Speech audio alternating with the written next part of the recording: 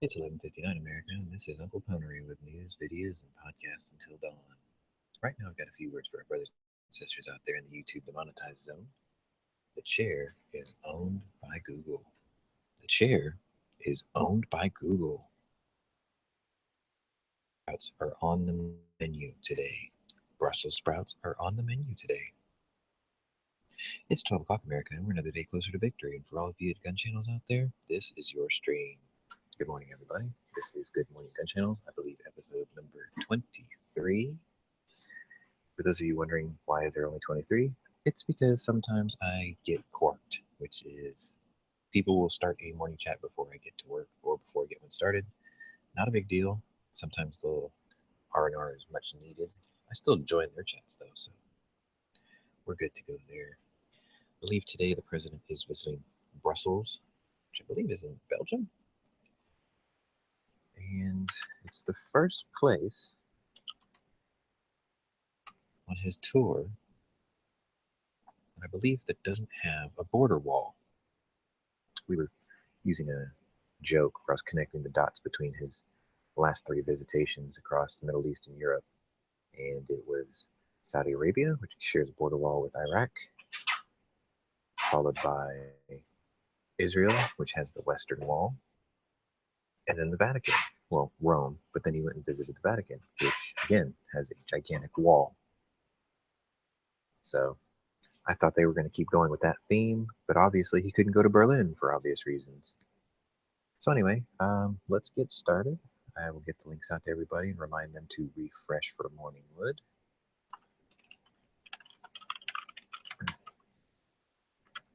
And the links are out. While that's going on, I will begin preparations for all the other topics of the day. I really should do better about that.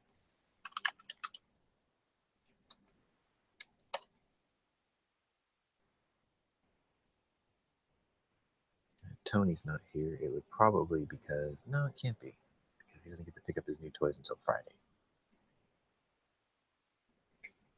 But it may be a slow morning otherwise.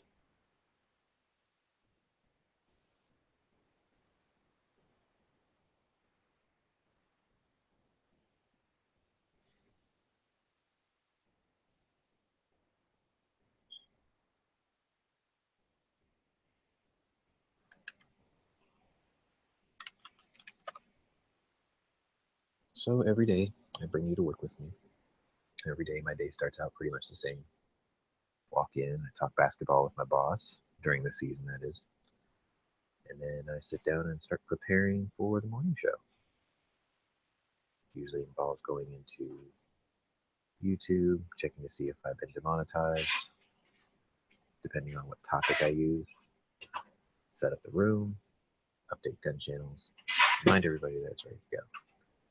That's usually followed by me sitting down to the news of the day, um, preparing my day of military history, and generally that's when I start browsing around for movies of the day, guns of the day, vehicle of the day. Usually when I wake up in the morning, I decide on what movie I want to watch when I get home, but lately, not so much. I think I already have a movie of the day though, because I told my friend last night that I was going to do it. So I think that one's going to be easy enough.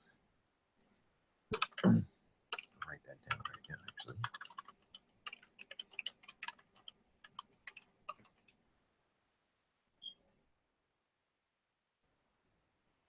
Also, once I go on air, generally I don't send out the invites until after the opening cadence, just because I don't want to be rude or, I'm trying to get something out by memory every day, and I can't have folks jump in while I'm in the middle of it going, hey, what's going on? Or hey, good morning. So if you're ever wondering why I start the show by myself, nice and quiet, it's so I can get all that information out to you guys from my mouth to your ears.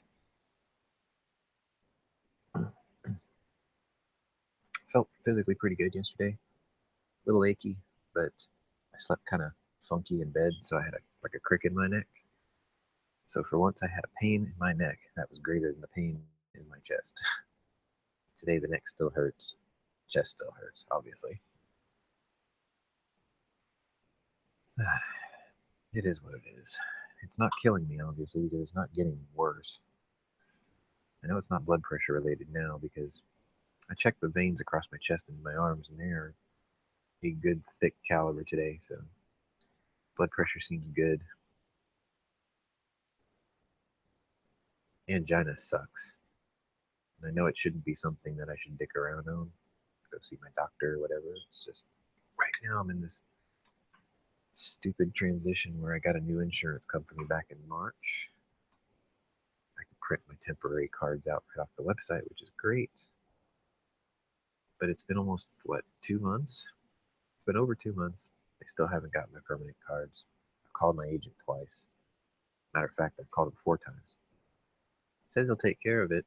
He's a friend of a friend, so it's not like he's slacking or whatever. I'm not sure if he's even getting the messages because his phones are generally off by the time I can call him because I'm here with you all day. So I don't know. I'm not at the point where I'm panicking yet. If it hurts really bad, I'll panic. But it's usually just in my head. I don't like tell everybody about it. Had a lot of relief yesterday. It's really strange, but doctors will tell you that a glass of wine or two every day is good for the heart, thins out your blood and whatever. Well, I don't know much about wine. I don't drink a lot of wine, so I got home yesterday and I drank 3 Bud Light Platinums, which definitely had the same effect.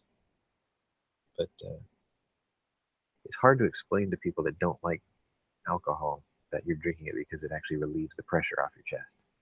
They just think you're trying to get drunk, which is a nice side effect, I guess. But like, I felt perfectly fine for about 5 hours when I got home from work.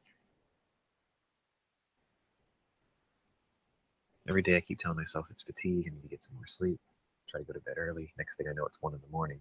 That always sucks.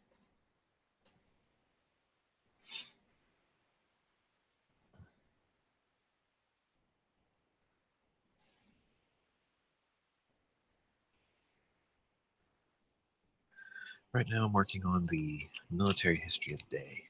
It's a segment that I enjoy doing because I have a fascination with militaries and armies in general, people who go and serve, people who selflessly go and serve, I should say. And you know, it's it's not much of an honor, but I really do like to talk about the citations of the day. There was a lot of brave men and women out there who served over the centuries, to be honest, and they're not really recognized anymore. They're forgotten, and it's not always the men and women who are awarded the Medal of Honor. The citations are equally as important, and I think it helps illustrate that somebody's commanding officer thought that somebody did something exemplary that was worthy of the highest praise of the nation. And maybe that maybe the president didn't agree at the time, but it does go to show how many more people are nominated and cited for these things, but how few actually get it. So I do enjoy that. I think I'm the only one on Gun Channels who does that. It's probably because I'm the only one with the source for that.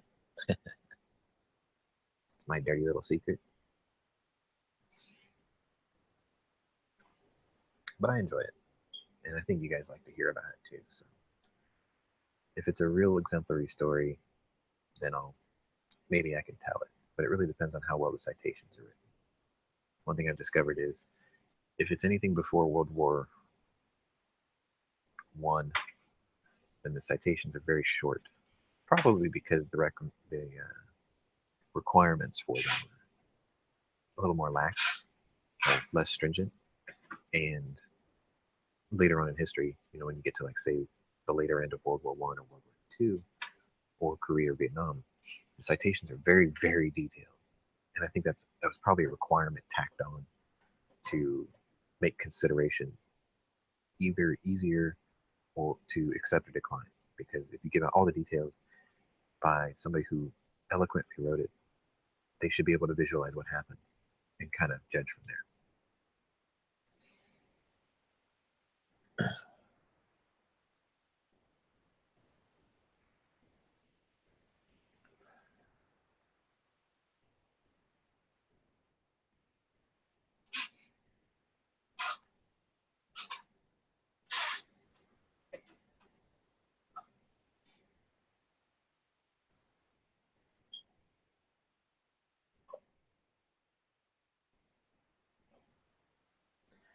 And I've got a phone call. Quite possibly from the grandson of Desmond Doss. Wouldn't that be cool? Be right back.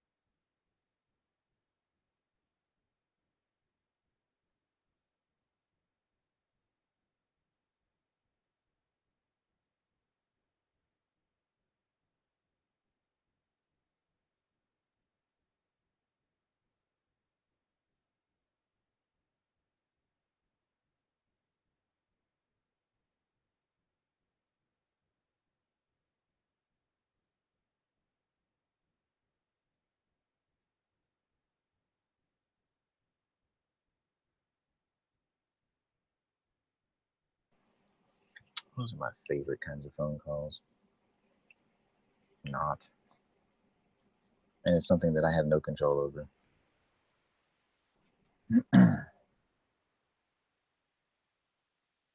Yeah, this is a pretty good one. Still doing military history.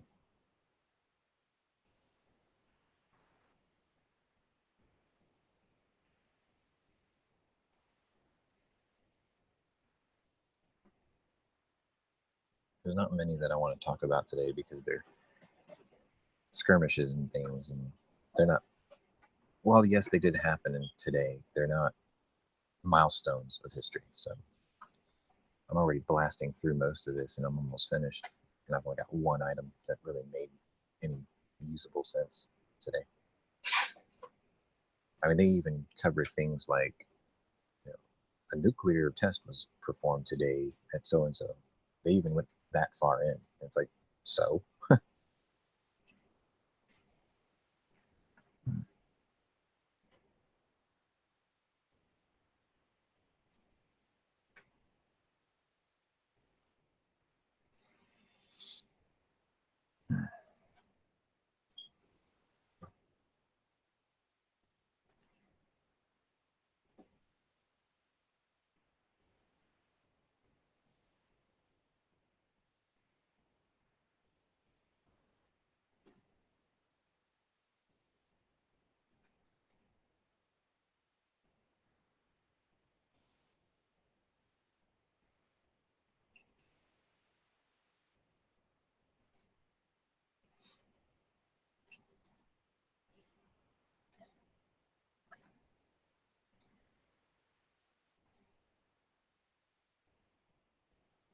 Oh, this is a pretty good one.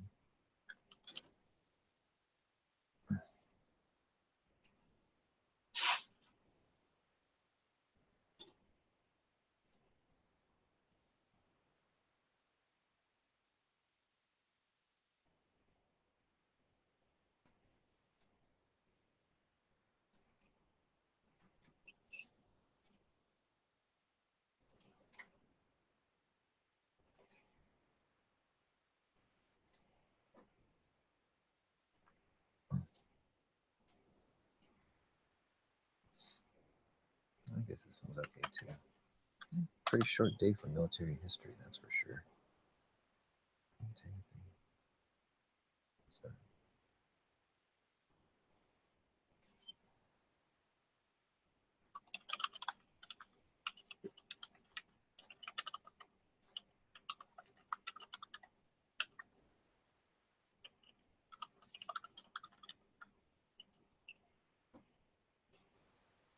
ooh.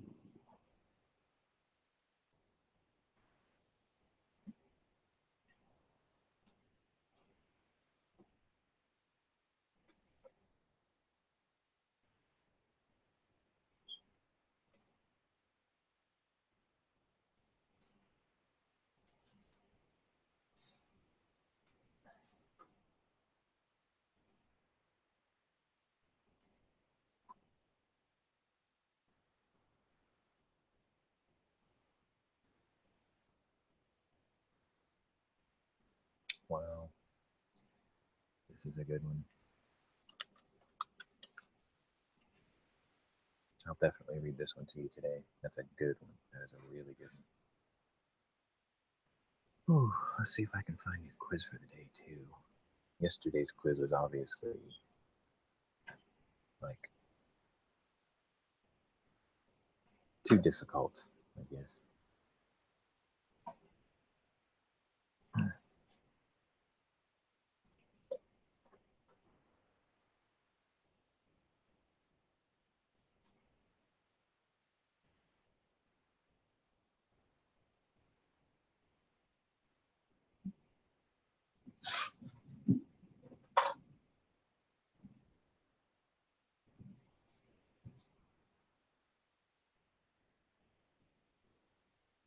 Ooh, maybe I'll use this one today.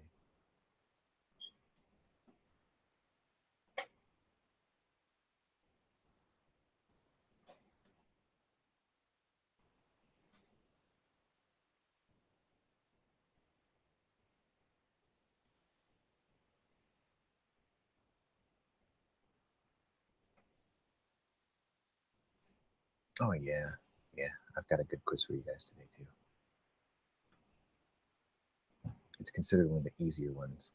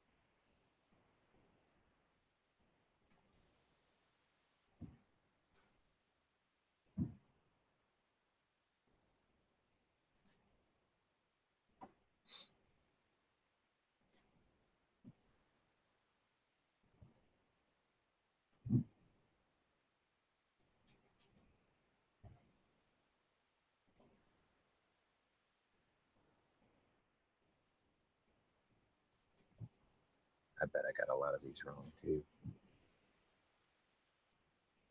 Oh, 9 out of 10. Okay. Damn, I can't believe I got the one wrong. Okay, so that'll be a good one for your quiz of the day too.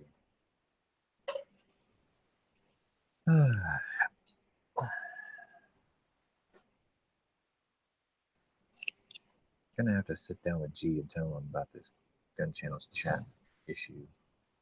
He took away the wrong feature. If you guys have noticed, your avatars are missing on the chat, and that's not the feature that needs to be removed. Something else has to be removed. I think he took the wrong feature out, so it may go back to the way it was, it may not. I don't know. But I'll run it by him and see how it sticks. I kind of miss having my avatar. Otherwise, people don't get my name.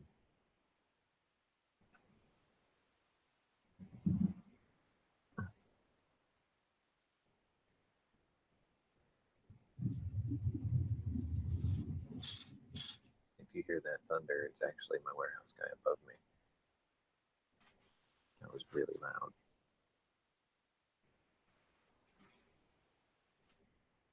Super loud.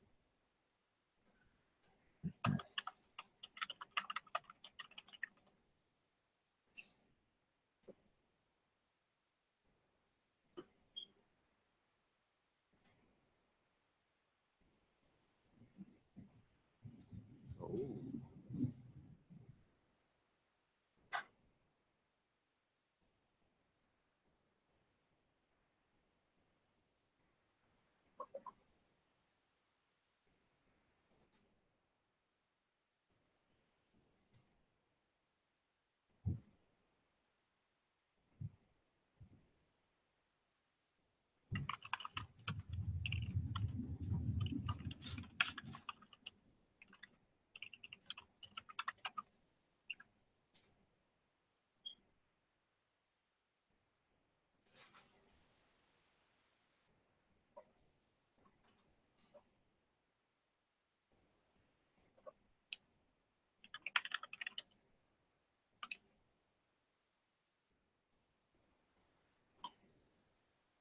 Hmm.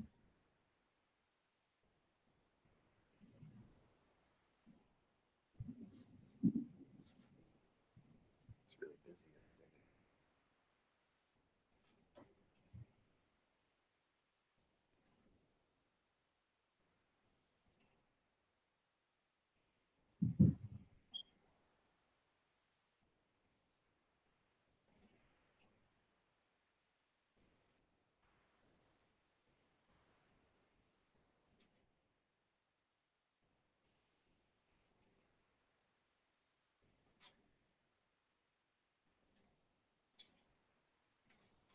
Let's see if there's anything else. Maybe this is the best choice.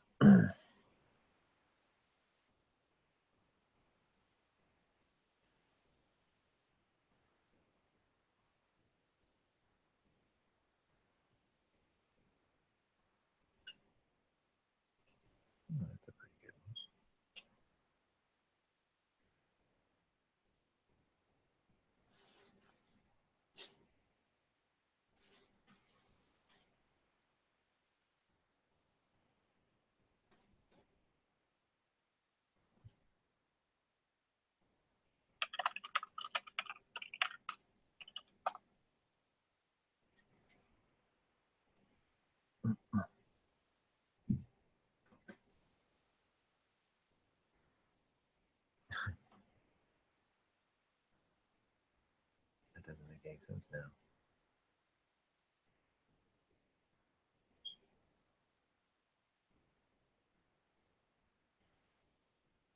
Um,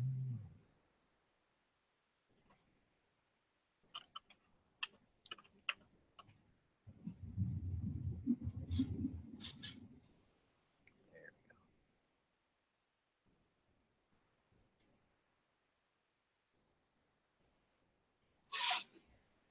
What was it armed with?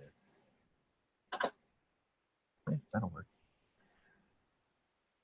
Okay.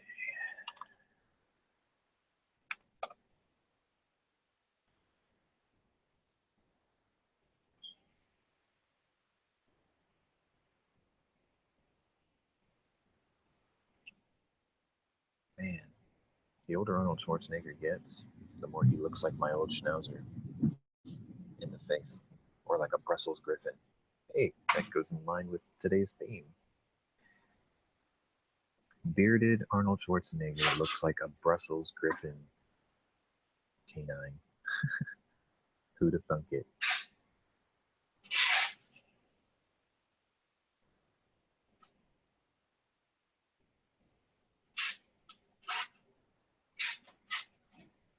Oh, oh.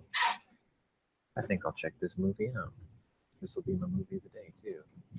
The description sounds kind of cool. You guys are going to like this. Alright, so I have movie, I have vehicle, I have history. What am I forgetting?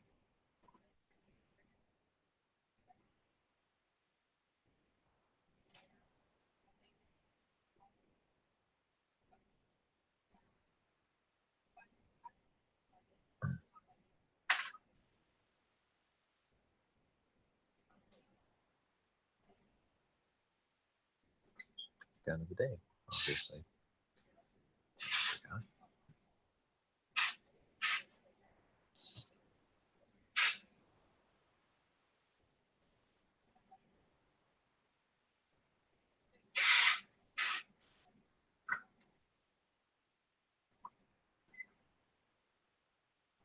Well, that's easy enough. I'll just pick the one off the vehicle. Duh.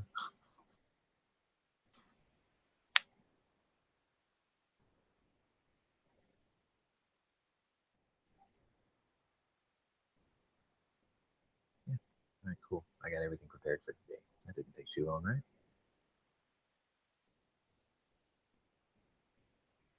Your new van at 1200. Hey G, I'm gonna private message you something. Just it was just an observation I had today.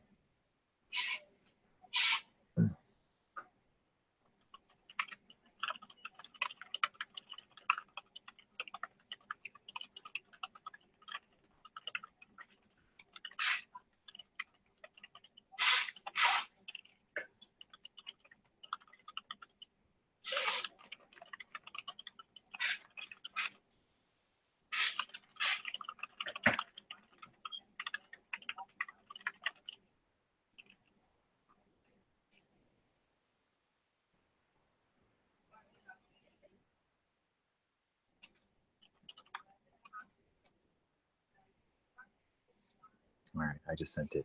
I didn't want to say it out loud because I don't want people to find that thing and then play with it and then break the site for the day. You know what I mean? So just a heads up. I mean, I'm sure you knew about the first part of what I wrote, but the second part is what should be important to you because when I played with it the other day, you were like, "Hey, I thought I took that out, but I can still see it."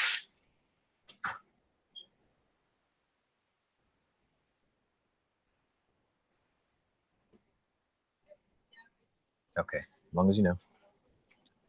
I'm not sure why it would bog down your servers too. I mean, it's obvious you got decent hardware, so I don't know what's really causing it. I've never seen anything like that. I've done a lot of different chat programs and rooms and things.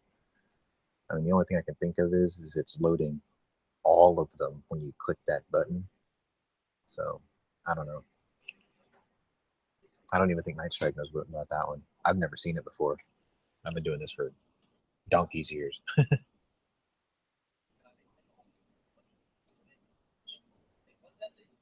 Okay.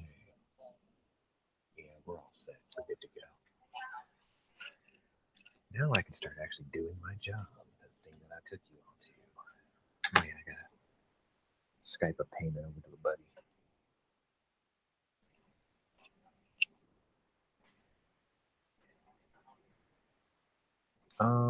Well, I mean, I've been on for about 30 minutes. It seems fine. It's just the only thing I've noticed is I do like the fact that it says your name on your messages now, but the avatars being missing that's kind of weak.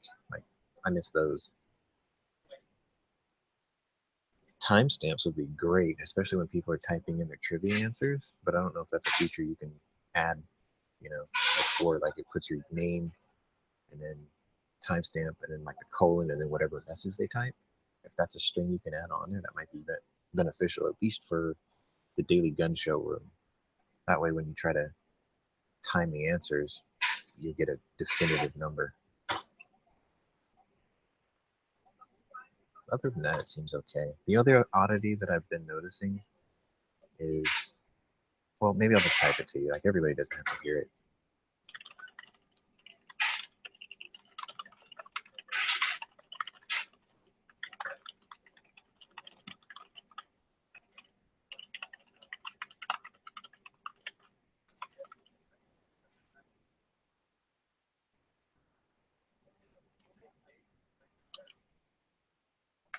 Let me actually get the error that I saw, and I'll PM it to you.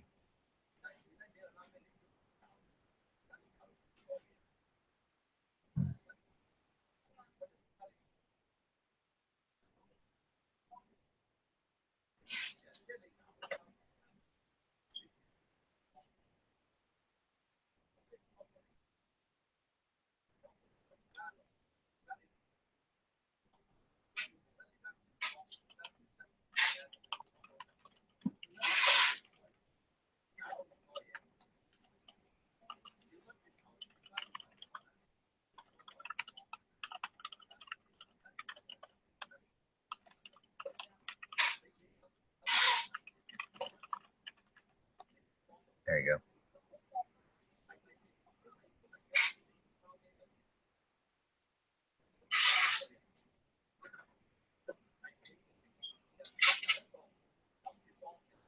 go. It works. I mean, that's how I've been able to get all this stuff up this morning, but there's obviously something going on there where it's, at least in Chrome, it's doing that. So,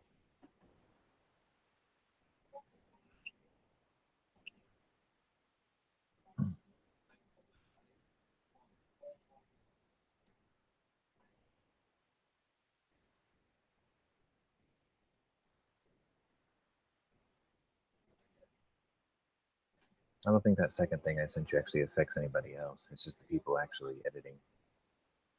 Like, I don't think it doesn't break the page or anything.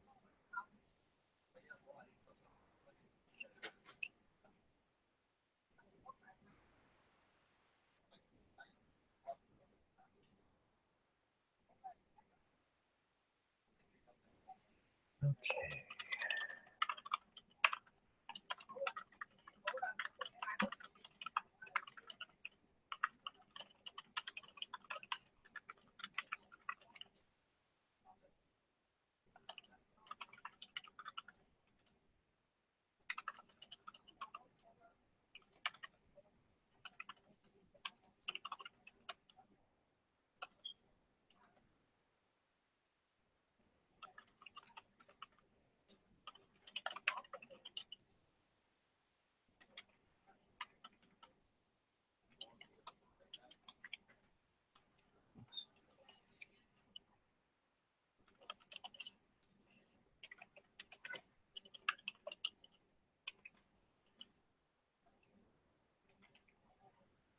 Boom. All right.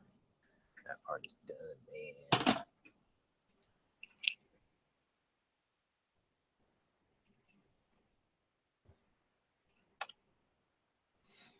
Now you're gonna go out there, or you're gonna get down into that bilge, and you're gonna do your job, sailor.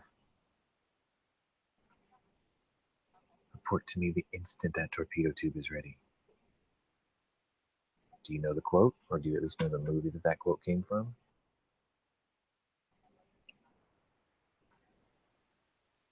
You'll probably get it in like 4 seconds. Like, I know exactly what that movie's from.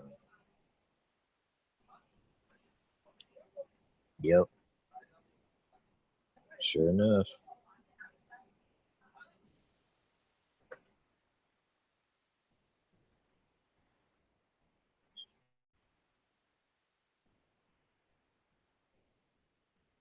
Yep, that was Lieutenant Tyler talking to Tank and Trigger because the bilge couldn't keep up with the flooding in the rear of the ship, and they couldn't get the aft torpedo tube to launch because it had an air leak, and he couldn't reach it. And if you know anything about S-class submarines or Vallejo class or just any submarine in general back then, the catwalk that he swam under is a removable floor.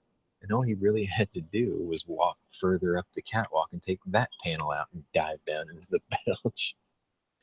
But they didn't want you to know that because it was for dramatic effect.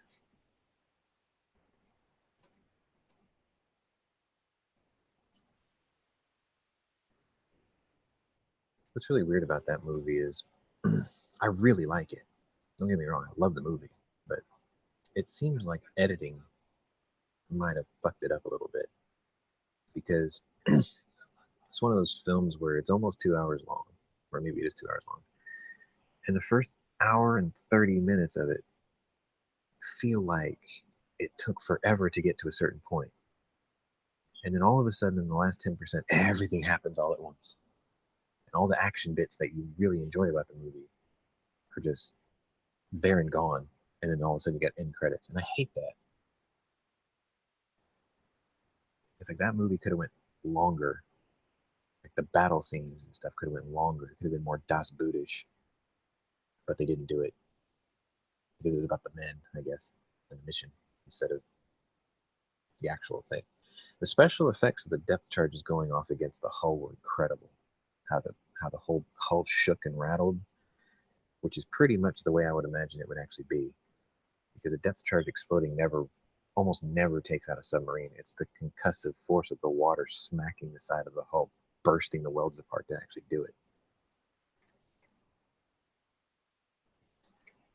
Giving you all this useless knowledge today just to keep you occupied. That there was a scene, as a matter of fact, where he talks about I wouldn't lean up against that bulkhead. Concussion can shatter a man's spine. I can believe that. Absolutely. I mean, just look what shoving water does in general. It'll or concussions in general with shock waves, I guess. Liquefy your organs and shit. So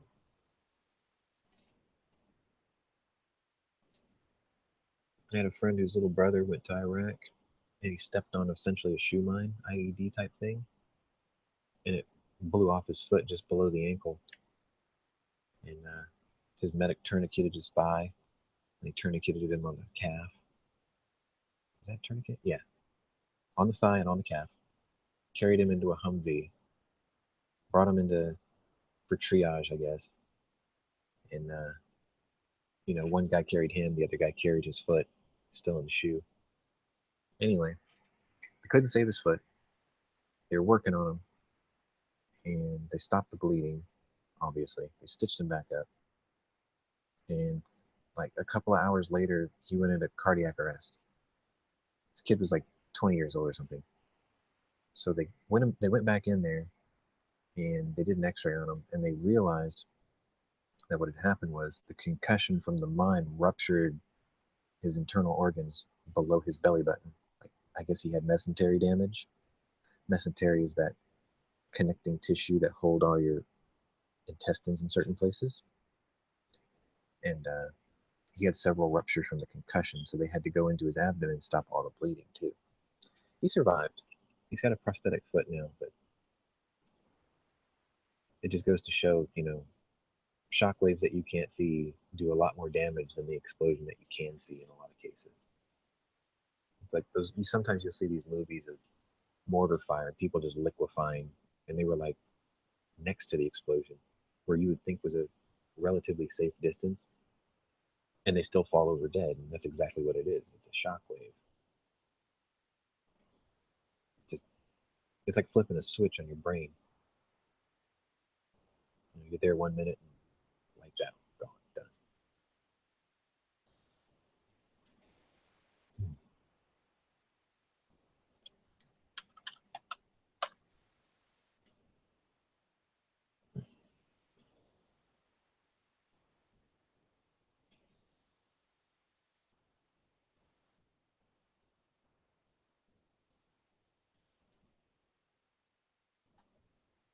Got breaking news. It's local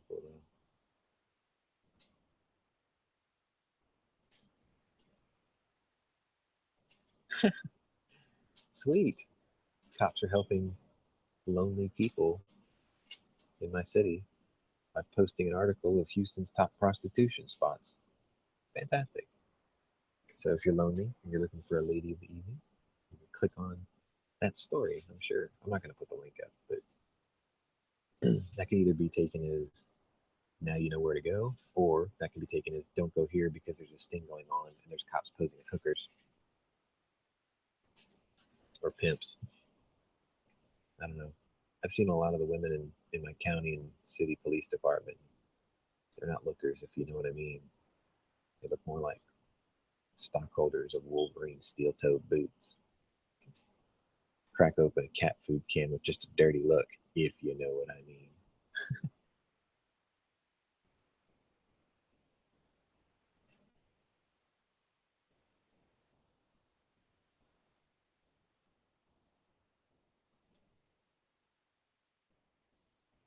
Hey, Biker Bob wasn't in Dallas recently, was it? Was he?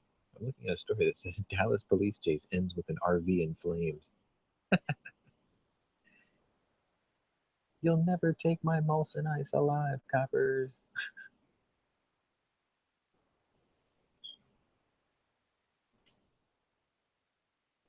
Oh, that's awesome.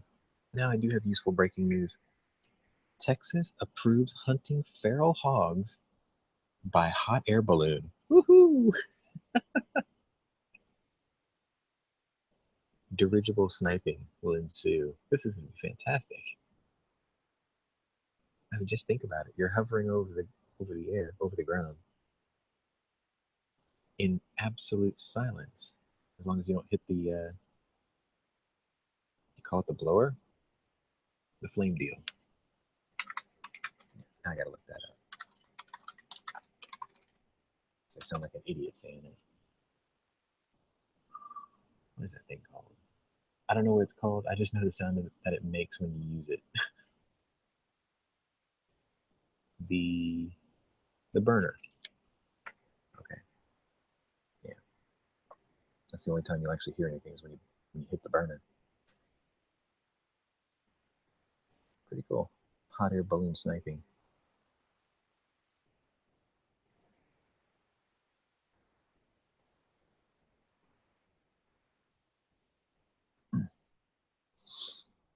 All right, let me start getting settled into my actual job here. Put this stuff away. We'll do all the good stuff when my boss takes off for lunch. All right, let's see what I've got left to do today.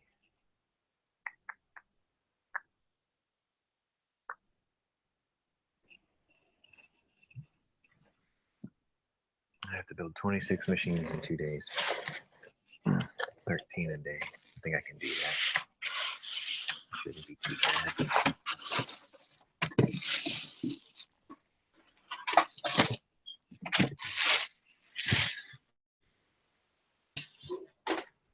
It's kind of difficult to do what I'm doing to help the guy with the broken arm right now. Like I'm doing physical things while my body's telling me you should be just chilling out. And my brain has to tell my body, well, we're trying to help out a guy with a broken arm. We still have bills to pay. We're still waiting for our damn insurance cards.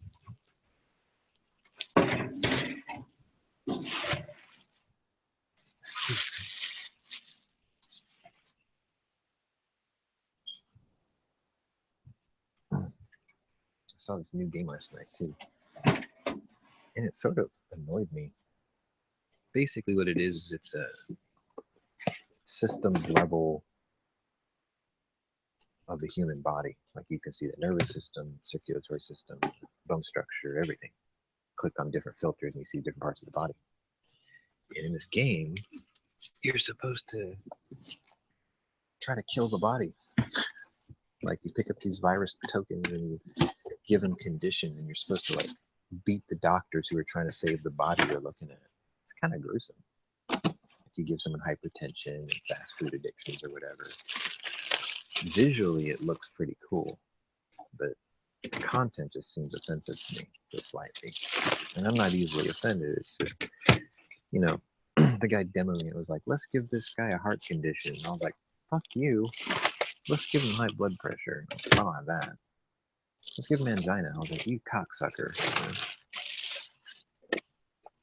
And it covers everything, like circulatory system, renal system.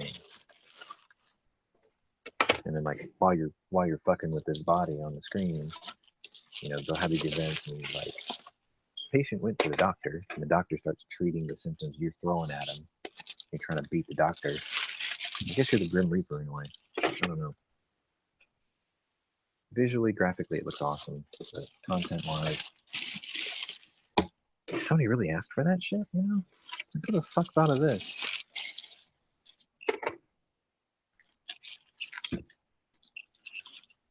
I'm gonna empty this box and I'll come give you guys a link again. Since you just got into Gunchannels earlier. This is a reminder for those of you watching on YouTube, you should come on down to Gunchannels where it's free to register, free to join the conversation, and you can meet your YouTube personalities and heroes like Yankee Marshall, Never Enough Ammo, Gun Websites himself. You can even meet Night Strike Tuesday nights at 9 o'clock, host of Hit or Miss. And the Ed McMahon of his show, Spanky, who people are slowly thinking is a Russian spy. Woo. Even though my boss is the Russian. Haha, kidding.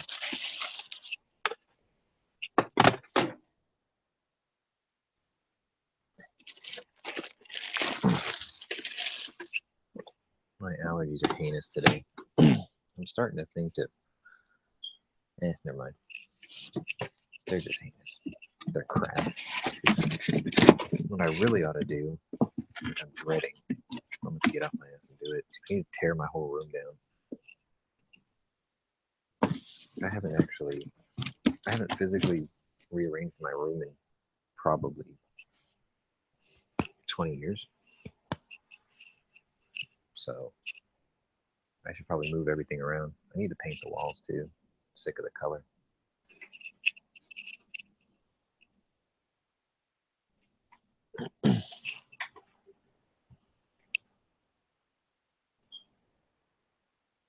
I'll get a battery.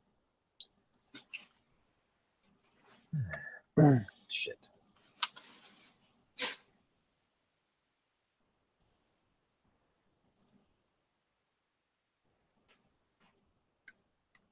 There you go.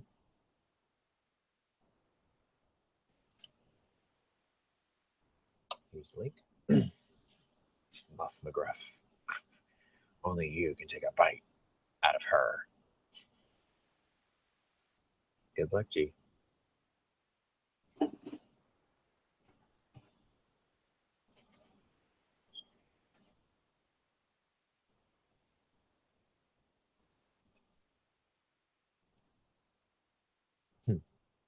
I'm reporting to you live from the van, the new van.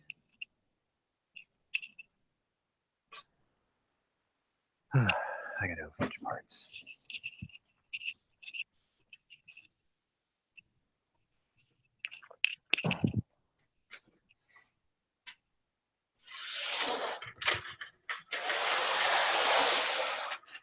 So the other odd thing going around my shop right now is my boss's son puts in these little one-liner messages in his Skype account. He's talking about Cancun. And I'm like, yeah, well, you know, every summer they go on vacation together. It's like the only time they do anything other than work. They're like robots, right? But then they go and live it up when they go on vacation. Something I've never taken. In 23 years, I've never had a vacation. I get probably what you guys had before, like an actual planned destination type thing. Anyway, I'm thinking since it's Memorial Day weekend, and I'm not going to be at work on Monday, that they're probably going to go over the weekend. What I'm hoping is, since tomorrow's Friday, they'll make a 4-day weekend out of it, and I'll be tuned in. You'll be tuned in live to me with maybe a 4-pack of Golden Drac right next to my desk. That would make for a great podcast.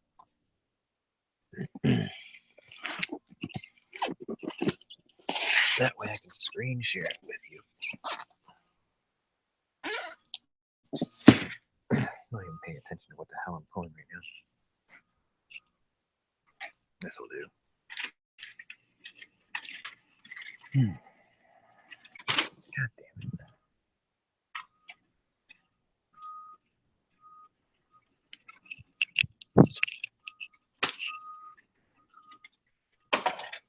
Yep, I'm gonna need a doctor's note from Tony when he gets in.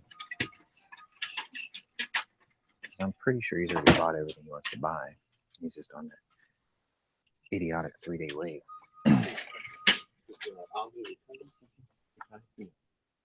What about it? He said he got this one on hand. I think he tried to. What is this for? I don't know what. Where'd you get this? I mean, The guy here. oh, There's a what? I have nothing to do with these. Nothing to do with Nope, I can't do anything with those. I don't even have access to that. That's the really weird thing about that portal. It's like, hang on a second.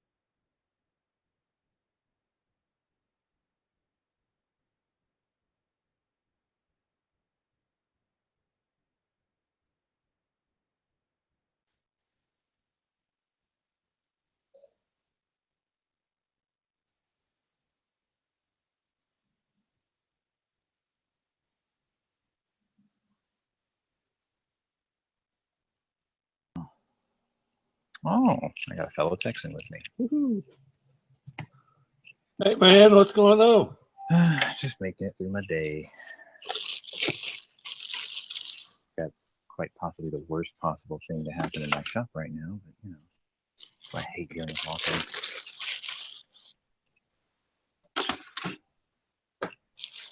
Let me take care of this.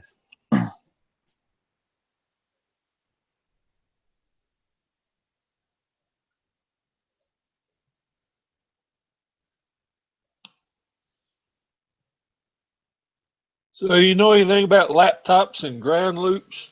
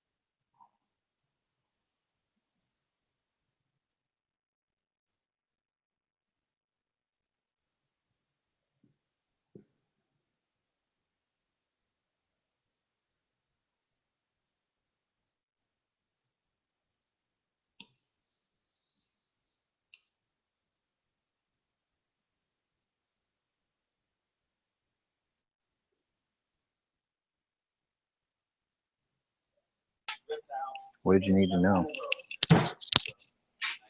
Sorry, I had to mute for a little while. Oh, that's all right. Oh, I got this USB headset, and the outlet is not grounded. And so I get a ground loop. Of course, there are two ways to alleviate that. I can unplug the power supply, or I can rest my hand on the laptop. It's got a metal case, and that takes care of it. But yeah, it's just driving me nuts that I can't use the headset. I got to use my earbuds.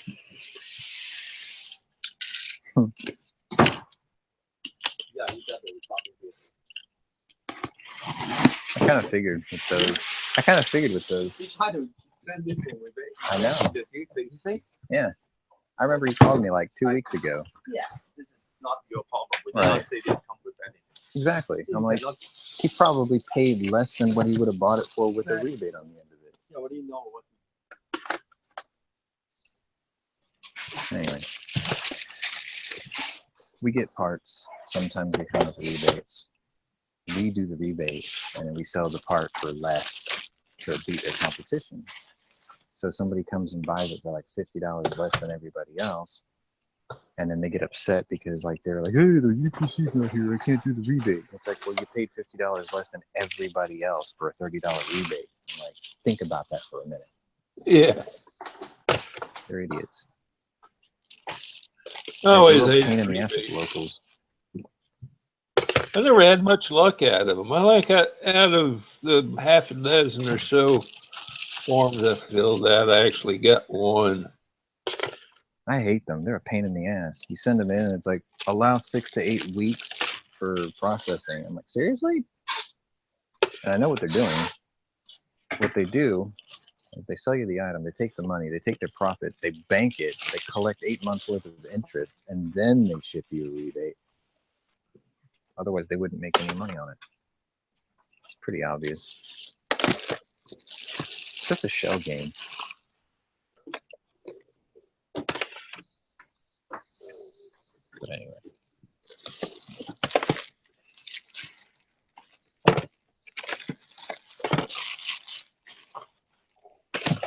My building with them is all screwed up because they moved half my shit out.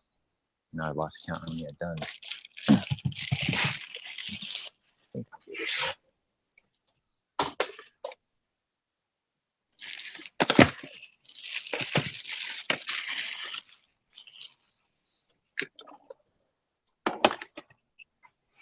So today in Boston, there's going to be a funeral procession.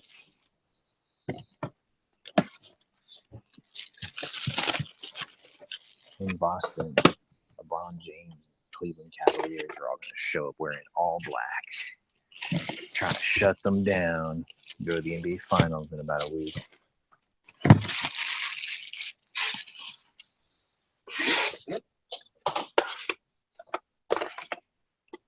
It is what it is. Well,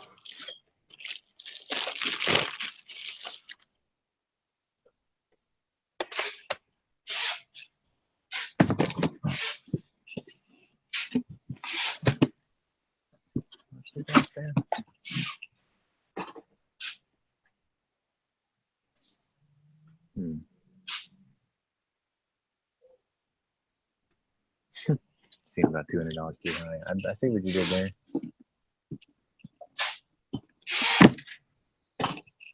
I think it's going to get to the point where someone's going to have to start tweeting at POTUS every day. How about that Hearing Protection Act? Just every day, just nail them with that every single day. It does not take this fucking long to get a bill passed. I'm sorry, it just doesn't. Look at Governor Greg Abbott when he got elected. When he was running for governor of the state, he said, I'm going to make open carry a reality in my first week in office. And guess what happened? First week in office, open carry passed unanimously. Boom, done. And then he says, it's part of a 3-step program. First, reduce the fees for the LTC second, constitutional carry third, all Yeah. within 3 years. So what has he done? Open carry in the first week, lowered the fees already to $40 instead of What? 140. Yeah, you didn't know Wait a that? minute. Do I still get that half price? So it's like $20 for seniors? Do you know? I don't I know. mean, 40 would be fine for me. Yeah. I'm pretty sure that already passed. It may not take effect until January, but Yeah. it said fees reduced from $40 to, or $140 to $40. Renewal fees dropped from $70 down to $40. I was like, wow, that's cool. Because he wasn't sure if he could get Texas House Bill 1911 passed, what they just call it permitless carry. And so what he did was he put both bills up at the same time, which forced the state legislature to vote one or the other. But you were going to get one or the other, no matter what. So I'd like to see 1911 passed. They've only got like a week left, right? For the current session, yeah. Then they break for the summer.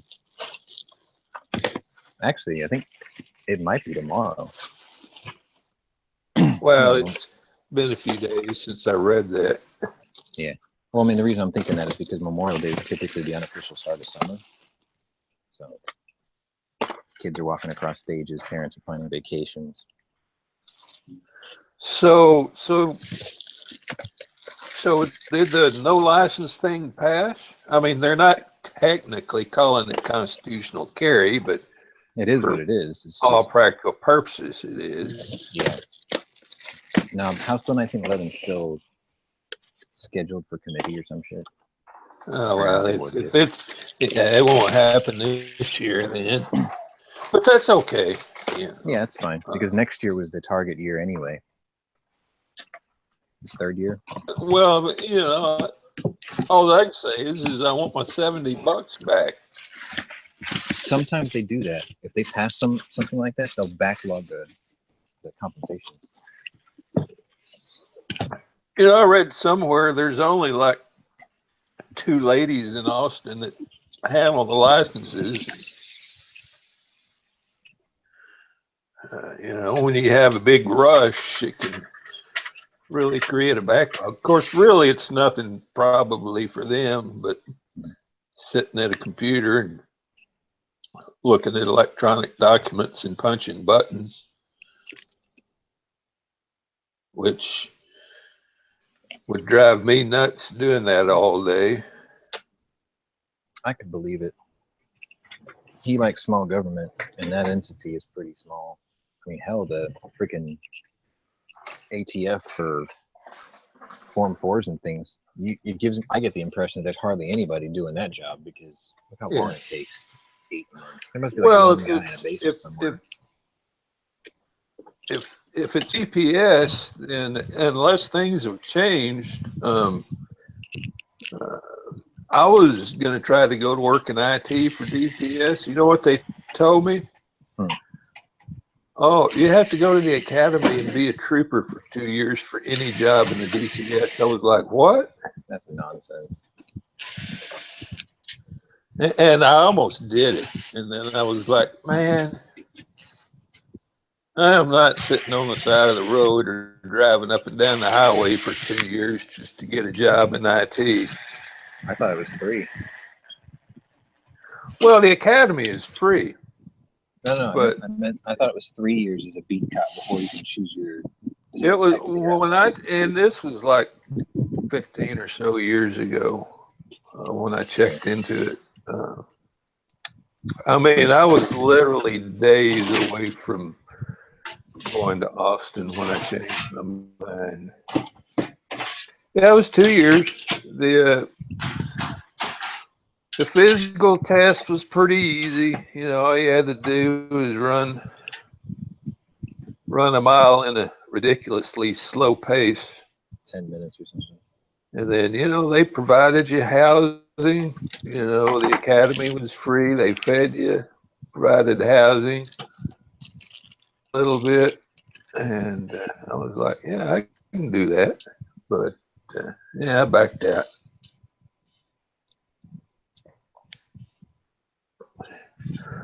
Because the thing is, when you graduate DPS Academy, you don't get to choose where you go. They just send you somewhere. Yeah, it's just like the Army. Yeah.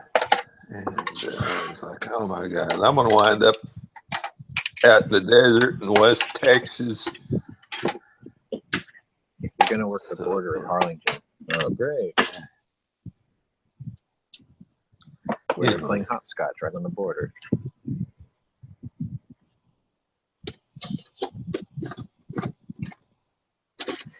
You're going to Laredo. No, I'm not. Oh.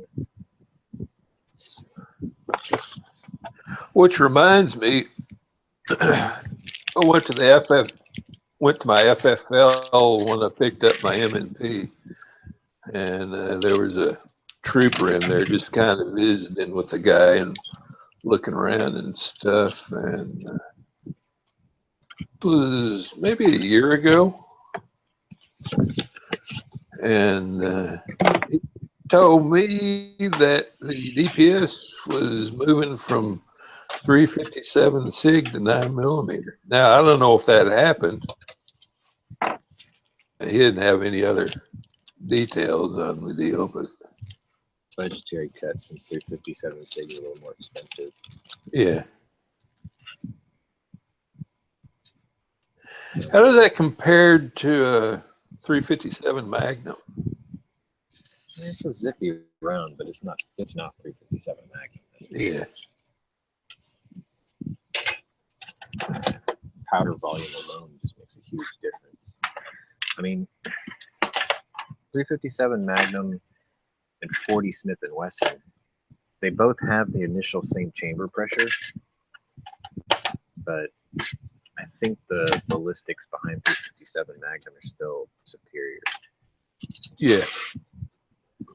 And Yeah, that may come down to platform. You got a higher speed. Now, back in the late 70s, early 80s, before 10mm and all that stuff really came around, 357 had the, for lack of a better term, biggest knockdown of any handgun except for the 44 Magnum. Yeah, they made 41 because people were saying that they couldn't handle the sharp recoil of the 44 at the time. 357 was made out of necessity to try to punch through car doors. Yeah. I think nowadays it's probably easier to punch through a car door than it was back then. But probably have more likeliness of actually ricocheting because a lot of car doors, for instance, I think it was on my Cadillac. It had fiberglass door skins. I know my dad's Camaro had fiberglass door skins, and that you can tell that's easy to punch through. But what you didn't see is the structure behind the fiberglass. It was a series of like steel tubes for the structure of the door. So it's not a flat surface. There's probably a lot of deflections if you shot the door and hit the tube.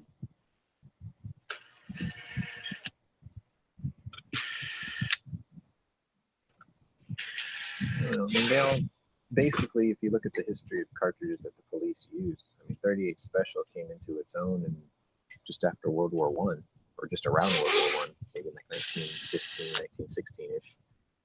And then they ran into bootleggers and gangsters and things like that in the 20s, and they couldn't shoot through the doors of cars back then.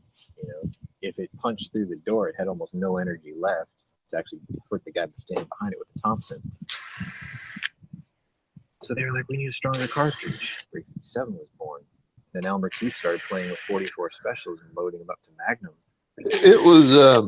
It was one of the West brothers that come up with the 357, wasn't it? I don't know. That's the story I saw on Hickok anyway. I really hadn't sat down to it.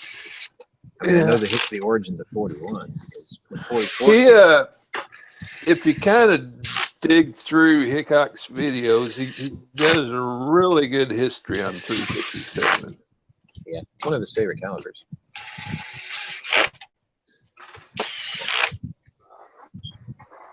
I know that when 44 came out, some police departments tried to get it, and their officers were complaining that it was too unmanageable for the time.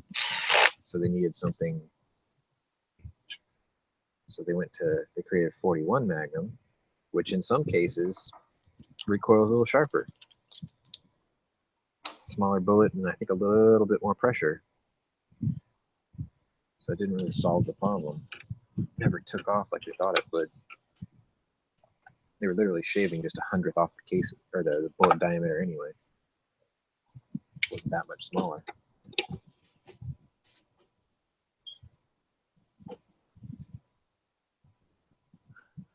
Yeah, that's true. Angry. SIG's advantage is it's still very powerful when you get a much larger capacity compared to the 357 Magnum. I mean, that's even if you're comparing it to, say, like a Kunin Classic. That only holds, I think, 10 rounds. So the 357 SIG still comes out on top when it comes to usability just because of its capacity. I'm still one of those people that believe in the system of most gunfights end in less than like 3 shots. So it doesn't bother me if I carry a 6 shot or an 8 shot. Like I never feel underarmed carrying my night guard. 8 rounds of 357 is pretty menacing. Yeah. 10mm auto solves all problems. It does solve a lot of problems, yes. It is a problem solver round. What's really funny is people think 10mm is like the holy grail of automatic pistol bullets. Put one next to a 45 ACP. They're the same size, lengthwise. It's like, it's not that big of a round. Like, don't be scared of 10mm if you never shot one. It's not going to kill you, shooting it. It's like, if you look at a 45 ACP, you're like, oh, it's cute. It's like this little nubby piece of lipstick or something. And then you look at a 10mm and it's just that with a smaller diameter. But it is a high pressure round. It's just, you shoot a 10mm, then go shoot a 44 Magnum and tell me which one actually, lets your hand know you're firing something serious. Oh my God, I'm playing the part of Tony today.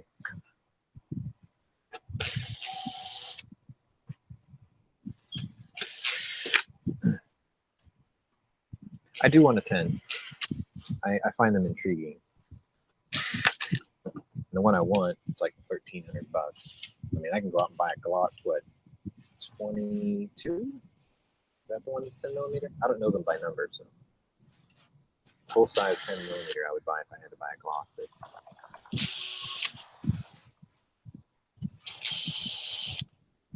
But...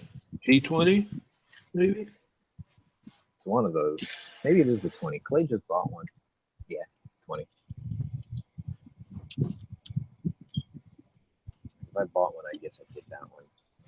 That's like the only 2 calibers from a Glock that I'd want is the 10mm and the 357 SIG. All the other ones, they're just not my thing.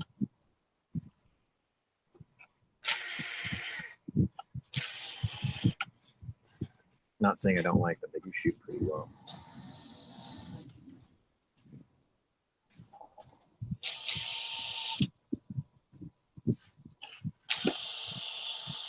See if I can knock out 20 of these today, that'd be cool.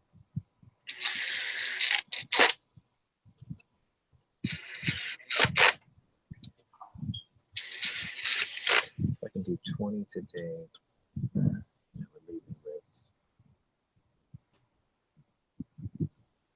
let's see.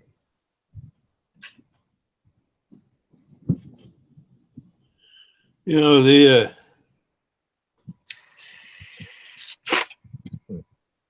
10mm got about the same energy as 357. I thought 40 did. I know chamber pressure wise, 40 is Of course, it almost depends on the pinnacle. Depends on the load too. Yeah.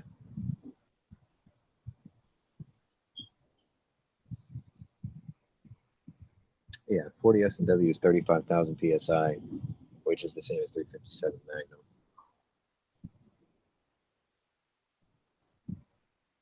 But then, yeah, the loadings definitely make a difference too.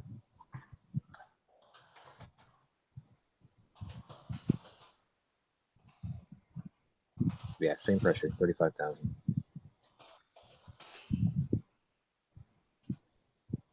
180 grain bullet will do 1,400 feet per second, 783 pound-feet of energy. The 40, a 200 grain bullet will do 1,050 and 490 feet per second. So it definitely squashes 40 still. I guess 10 millimeter. Let's see what that does. Yeah, it is little. Bore's got some stuff up around 750, 10 millimeter is 800. actually 33,000 psi. It's lower. Maximum 37.5 though. And their 180 is only doing 424 pound-feet of energy for a 180 grain. So yeah, 357 Magnum still trumps it. But capacity. So that is a valid argument with most people.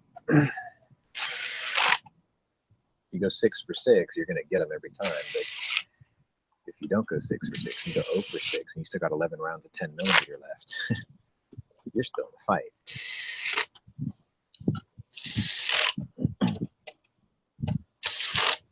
I watched TikTok video of that new FN. This is a 509.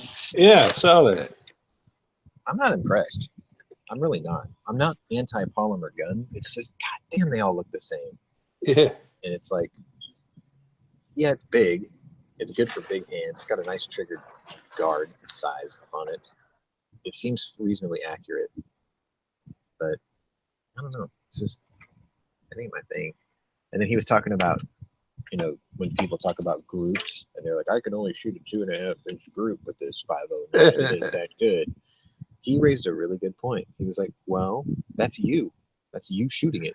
Maybe it's Well, you know, when I had my Colt Trooper 6-inch, I could shoot a friggin' 1/2-inch group at 25 yards. you. Well, yeah, that thing's a tack driver. Rest, Right. you know. I couldn't do God, that. I like his argument because I'm one of those Offhand, believers of combat accuracy.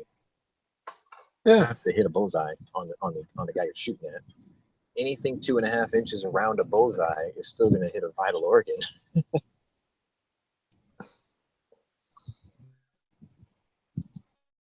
First effort. Oh my god! So you're going to have the APX, the 509, and the P10C. It's a nice little triad of new guns. That would be pretty cool to say you've got all three. But every time I hold an FN, man, it's like shoot one of those damn things because the grip texture is like broken glass. Yeah. It's so sharp. At least on a brand new one. Like my friend's got an FNX9, I think it is, and that was, you could tell that was made for. He's got a flat dark earth one, and the first time I shot it, I cut the inside of the palm of my hand. I think I wasn't squeezing it tight enough, and I looked at him and I'm like, you know, this gun was invented for an operator wearing gloves, right? And he goes, what do you mean? I'm like, look at the damn grips. I was like, look what it did to the palm of my hand. He's like, don't limp wrist it. I'm like, I didn't limp wrist it. Look at where I hit the target.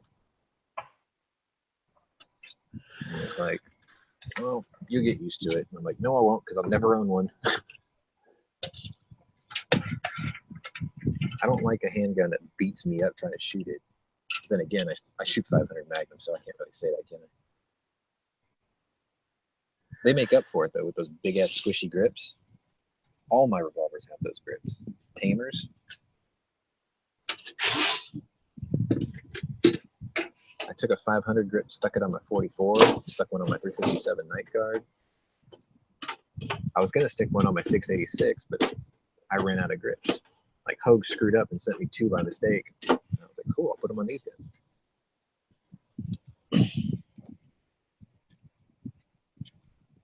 I want to get a maple wood grip for my 686. Just for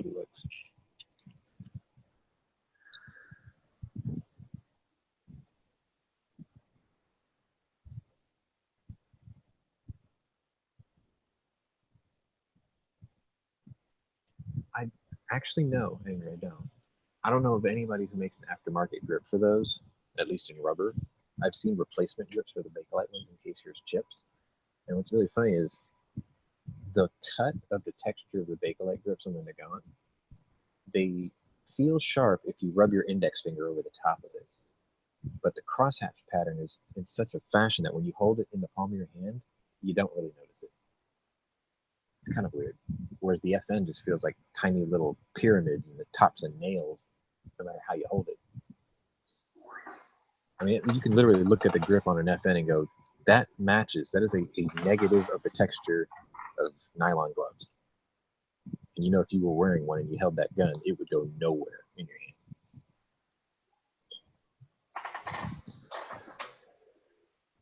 Price on the 509 is definitely appealing. I think you can get one for like $550. I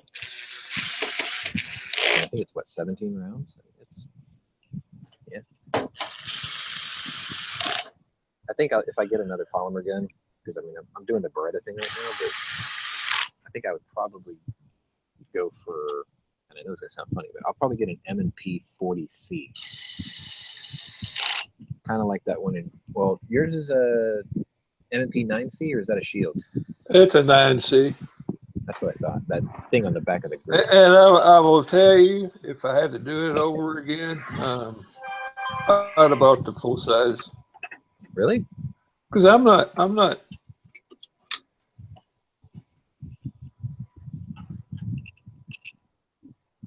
I've always worn outside the waistband and just, you know, with cover garment or whatever.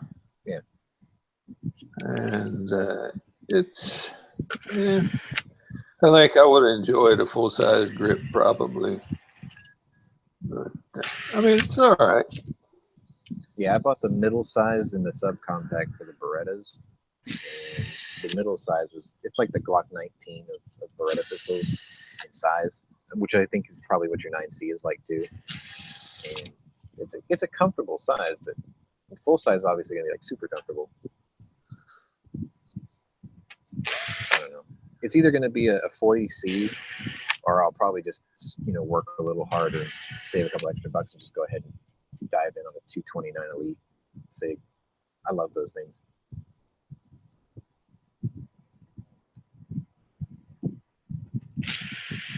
That's the first SIG I ever shot, and I absolutely adored it. I love the wraparound rosewood grips. So comfortable. It's so fat in the hand too. I think that's what I like about it. I like a really, really big grip.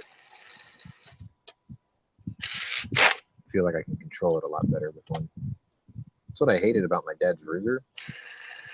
Police Service 6 had this tiny little grip where your middle finger goes behind the trigger guard instead of below it. It drove me nuts. So I put a monogrip on there. Problem solved. Hey, Sean. Hey, nice Hey, what's up? Hey. You guys are late. Al. Well, What's up? Hey, it's Al. Hey, How's it going, Al? pretty good. How you? I'm good. I'm doing good. I haven't seen you in a while. Well, I've been around a while. Well, actually, I haven't. Maybe a week or A couple two. of days at least. You pop in and out. Well, it's, you know how it went for a while. There wasn't much going on chat-wise, and so I just got kind of bored with it. Wow. Yeah, I'm glad chat. you guys got all this stuff going. The morning chat and lots of stuff in the evenings. I'm just a Yeah. substitute Jimmy James. And I'm a substitute Sean Connery. Yep. Somebody's got to do it. Right. Or I would say I'm a quarking. That's You know, fine. because I I quark actually you sometimes. talked about that this morning a little bit. Like the reprieves are nice. Don't get me wrong. I'm not bothered by it at all. I'm eating my leftover dinner from last night. Take out Chinese food. All right. Oh man. Pork fried rice is my favorite. I was gonna say it didn't turn into like MSG based diarrhea in the box overnight. No, I put it in the fridge. Like every time. I'm serious. My fridge is as cold as Siberia or the Antarctic, whichever is colder. Are there any Russian dissidents in your refrigerator? No. It is true. It's fucking cold. Salt mines in the refrigerator are fucking cold. There would be, but I've got a Caucasian Shepherd guarding that fridge. So if there's any in there, they ain't getting out. White shepherds with black rifles.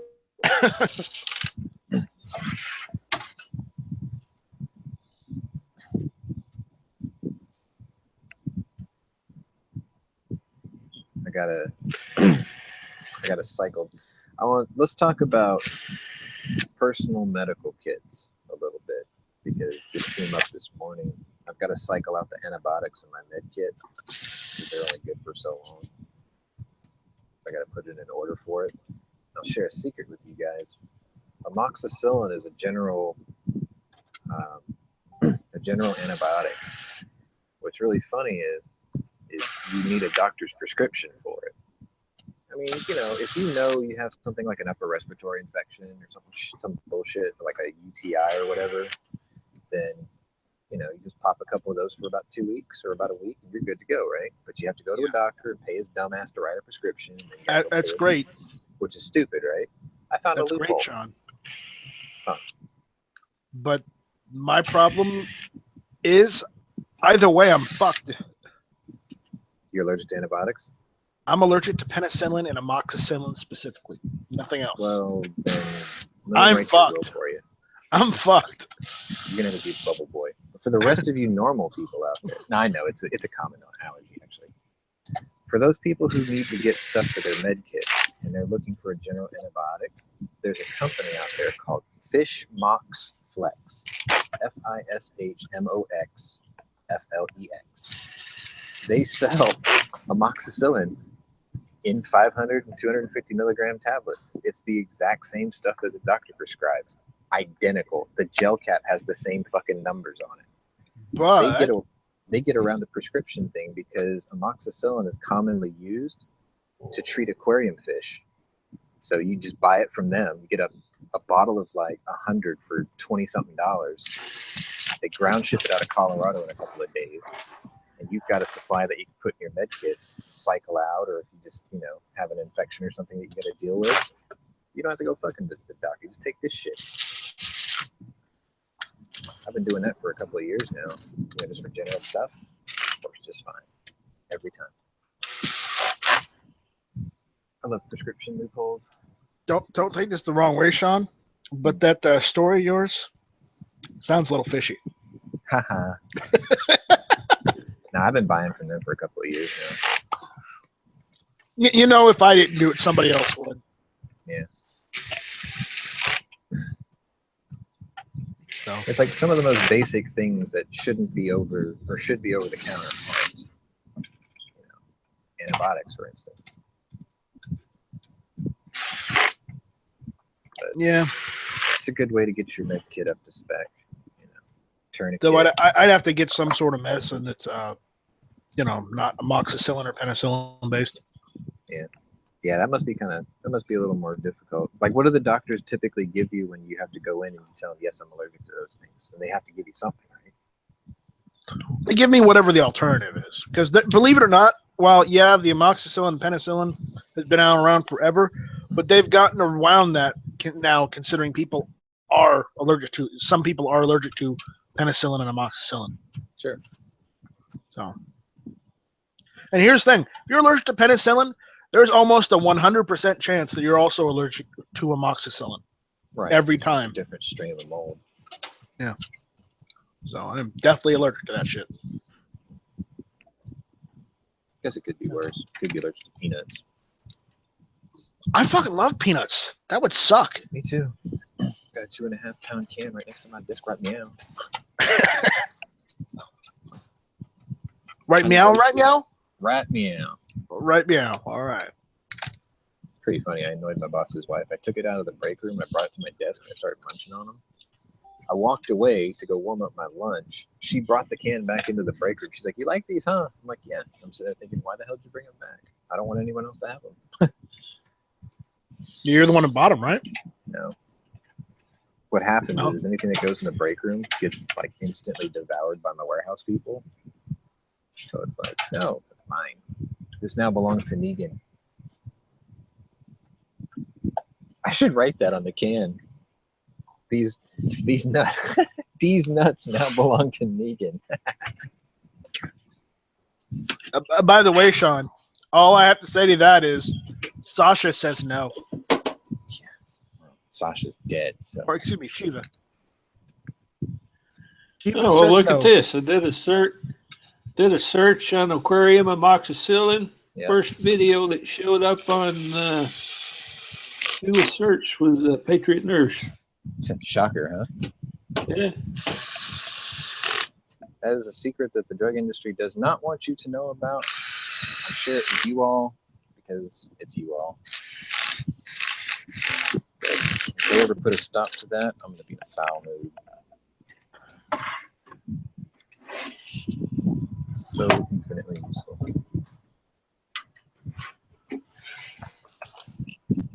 Like, I knew the jig was up when I took a prescription bottle that my doctor gave my mom, and I took this bottle of the stuff that I ordered out of Colorado, and I held them side by side, and they were identical.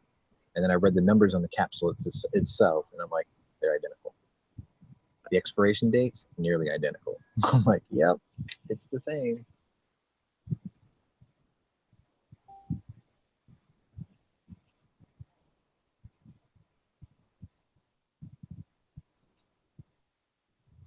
I think one of the reasons that they try to do it by prescription only was because if everybody could take it anytime they wanted to, they would develop an immunity to the penicillin or amoxicillin, and some new strain of virus would be untreatable, because then the viruses that are out there would be exposed to people who are more resilient to penicillin. They would mutate into something that penicillin or an amoxicillin. You mean a virus like zombification? You know, we joke about that. We actually joke about that, but there's a spore of some kind, I think, that when an ant eats it, it grows in their brain. It's actually a fungus. It's a fungus. Okay, so you know which one I'm talking about. And the thing, Yeah. it forces them to climb up to the top of a branch, clamp their mouth down, and then a sprout comes out of their head, and then it spreads. So it's It like, basically takes over the entire. I believe it takes over the entire nervous system exactly, of the ant. exactly. So it's like that whole zombie process thing. It's not as far-fetched as you would think. It's just what causes it and how it behaves in the body is what's different than what we see in science fiction. Well, because humans themselves are way different than insects. I think we're good. Well, who's to say that thing can't mutate, you know? Well, I don't. Well, that's why we We normally eat a lot of when we fungus. find ants like that, we normally burn them. But I mean, we eat a lot of different fungus ourselves as a species, you know? The only thing is we can communicate with one another. So if something started happening kind of funny, and like you turned into that Vincent D'Onofrio human roach guy from Men in Black, we're gonna be like, there's something fucked up with you.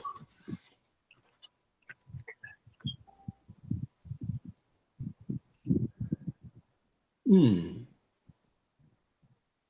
Last of Us is If that happens, I am totally building Tesla coils from Command and Conquer Red Alert.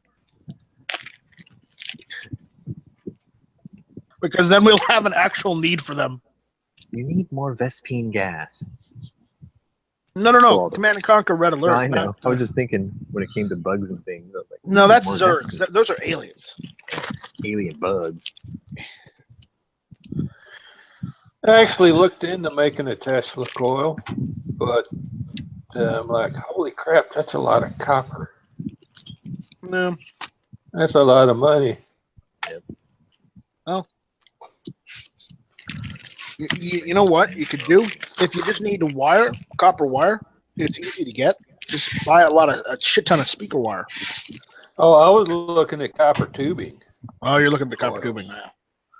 No, actually, the copper tubing wouldn't be that hard. Just go to the local hardware store and just get a ton of copper pipe for water. You For can plumbing. usually you could tell people that you'll haul off their You're just old working on water your plumbing. heaters. Some of the older water heaters, that's the whole element in one is just one big copper tube. I mean, some of them are aluminum, but you know, you can take that gamble. You're like, I dispose of old water heaters. Give me a call or something. I used to get scrap aluminum because I would like a lot of it because when I was like in my late teens, when I had my truck, I used to offer services of demolition for old HVAC systems in commercial buildings. And, you know, all that box tubing and those drop ceilings are all just sheets of zinc coated aluminum.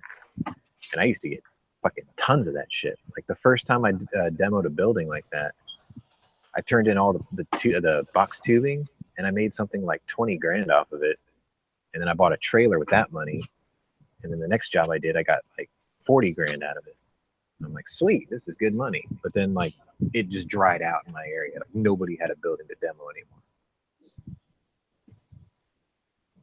It was fun while it lasted. My luck is I get pulled over for speeding, and the cop would go, "What are you doing with all that copper, boy? Let me see your cash card." Strike in Texas, we have to have a card to sell stuff for cash. Otherwise, you got to wait for a check. Sean lives in Texas. He knows. So does Al. Didn't know if you knew that. Like we go to this place, or I used to go to this place called oh shit, I can't remember the name. I can think of the commercial in my head because the guy's daughter was kind of cute, but that was like 10, 15 years ago. She's close to my age, but I remember his thing is you come and sell us your scrap, and we'll pay you in $2 bills, and he did every time. One time I brought him a 700-pound piece of sheet of aluminum, one big piece. It was the bottom of my neighbor's backyard shed. Like all the top was corrugated steel, but the base was aluminum for whatever reason. And I took that in there, and he paid me something like $900 in $2 bills. I was like, this is awesome.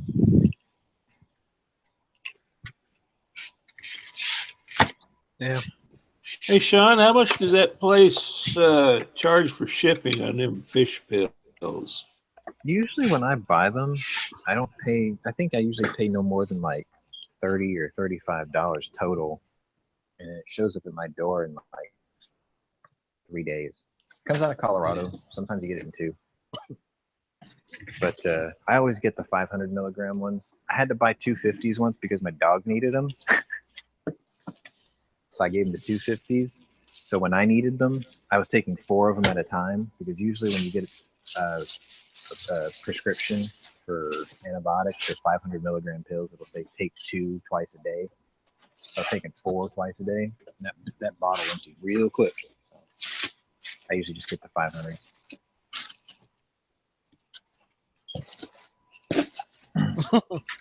Angry said on that peanut can, you need to write "suck my nuts." Yeah, they are honey roasted. Knowing the warehouse guy, dumbass would do that. He would fucking take every one of them out, lick them, and put them back in them. Like, you are a cocksucker, yeah. Last Mohican motherfucker. Or they use my tape kind of right back.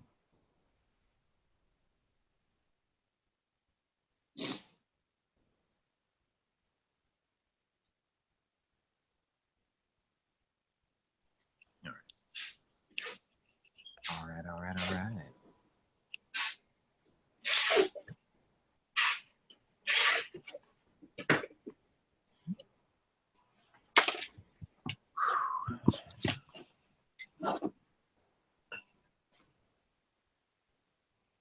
Oh, moon taking off.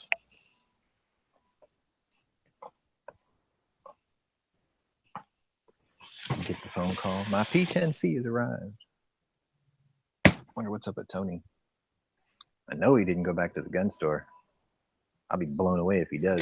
Like, yeah, I went back to the gun store and bought 2 more. What? No, he's probably out the range today. Nah, because he had to wait 3 days. He can't pick his stuff up until Friday. Ooh. Maybe he's going through withdrawal. I don't know if he can shoot his 44 yet. Health-wise, his doctor told him not to, but I'm getting cabin fever. Like my weekends have been in bed for probably the last 2.5 months, and I fucking hate it. It's been raining every single day this week since Sunday. Yeah, I think you're getting what I got 2 days ago. It's So here pretty quick. they say it's not supposed to rain today, but Yeah, but you can always go to your clouds say backyard, right? another. Tony had an appointment. Got it. And yes, I shoot my backyard. Oh shit! Damn it! I gotta go open that box. I just fucking. Uh-oh. It's not my I fault. forgot. It's not your fault. I was just absent-minded. I'll agree with that.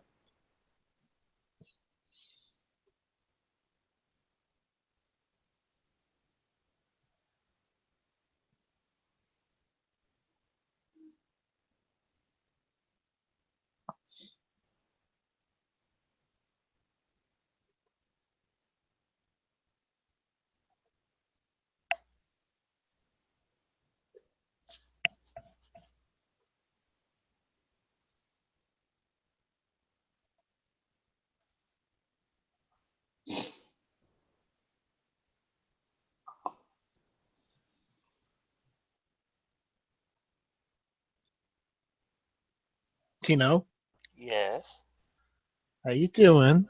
I'm doing all right. How are you doing?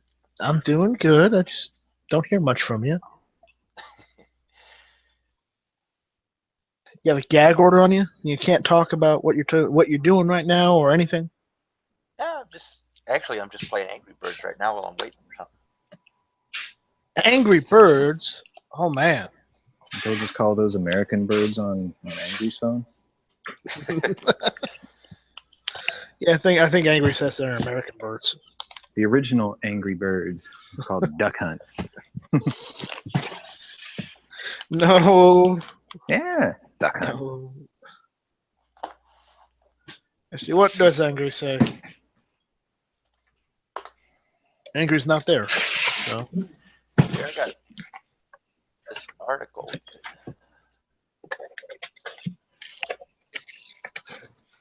Why are you not polishing that cop to a mirror finish? And you sell it for like $3,000. Apparently, New Jersey State Police had a lot of problems with their SIGs, so they switched over to Glock.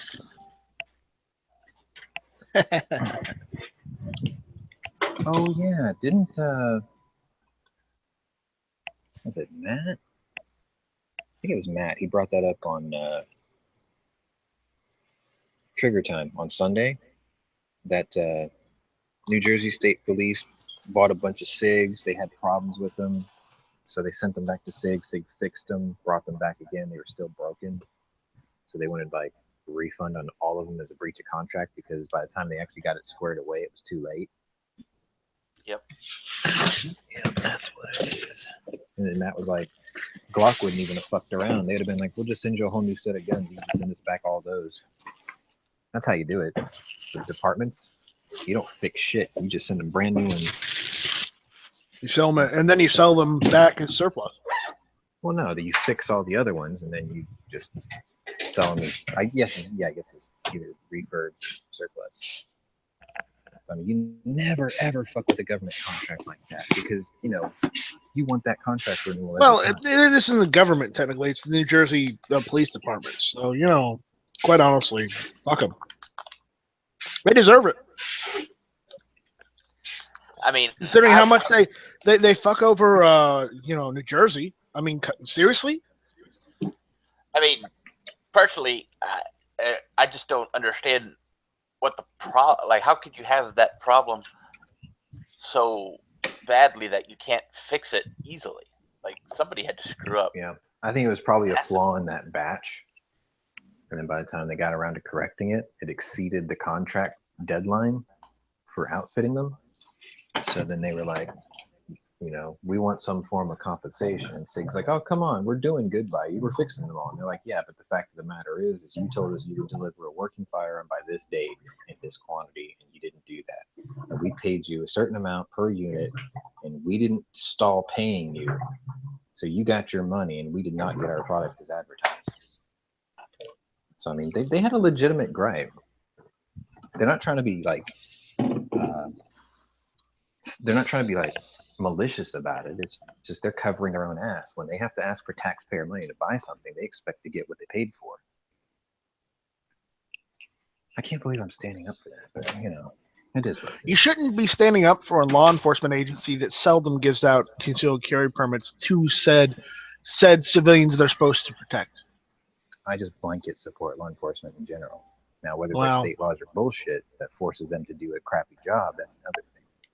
That's where you and I differ. I don't blanket, protect or think great about law enforcement in general. I mean, generally though, I do support most sheriffs because most sheriffs are like-minded individuals that understand that everybody has a right. Granted, not in some states like California, New Jersey, New York, and Illinois, but that's besides the point. That's a really unhealthy way of thinking because that guy on his first year as a beat cop who the only thing he wanted to do was get his 2 years in so he can be an equestrian cop later on a horse.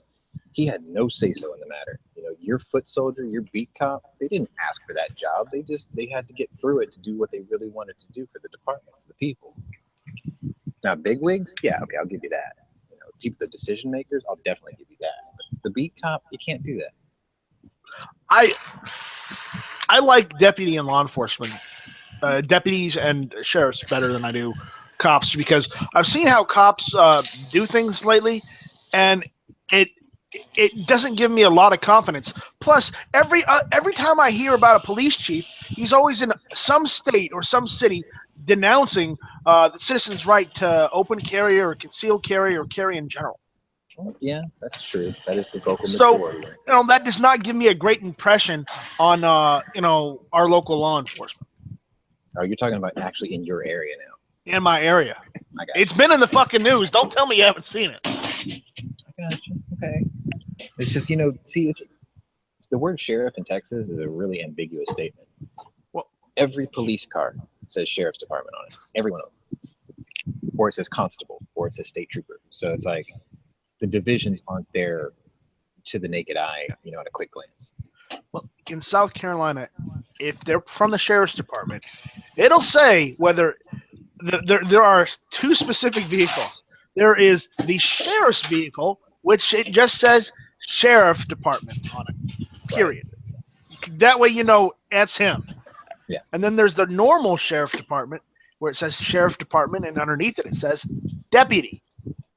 Ah, see, so yours is actually spot on to the naked eye right in front of you. Well, on the vehicles.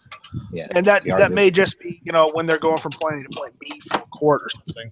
But yeah. the issue is they have our cars set up in our local county for that because in most of South Carolina, and this is actually for most states, a sheriff is an elected official as opposed to a police chief who is put into place by an elected official. It is here too. That's the thing. Like it's an ambiguity thing because you just brought up a really good point. County officers, Harris County, Fort Bend County, the two counties I'm in, they say sheriff on the cars, right?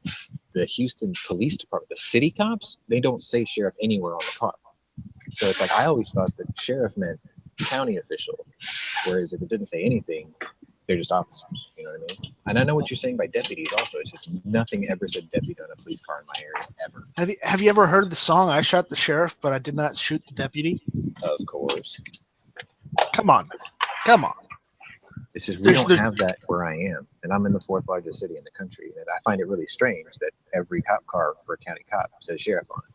Well, believe this or not, but you are the one exception out of most of the Southeast and Southwest. Yeah. I mean, just watch Smokey and the Bandit, right? Right. But no, it was like that in Arizona where I lived, where the sheriff is always an elected official, My family They are were here. are good friends with Sheriff Joe Arpaio, and now he's not sheriff, and they've got some nutbag there. Yeah, our sheriffs are elected officials. I guess that's the guy in charge of everybody in the car. But it just says it on all the cars too, which I thought was a bit confusing. No, mostly on all the cars I see, our sheriff's department are still using Tahoes and Oh yeah, Crown Victorias. Yeah, they got them here too. Like every cop I've seen in county now is Tahoes. Though That's not efficient. no, but the issue is they're using what works, and that's They're fine. heavy, and the ballistic panels are easy to put in, and they're comfortable. I'm not going to argue. As long as they do their job, that's all I care about. Just do your job right. Don't fuck over the civilians. Only go after the criminals. I'm fine. What's really cool down here is there's a couple of state trooper cars that are Dodge Challenger or Chargers with the 392 Hemi. And what's really neat is whoever outfitted the cars for the Texas State Troopers in my area, they left the 392 Hemi badges all over the car. So it looks really cool. And then, Angry said P-47 original Angry Bird. oh yeah. Yeah, so there we go. And then P-51 Mustang. Oh, what's up? Hey guys. Hey, Tony. Chocolate! It lives. So you had an appointment, huh? Yeah, How'd that go? fine. Don't sound excited or anything. It was just standard practice or whatever. Yeah, it's something I have to get done twice a year. They're like, okay, sir, you're gonna have to bend over and you're gonna take this here finger. You're like, the hell I am. Take this here 44 Magnum. No. It's just ultrasound of the freaking carotid artery.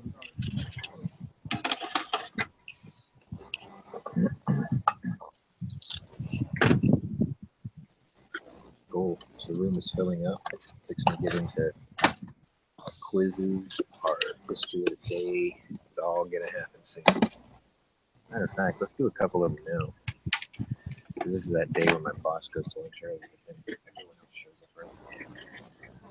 Let's take a look at my dinner today. Since you're all here, we're gonna do. So my machine stops having autism. I hate this fucking thing.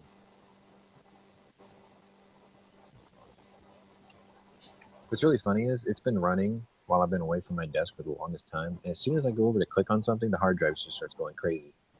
It's like, wait, he's going to do something. Let's fuck with him. All right. Today's quiz is going to be about military nicknames. It's going to be, if I'm not mistaken, it's mainly people. So put on your thinking caps. And here we go. The American press dubbed this German commander Smiling Albert on the eve of the Italian campaign. Who was Smiling Albert? Albert Kesselring? Yes. Field Marshal Albert Kesselring was certainly no pushover when it came to the defense of Italy. The rugged terrain of the Italian peninsula made ideal defensive country. Smiling Albert made the most of it, and he set up a series of strong defensive lines to block the Allied advance. For the Allies, it was initially a target of opportunity.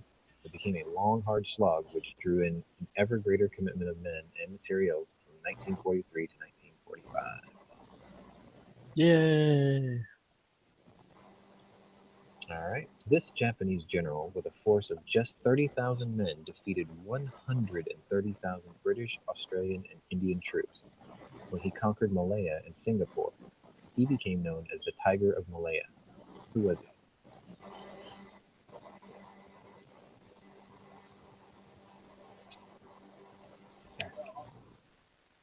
Yeah, all right.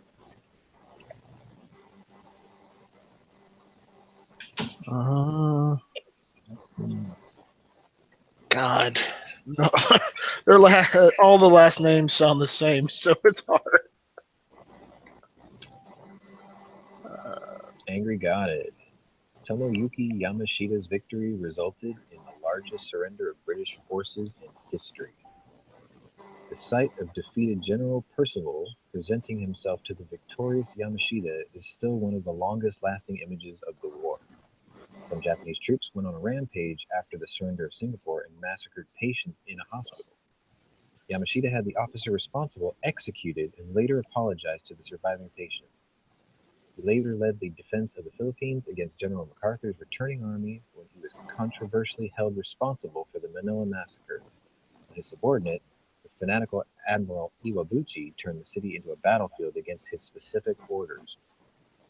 When he was finally forced to surrender in 1945, he was asked why did he not commit suicide as was the custom, and his reply was, "Someone else will have to take the blame."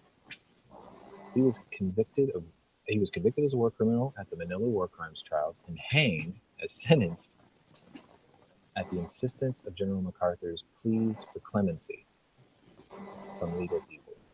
This case became a precedent for command responsibility known as the Yamashita Standard. So he still got killed even though MacArthur wanted to give him clemency. Well, remember, we weren't the only ones in the Pacific fighting. Everybody else had a say too. Oh yeah. It's a NATO thing. Even though we did the most fighting. All right. General Holland M. Smith of the United States Marine Corps, considered to be the pioneer of amphibious warfare, was known by his men as what?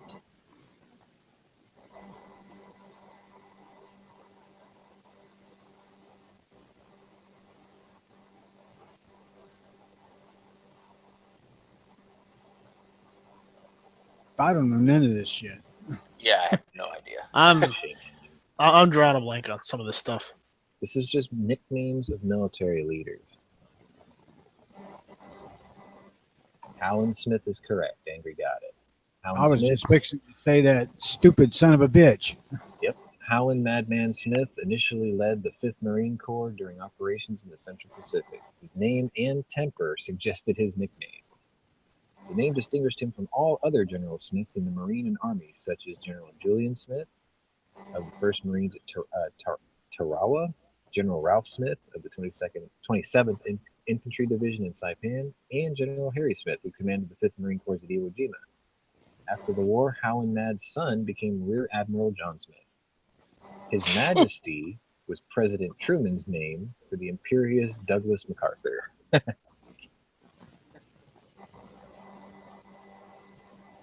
Speaking of MacArthur, I don't want to do this one because this is a true or false question, which is just stupid. You have 50-50 chance. We'll skip that one. All right, this is an easy one. The fighting admiral known as Bull for his aggressive tactics when confronting an enemy was who?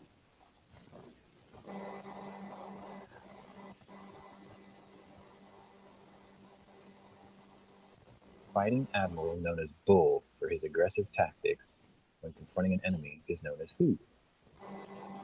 Halsey. Easy, yes. William Bull Halsey received this nickname after a reporter misspelled his first name Bill in a story about him before the war that seemed to suit him as it summed up his aggressive nature.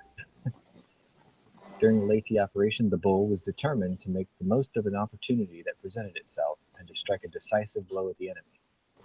He had missed out on key naval engagements at the Coral Sea because he was busy dispatching Jimmy Doolittle's raiders on their surprise mission to Tokyo and Midway because he was hospitalized due to a flare-up of a long-standing skin condition. His controversial decision to strike at the enemy carriers approaching from the north and leave the vulnerable landings exposed to a powerful surface force has been debated over the years. When Dugout Doug was asked about the decision, which had left his landings exposed to the destruction, he said, "Leave the Bull alone. He's the best fighting admiral the Navy's got. If you want to test yourself on the Leyte operation..." Oh, never mind. That's something else. Sorry. I kind of bled over. I was scrolling. All right. This military commander was a staunch advocate of strategic area bombing, for which he received the nickname Bomber. Who was this man?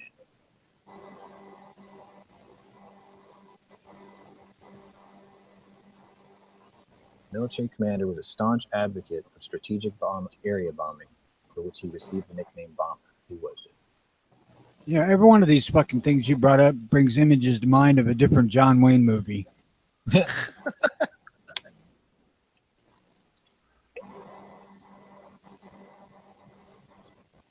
This is actually a really easy one too. I Softest of the softballs. don't know. Angry's gonna kick this one out pretty quickly. Yeah, Andrew's gonna get this one. He should. No, LeMay? not Curtis LeMay. That's what I thought too at first. This is the only one I got wrong in the whole quiz. Negative.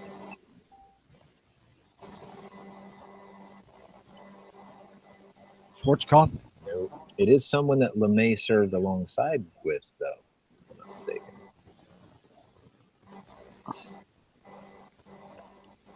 Go ahead and tell us. All right. The answer is Air Marshal Arthur Bomber Harris. Led the RAF Bomber Command during World War II. Dogged determination to implement strategic area bombing of Germany earned him many critics, but it did result in significant resources being diverted from the battlefront. Over the long term, it sapped the morale of the civilian population and that of the troops and the fronts worried about loved ones at home. The firestorms stoked by his crews at Hamburg and Dresden are especially controversial and earned him the nickname Butcher from some of his crews. Harris himself was entirely unrepentant and later wrote, "They sowed the wind, and now they're going to reap the whirlwind." All right. This cantankerous American general served on Chiang Kai-shek's staff and led Chinese troops into northern Burma. Who was he?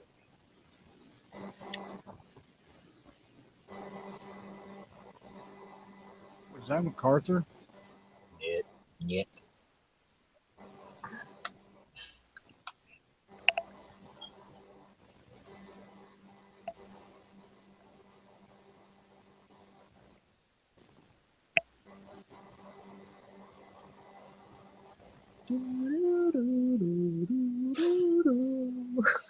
Click. Repeat. Okay, this cantankerous American general served on Chiang Kai-shek's staff and led Chinese troops in northern Burma. You can say his name, but I really need the nickname if you're going to say his name. That's what this is about, the nicknames.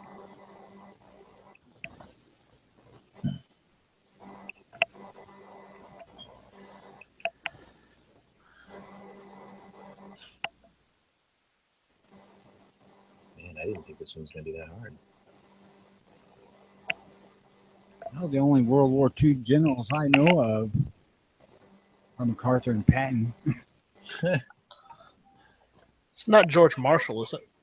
And Eisenhower. And you left out the fighting GI General. Come on, man.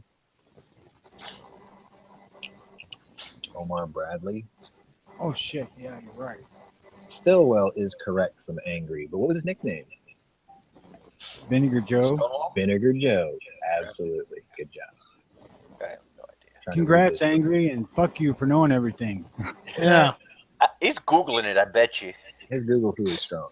Lieutenant General Vinegar Joe Stillwell described himself as unreasonable, impatient, sour-balled, sullen, hard, mad, profane, and vulgar. But Oh, that could be me. he might have been also added iron-willed. In 1942, Vinegar Joe was sent to China, Burma, India, and resumed a multitude of responsibilities. In addition to serving as the chief Allied liaison officer with the difficult Chinese leader Chiang Kai-shek, he supervised the distribution of Lend-Lease supplies and had to use all of his guile to obtain support for this war theater, which had the lowest priority. He arrived just in time for the Japanese invasion of Burma, taking over the northern sector, and successfully led his Chinese troops in a difficult retreat into Imphal and India. What were all the things he attributed himself as being? Everything that describes you. That's what I thought. Crotchety. Unreasonable, impatient, sour-balled, sullen, hard, mad, profane, and vulgar. Yep, that's me. All right, this is going to be an easy one. His habit of turning up unexpectedly at critical phases of the North African campaign earned Field Marshal Irvin Rommel the epithet what? Desert Fox. It's correct. Yeah. Desert Fox skillfully led the Africa Corps in a duel with the British Eighth Army during the Desert War of 1941 to 43, and earned the respect of friend and foe alike. You magnificent son of a bitch! I read your book. Rommel actually was pretty clever tactician. Rommel technically didn't write a book. He just collected a series of notes called The Tank in Combat. I have a copy of it. It is brilliant. Basically, he just took his cavalry knowledge and he applied it to motorized cavalry. All right. So who is his foe over there? Who? For British. Rommel? Yeah. Oh, God, I forgot who it was. It wasn't Montgomery at first. It was somebody else. Montgomery's the one I was thinking of. Okay. There was a guy before Monty, but there was a guy before Patton, too. All right. The Auk had to put up with constant political interference while conducting military operations in the Desert War. He was finally sacked after the fall of Tobruk in 1942. Who was the Auk? As a matter of fact, this is just the guy I was talking about who was replaced by Montgomery.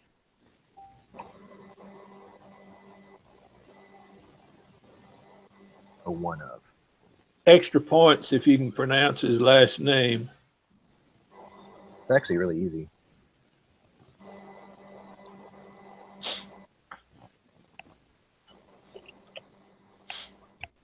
What are you doing, Smeggy? You trying to bring the dark side in here? I don't know.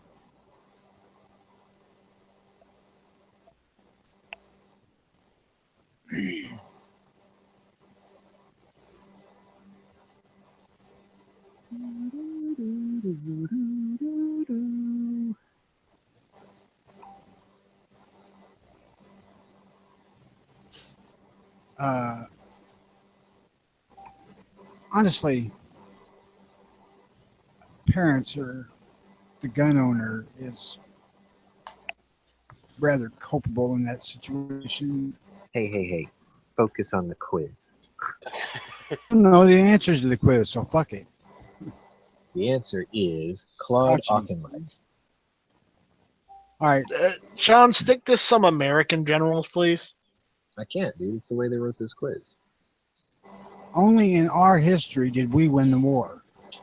World Right. history says everybody helped. That's too bad. I'll World spare you history the says fire. everybody helped, but we did most of the work. All right. This is going to end on a softball. Hard-talking General George S. Patton's speeches to men were always liberally sprinkled with profanities, and they commonly referred to him as who or what? Blood and guts. Correct. Old Blood and Guts. Meano bastard. Oh no, that's me. Sorry. Well, if you did your job, you weren't going to be treated like a dick. So. I loved in the movie where he smacked that fucking guy in the infirmary for being a coward. I ain't answering this motherfucker who's calling me. He can kiss my ass. All right. So that concludes the quiz for today. I'd read you about George C. Scott playing Patton and all that good stuff, but I don't have 20 minutes. All right, moving right along. We share the same taste in many things, Patton and I. Yeah, swearing. Pretty All right. single Let's get action into today in military history. And it's a short list today. Most of them were little skirmishes and things as I disclosed earlier today, but I thought some of these were pretty interesting. So, in 1961, President Kennedy asked the nation to work hard towards putting a man on the moon by the end of the decade. We do these things not because they're easy, but because they're hard. Just like I am with my secret tunnel in the White House. It's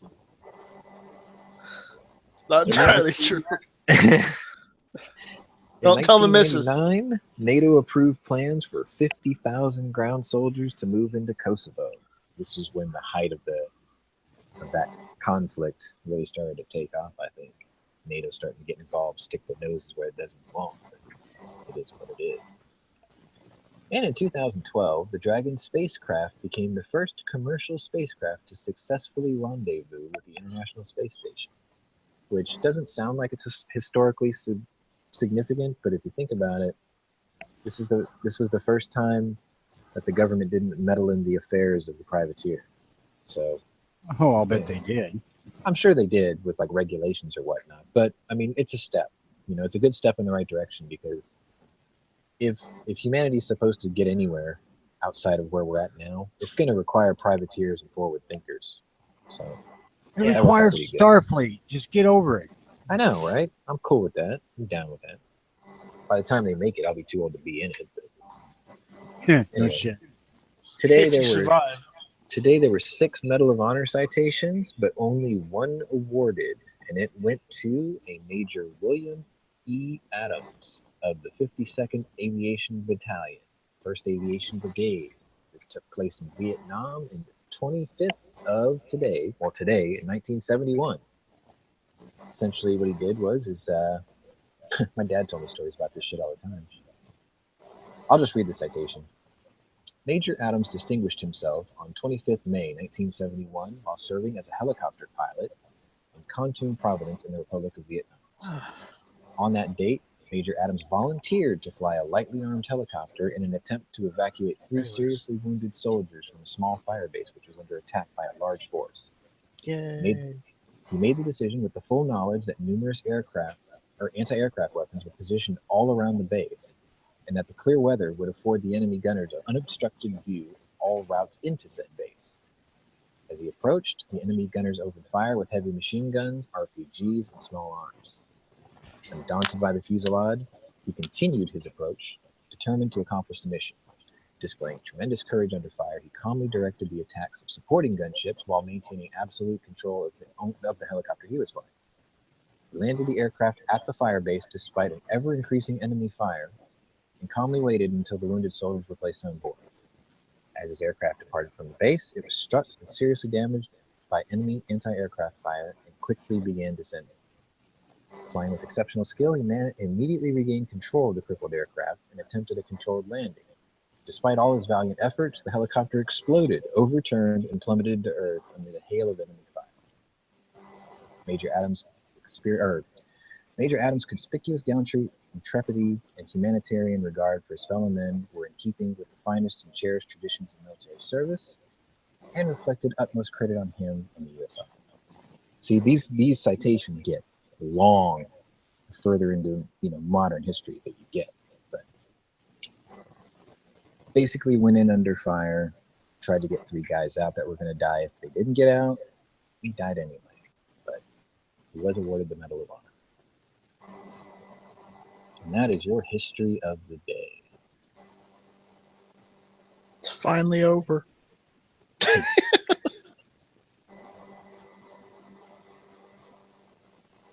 The movie of the day that I selected was actually released this year.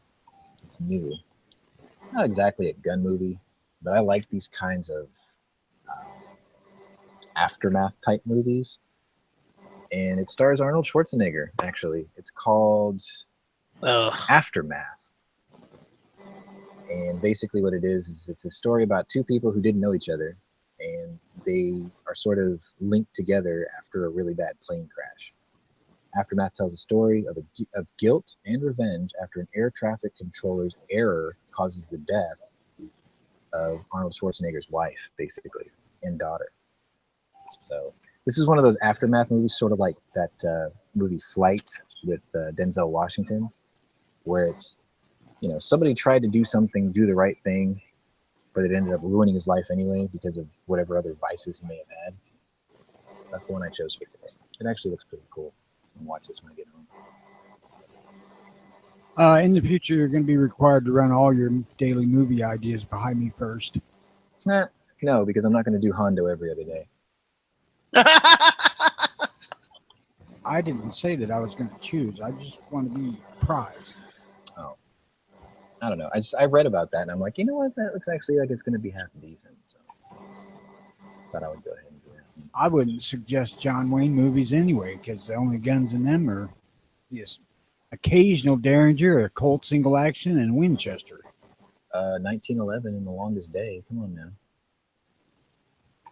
Yeah, but he wished it was a 73. Shit.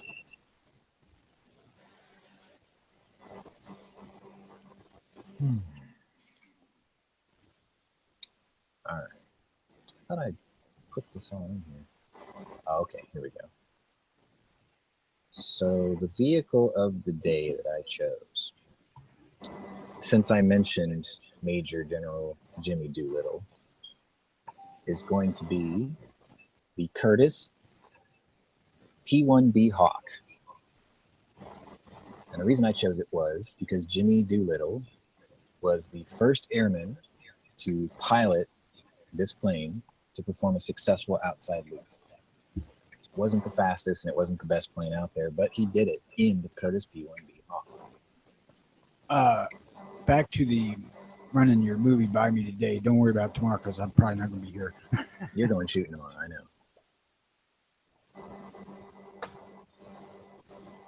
Anyway, I just thought I'd pick that because I'm an aviation nut. So. No, I don't have a problem with that. Yeah. What made the Curtiss Hawk interesting was it was one of the first planes to ever have wing-mounted radiators instead of large underside radiator on the nose of the plane. But that was for the P-1C. He did it for P-1B. There's a lot of history about this thing, but it was basically blunt nose, so it wasn't the most aerodynamically awesome. But it began, you know, What's your metal planes and monocoques, basically. What's your favorite World War II era plane? B-17G. For some reason, I'm stuck on the P-38 Lightning. I love the Lightning, and the story. Read my mind. Yeah, the story of Richard Bong and his exploits in the P-38 was pretty awesome. If I had to choose any Lightning variant, it would probably be the P-38J, because it had all the good things of every other P-38, except it also had dive brakes installed, which was quite important. Compressibility was a very serious issue back then because they didn't have compressed flight or pressurized flight suits. So you basically had, you know, you didn't have pressurized cabins, you didn't have pressurized flight suits. Sometimes you were chasing like a Zero or something, or a Ki-61 Tony, which, man, I get to get into that too, right? They named a plane after you. The Ki-61 was essentially a Messerschmitt 109, and a P-51 had a baby, and the Japanese adopted it. Liquid cooled, badass. And sometimes these P-38s would have to dive in on them.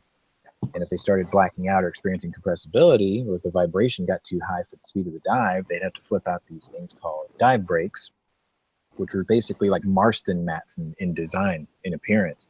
And they would open up at the top and the bottom of the ailerons to help slow you down without making you lose control. They also worked really great if you were trying to strafe a ground target. It bought you a couple of more seconds of time during your dive to actually line up your shot. But being slowed down in your dive also made you a better target to anti-aircraft fire because you were more stable and you were there longer in the air where they can aim at you. I really geek out about airplanes. Now, hold on. We would be remiss if we didn't mention it, but I have to give a plug for the P-51 Mustang. Right. The P-51 is every boy's favorite World War II plane when they're little. There were 2 poster planes. Well, no, you know what? That's not fair to say. There were 4 poster planes of the war, and one would be the P-51. The Razorback version, the B, was probably more on posters than the D, because the D came towards the very end. When most people think of a P-51 Mustang, they do think of the D, though. Matter of fact, Tom Cruise owns one. He flies one. But I don't know. That was one of the poster planes. The P-47 Jug, that was definitely a poster plane. That was the workhorse probably before the Lightning really took over in the Pacific. Also the Hellcat. 47s were definitely the workhorse on the European theater. And I think they were the first planes that could actually make the trip almost to Berlin and back as long as they carried auxiliary drop tanks. Oh, Anyway, we're getting into too many planes. I picked the Curtiss P1 Hawk mainly because it was mentioned in the quiz today with Jimmy Doolittle. He was definitely an active officer and pilot long before World War II. Which leads me to the weapon of the day, which is the M1919 Browning machine gun. Still in service today, 30 caliber machine gun. It was basically an air-cooled variation of the M1917. And said plane, the Curtiss P1B Hawk, was equipped with two of them before we started really pushing 50 cals. I mean, you're talking about interwar period planes. Everyone was still running 30s for the most part. It's been in pretty much every modern conflict since 1919. So thought it was pretty cool. Weighed 31 pounds, which I think was lighter than the bipod that it sat, or the tripod that it sat on. And it was available in 9 calibers.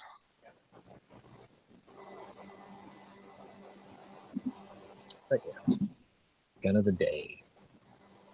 I try to link everything into one another, so I think that just about covers it for today. Sean, did you ever go to the air shows up in Breckenridge? Nah, I usually come to the ones here at Ellington Field every now and then, or sometimes I'll go down to the ones in Galveston. But really cool story I get to tell people is I live close to Sugar Land Municipal Airport, which is it was a really small place at the time. And for some reason, the Commemorative Air Force, which I think is based out of Arizona, they brought Sentimental Journey, which is it was converted to a wartime spec B-17G. But they landed it there at Sugar Land Airport. And I was driving with my girlfriend at the time. And I saw it there. And I pulled in. I was like, oh, we got to go look at that. She's like, okay. So I took her in there. And they said that they were going to fly out to Ellington on a night flight for the show the following day. But he said if I was interested, they would go ahead and take me on a flight around town, just unofficial. And I was like, fuck yeah, I want to be on that thing. So I basically spent 3 months' salary to hop on Sentimental Journey, a B-17G. And we flew from Sugar Land, Texas, about 80 miles south down the coast of Galveston, up to Beaumont, Texas, and then back to Sugar Land Airport. Flight was about 2.5 to 3 hours. And during the flight, when we were flying over Galveston, I kept kind of walking up to the cockpit, standing between the seats, and the co-pilot was like, why don't you have a go with it? I'm like, you're kidding. He's like, no, have a seat. He sat down and he put his hand over my shoulders and he was like, all right, plane's all yours. Because I told him I was already, practicing for an aircraft or pilot's license anyway, so I did have some experience. And while we were flying over Galveston Bay, I got to actually fly the plane for about 10 minutes or so.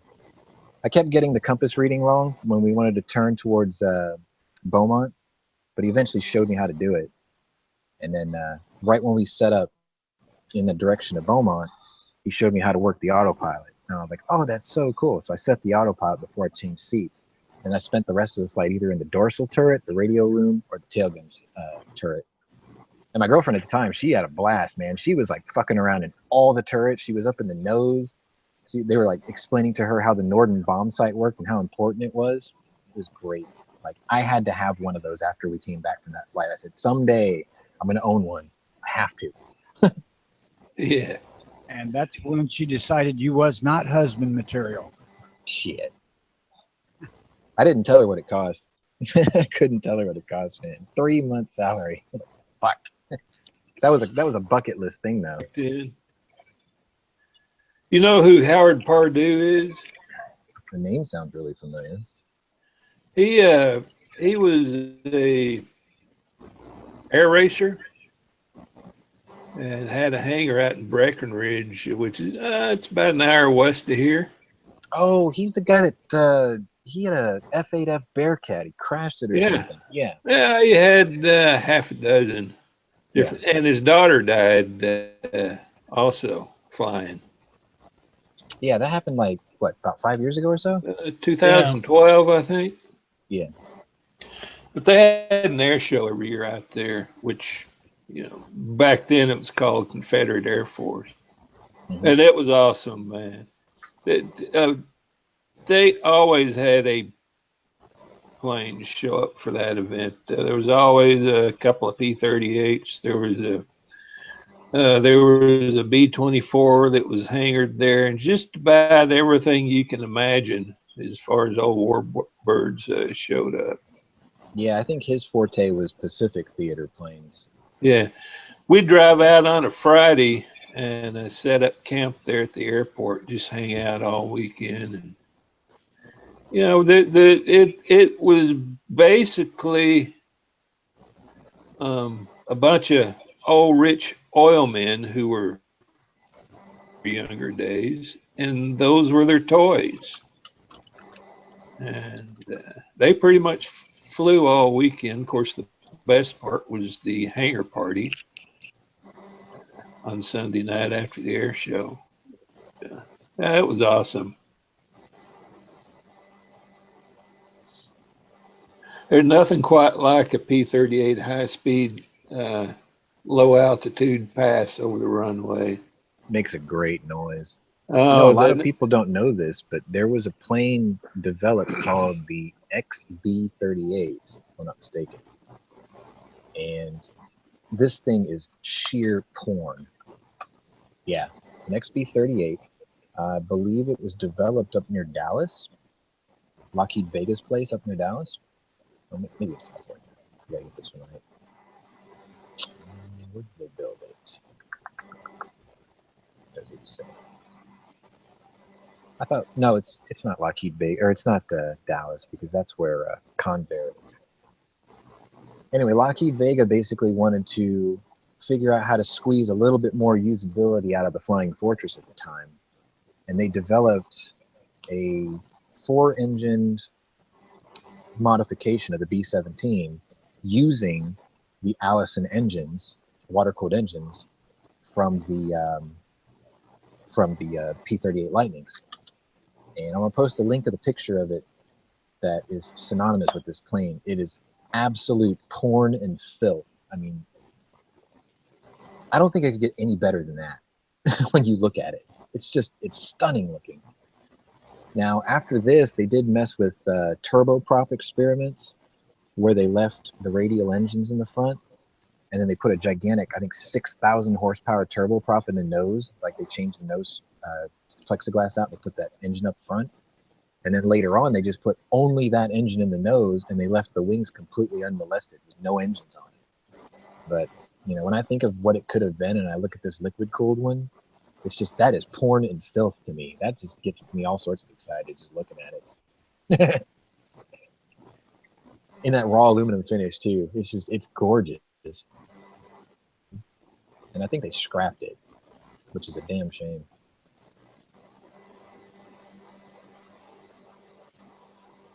Yeah, they scrapped it because they needed the engines for other planes, which is that's just tragic.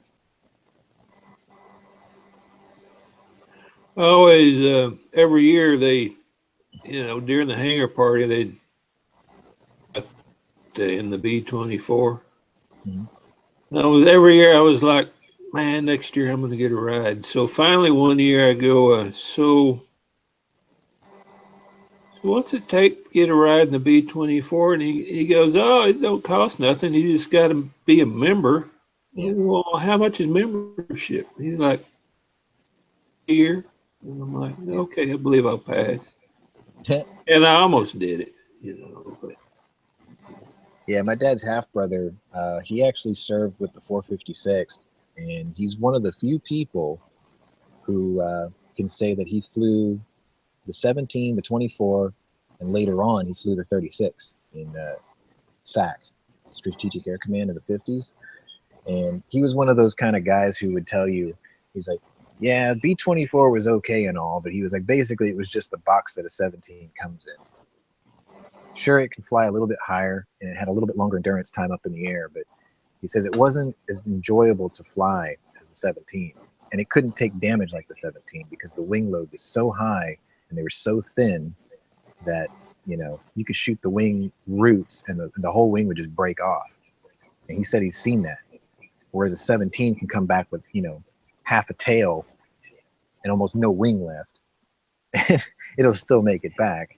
He said the worst one he ever saw was the entire tail was blown off. The aileron and half the wing on the starboard side of the plane was missing, and it was running on one engine, and they still made it back. Like, that's just fucking incredible. It's pretty nasty. There's a pilot who earned his money. Yeah, and he got everybody back too, which is just incredible. There's supposed to be a movie that's coming out. I gotta look it up real quick.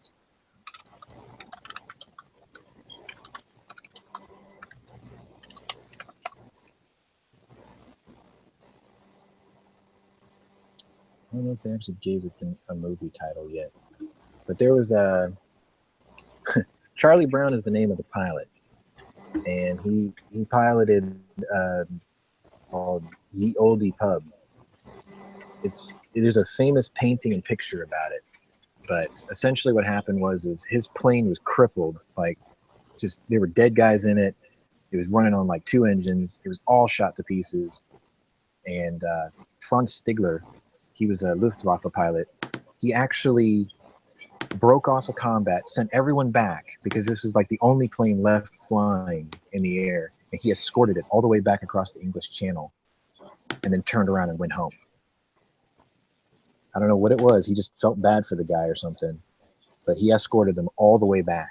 And because of 109 was flying so close to the 17, all German anti-aircraft ground crews stopped firing at him. And he never got the guy's name, and he survived the war. He went back home, and he started looking for this guy. And eventually, they found each other. I think Franz Stigler was living in something like Minnesota or something at the time, and they met face to face to talk about their story. But I remember there was going to be a movie about it, and I've yet to see it. I think it's called like Higher Call or some shit like that they were going to do it under. But I'm still waiting for that because they've been talking about making that movie for like 2 years. Really, really cool story. Charlie Brown. Charlie Brown. Yep. Yeah. 20th of December, 1943.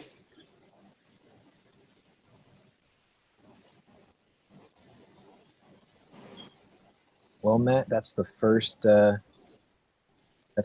fucking out-of-state call I just got. Yeah, I think I got 2 or 3 yesterday. Here's a picture of like the rendition of what they thought the plane looked like. I mean, it's missing half the tail, literally. It's ridiculous. There you go. I put it on the external for everybody to click, which is a reminder for those of you who may be watching on YouTube to come on down to gunchannels.com, where it is free to register. And you can come and join in on the conversation. And if you become a regular, you may even get an invite to be part of the panel. So there are advantages to coming to Gun Channels rather than doing it on YouTube because there is a bit of a delay. So if you ever tune into the Daily Gun Show via YouTube and you wonder why you've been typing in the correct answers but someone on the Gun Channel side wins, they're ahead of you by anywhere between 6 to 60 seconds, depending on how bad the lag is that day.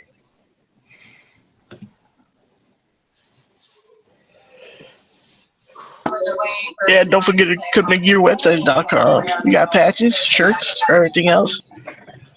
Everything. Heard they got hoodies. Oh yeah, they got hoodies too. That way you can get your social justice warrior on. I'm kidding. Dad shot, bad. No. Hey, Night Strike, when is your show? Oh, my show. It's pretty much like the morning show. It's hit or miss. Tuesday nights, 9 o'clock.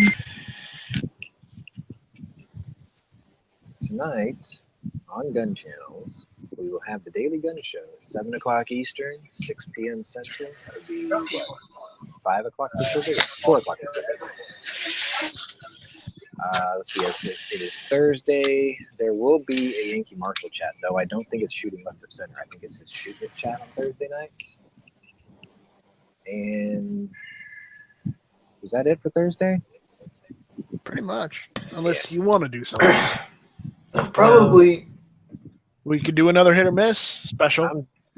I'm generally wiped out doing this for 7 hours and then getting my house in order when I get home.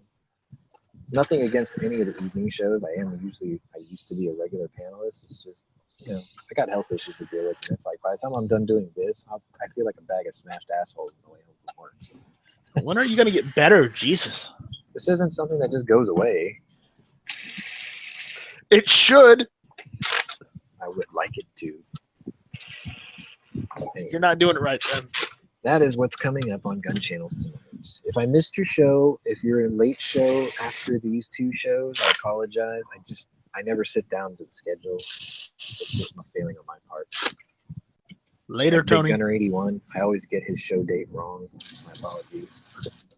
His is right after hit or miss. It is? Okay, so it is going to be Tuesday. So every time I say It's it, Tuesday nights, 10 o'clock. got it. Yo, you guys heard about the card decks they have? Yeah, I heard about those card decks. That Kickstarter project. Wow. Join in on G-Web's Kickstarter promotion for cards of identification cards of the Old West. Every dollar you donate towards this Kickstarter project ensures that he can get Bicycle Card Company to make and manufacture these things here in the United States.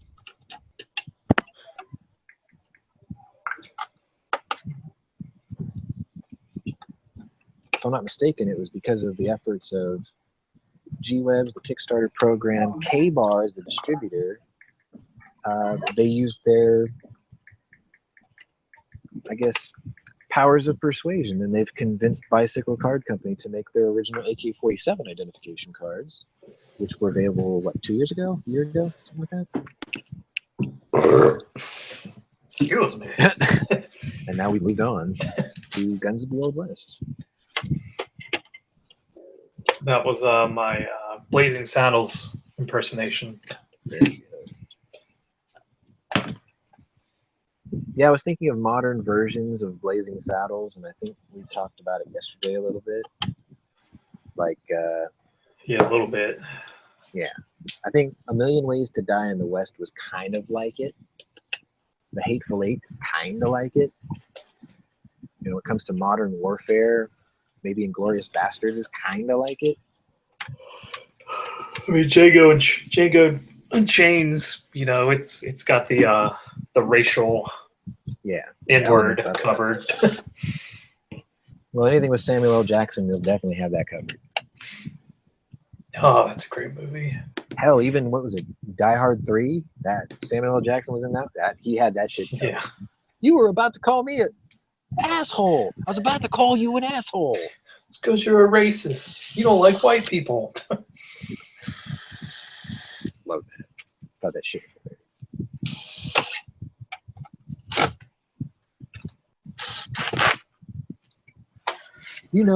Jesus, Greek god of lightning, throw some fucking lightning bolts up your ass. Zeus.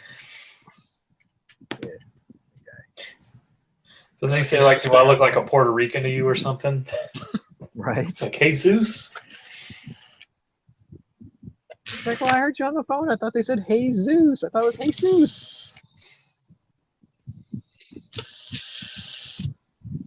That would be cool if they could actually bring him back in a cameo in like another Die Hard. Are they ever going to do another one, you think? No. Yeah, I doubt it. Because, like, what's his name? Bruce Willis is getting pretty old. No, like Jay something or whatever that dude who played his son. Oh. No. It's like, I guess that would be it. Unless they're going to pass it on to, quote, the next generation. I think they tried to do that. So who do you think would make in Hollywood today would make a good young John McClane? Oh, you mean No like a one. reboot? Yeah, I wouldn't do it. I don't think I would dare do a reboot. So just make it like a new character. Was it Jai Courtney or Courtney Jai or like that? That's his name, right? Dude who plays his son. I don't know if he could pull it off. Maybe. napalm. Well, that's like that new 24 show. It's like, I'm sure it's good, but to me, 24, if it ain't got Keith Sutherland in it, it ain't worth watching. Isn't he doing Designated Survivor? Yeah, I watched it. They did like this anti-gun thing for like 2 episodes, so it got kind of annoying. What? Yeah. Because I think they shot the series thinking Hillary Clinton was going to win.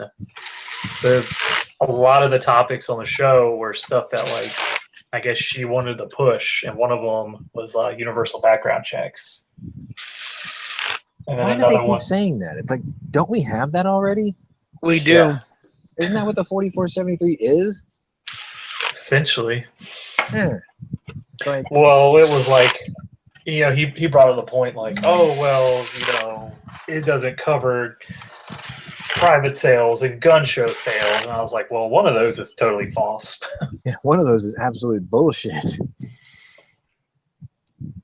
I mean, every time they say that, they're trying to blanket the gun show. What they really mean is the private sale at a gun show between 2 people who came to said gun show just to sell whatever they brought. And that is perfectly fine. You are allowed to sell your personal property. So Yep.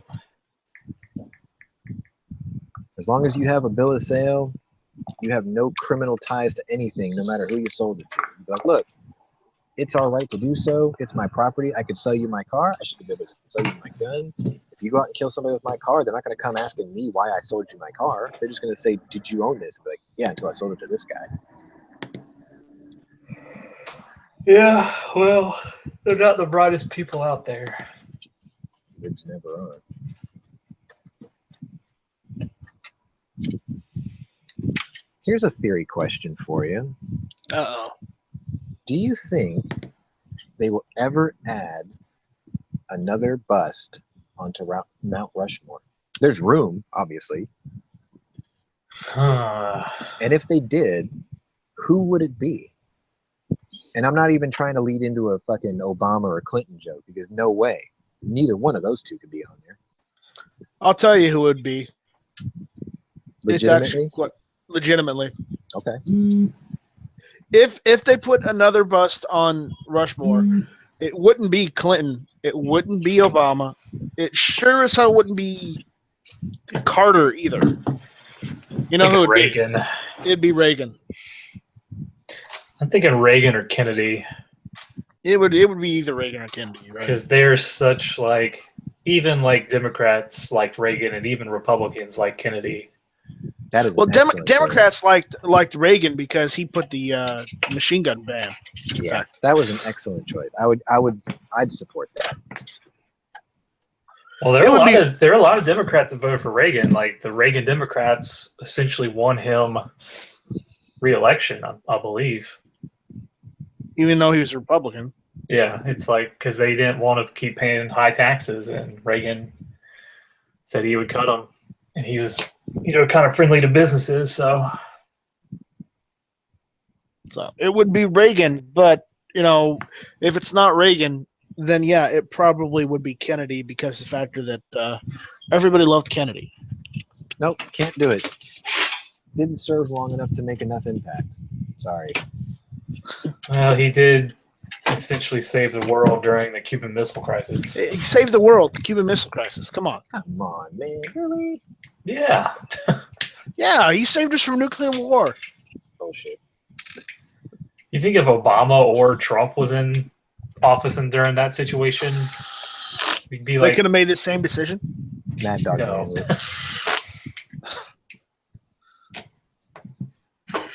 Well, Obama would have appeased them and let them put the missiles there, and Trump would have just probably bombed them and started World War III. Mad Dog president. No, he hasn't bombed Russia yet, so I think we're fine. Hey, Fidel, can I get one of them bunkers? How about that? Would that be cool? Yeah. I have a bunker.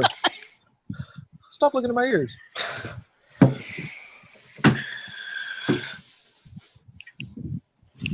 Come here, my great Trying to look at my ears. It's like, Fidel, if you just keep sitting those cigars this way, I won't have to bomb you. Yeah. Russia, stop it. We all need to come together in this trying time while my wife goes through her transition, and you guys can stop asking about Wayne Brady.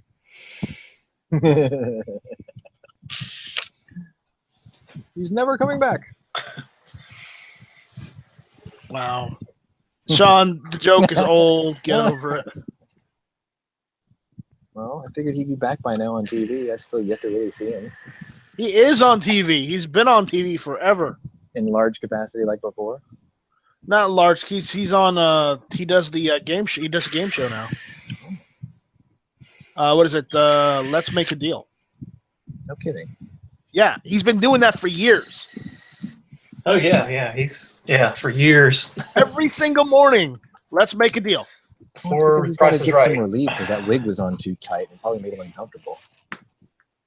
He has 2 jobs. Yeah, he had 2 jobs. There you go. Anyway. I guess that's enough moose shell bashing.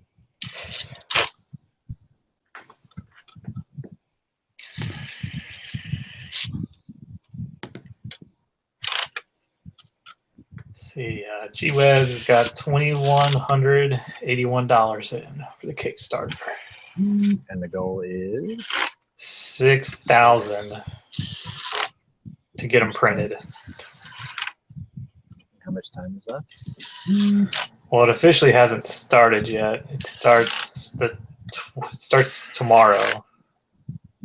The kickoff to Memorial Day weekend. That's a good idea. It runs until whatever Heller was, June something. This is about a month. Starts May 26th, ends June 26th. I don't always work, but when I do, I prefer those employers. Stay employed, my friends. It's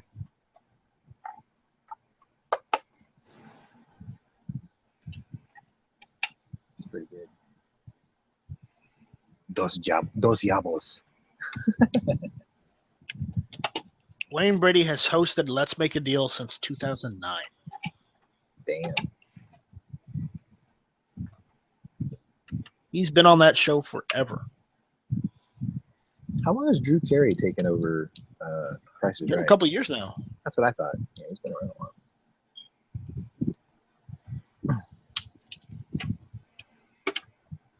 Man, I'm having a craving for something I know I shouldn't eat. I want one of those fucking Little Caesars pan pizzas, like right now. That'd be great. Fucking cardboard. It is, but it's like, it's yummy cardboard for lunch. Drew Carey took over for Bob Barker in 2007. Yeah, see, it has been a long time. Hasn't it? 10 years. Yeah. So I finally tried to look into the details. I think I remember sharing with you guys that one of the guys I grew up with in my graduating class, he committed suicide, or he didn't commit suicide, he overdosed and he died like 2 or 3 weeks ago. And I was asking my reunion Facebook community, I was like, is he the first one of our graduating class? And they said, no, he's like the 5th one. And they started rattling off the names of the other 4. And I know 2 of them died serving overseas. They were in the same outfit together, and they both got hit by an IED together. And then one of them was a kid I grew up with almost my whole life, and he kind of got in with the wrong crowd for a couple of years. So I sort of like separated myself from him for a bit. But then I found out he died too, and I'm like, oh shit, when did that happen? So I started checking public records yesterday just before I went to bed, and by some miracle I found it. He actually died back in 2009. Here's something I didn't know. Does it have to Sean? do with my story? No, keep going. Then why the fuck are you interrupting me? Because I can. Get over it. I had a Tony moment right there. Get over Anyway. it, Snowflake. He got Loud fucking, noises. he got offed by basically ISIS back in 2009. Before it was ISIS. He went to Indonesia to teach English as a second language. And they raided the whole village he was actually working in. He got killed there. I was like, holy shit. Anyway. That sucks. I was just surprised I was able to find it because I didn't know when he died, and it popped up, and I'm like, holy shit, that was a long time ago. Fucking 8 years. Anyway, how was my impression of Tony? Was that pretty good? Nah, you could use some work. Because I'm not naturally. I can't do that naturally. Like, shut the fuck. I can't do that. Yeah. No, I just looked it up, and apparently, you know how we were talking about Drew Carey with Price, right? Yeah. I did not know, but he is a Marine. Is or was? Well, remember what Heavy says. Once you're a Marine, you're always a You're not. You aren't was a Marine until you die. That's true. Well, it really does explain his choice of hair. Standing orders are, even if you're not no longer serving in the Marines, you are still a Marine. I can believe it. So, apparently, Drew Carey was a Marine, or I is a can tell Marine. you that whole myth about Mr. Rogers being like a stone cold killer in the Marines or whatever. You know, there was a rumor all those years Total ago. myth. Yeah. It would have made a really cool story if it was true, though. Yeah, that was the myth on why he always wore sweaters, is because his arms were all tatted up. I remember that. He wore the sweaters every show because his mother made them. One of my friends, I don't know how he got the gig, but for like a month in the summer, probably, it was right after Mr. Rogers died. He essentially house-sitted his house on Nantucket. He was like, yeah, man, like all the puppets and shit were just laying around all over the place. That must have been weird. Yeah, he was like, and I totally like took some girl back into Mr. Rogers' house and just had my way with her. Oh my god. I was like, yeah, that's pretty cool if it's true. Did he wear the Mr. McFeely outfit and he goes, special delivery? Oh, that's bad. I had to go there. He probably got the puppets involved. Oh, he whacked himself off with the king. John, take the express trolley to nowhere. I always wanted that express Charlie for some reason from Mr. Rogers, dude. Make it pull up in my room. Man, I think we all grew up to that guy. Everybody saw. Well, you know, they ran all of his all the shows, even after he died. Like, nobody could imagine that guy could actually be that gentle and that nice. But it was true. He was. Like, his whole life he was like that. I think he was like an ordained minister, too, wasn't he? Yeah, I think so. Was he really in the military?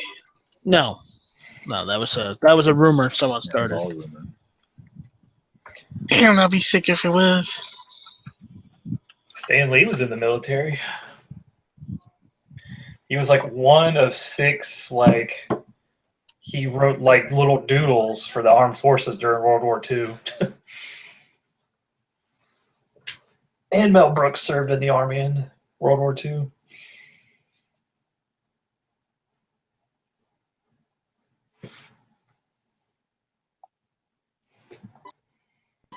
Hey Matt, how did you like that that video I linked you? That's got to be a parody. There's no way that someone's that dumb. No, actually, it's true. Oh, is it? Yeah, somebody's already making fun of him already. There's a gang of people already did. That What's his name? Antifa The guy. Lord? The Dragon Lord? Yeah. You saw he tried to walk into Mag. Started singing. Wow. All right.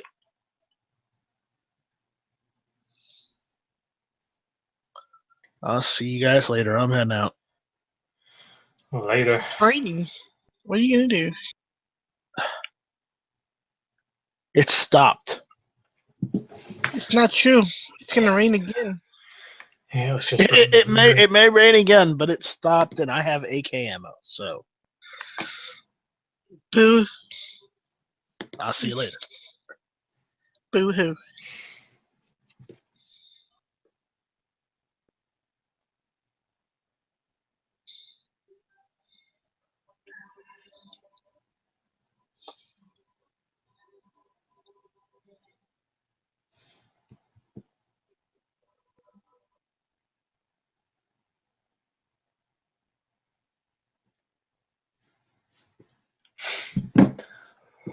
Oh man, everyone bounced.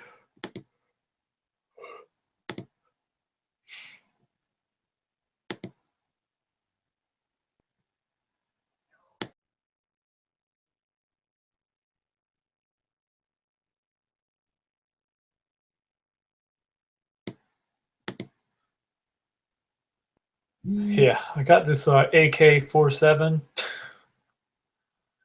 Oh my god, I was an idiot. It's probably a good thing he's an idiot. I don't know if I want people like that having firearms.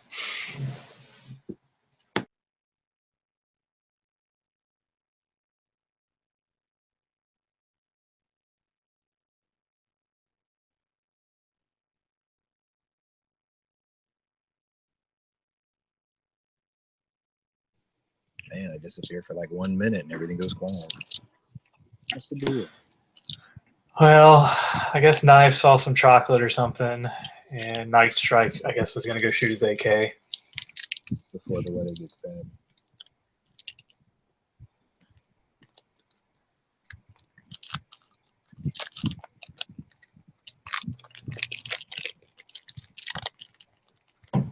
Oh, no.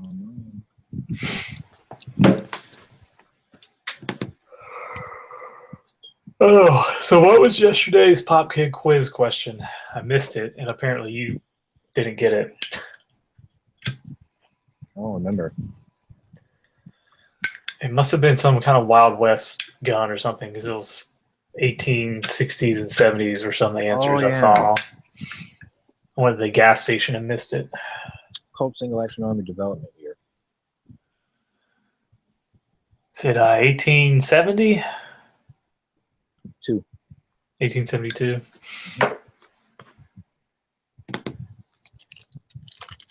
I put the service year, which was the year after.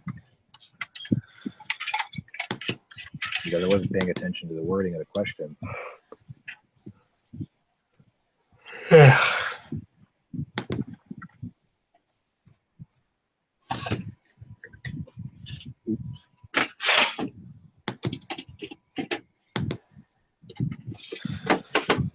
See, I found it funny, like with the Winchester rifles, how, you know, you have like the 73 or model or whatever. Mhm. But that's not the gun that won the West. The gun that won the West was the 1894 Winchester, which to me, like 1890 something, like the West is essentially won in my mind by then. But I guess not. No, because Texas was still ridiculously frontier-like up until like the late 20s.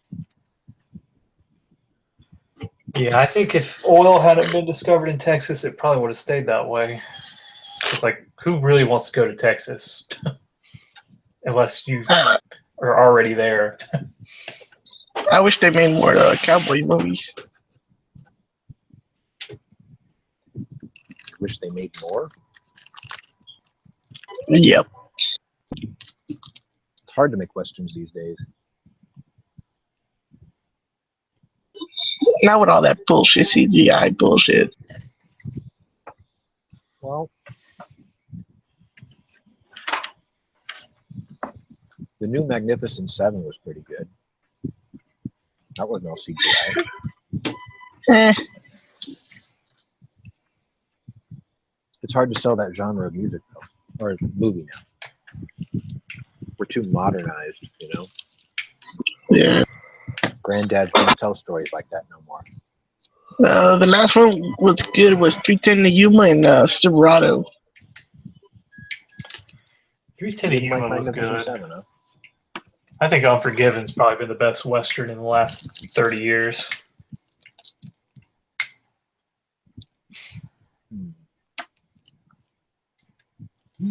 Yeah, I'll give you that. That's pretty hard to argue against. Wild Bill, or Little Bill. That was supposed to be, at the time, that was supposed to be Clint Eastwood's swan song for movies. Like he said he wasn't going to act anymore. He was just going to dedicate his life to directing or whatever. But he came back after. Maybe that was the last Western he said he was going to do. Yeah, I think that's the last Western I remember him being in, or directing, or anything like that. Quick and the Dead was fun. It was let down by bad editing. I've seen the unedited version, and it does help fill in a couple of the holes better. I guess Maverick was an Unforgiven okay Western. Unforgiven, I think, was 92, Yeah, it was somewhere around there. and then Quick and the Dead was 90.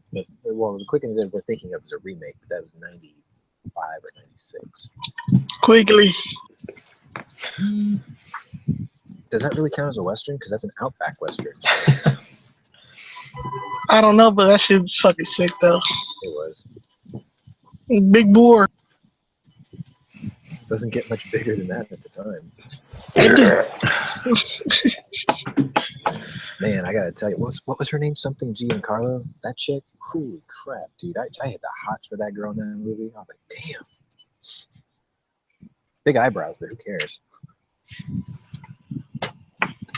Did not give a fuck. I thought she was hot. She's so tiny, too. It's like, meet my pocket Italian girlfriend. Ooh. You talking about the actress that was in all the Hot Shot movies? Was she? I don't know. There's some Italian actress in all those movies. I can't remember her name, though. She had a very foreign-sounding name.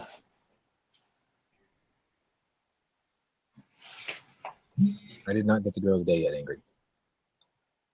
We did everything else.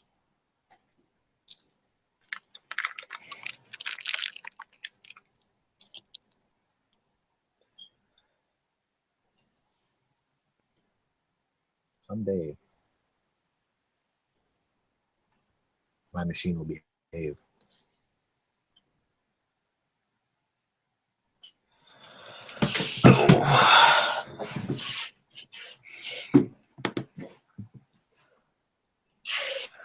Oh yeah, I forgot about Tombstone. That's a good one.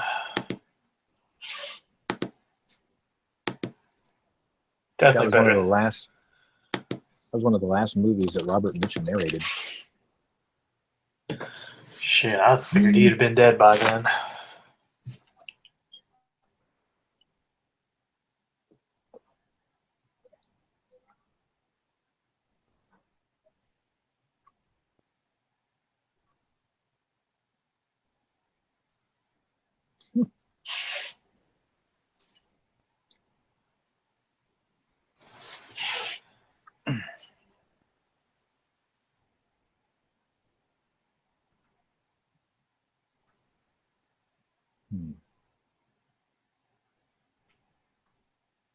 Chrome is having babies today.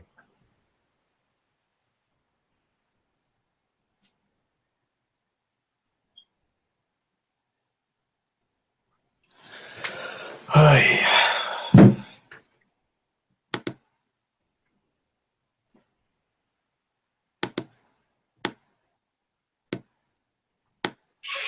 Yeah, it's pretty funny. Like, I walk away from the hosting machine.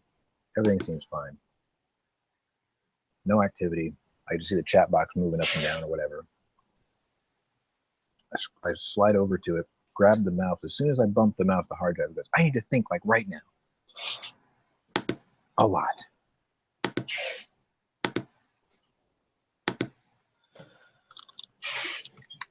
Yeah, that girl, Angry posted in the chat. One that was in that new Baywatch movie. Yeah, she's pretty hot. And she definitely gets pretty naked in the Detectives. Oh. Oh, yeah.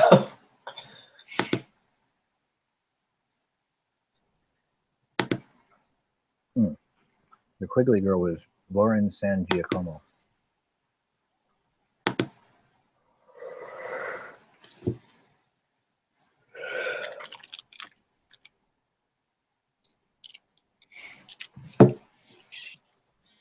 She didn't age very well, though. Some ladies don't.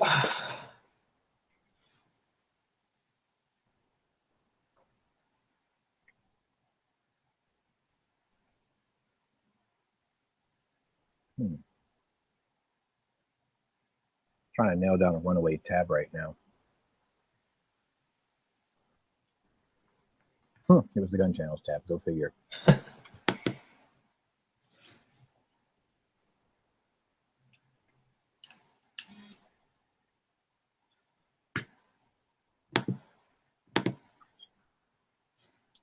Ooh, blueberry pomegranate juice.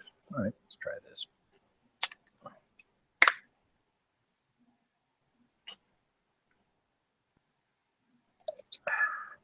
Oh yeah, that's pretty good. Pomegranate juice is so expensive, though. I know, right? I went to the store and I was like, Palm Wonderful. I was like, cool, let me try that. I grabbed it, 1 liter bottle. It's like $13. Like, are you fucking Yeah. mind? We got this like Asian grocery place, and they have Palm Wonderful, and then they have this other one that comes out of like Indonesia or something. It's still pomegranate juice, and like the Palm Wonderful, I think is actually 0.9 of a liter. It's $12.99, and then this one here is 1.5 liters, and it's like $4. I wonder what the difference is, just where it comes from. Probably. It's all bottling and marketing. Alexandria Daddario. I know this name. I know this name. She was in San Andreas. That's probably where I saw her. Oh, yeah. That is all right, all right, all right. Yeah.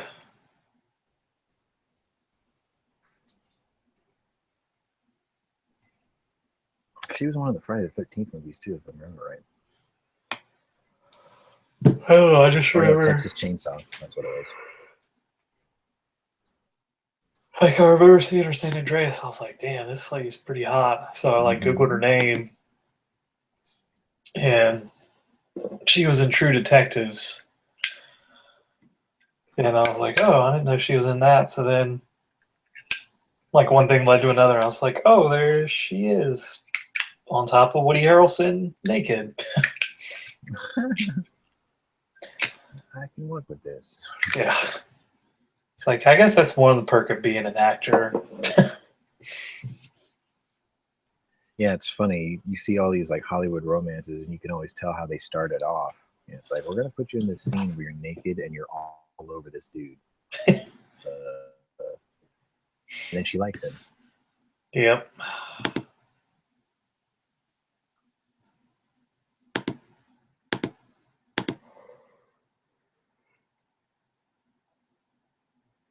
So, one of our neighbors, I can't tell which house it's coming from. Whoever is, he's got this drum set. He plays it nonstop all afternoon long. But it's not like a cool drum solo. Like, it's literally just him like banging on the drum.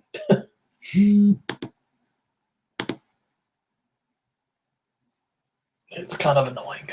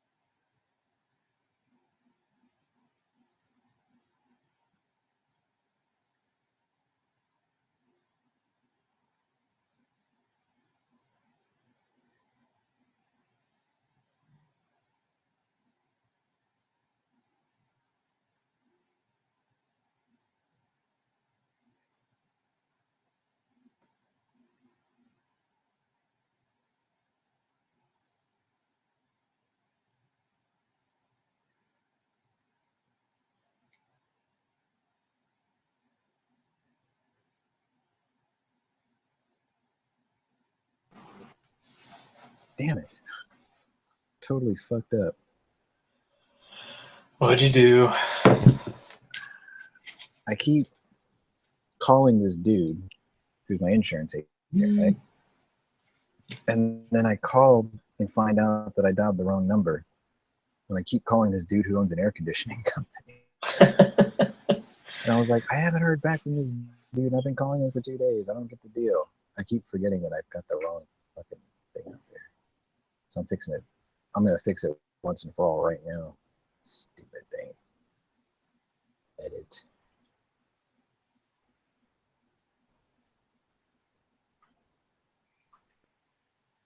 Cancel. I gotta make sure I get that number right this time. Edit.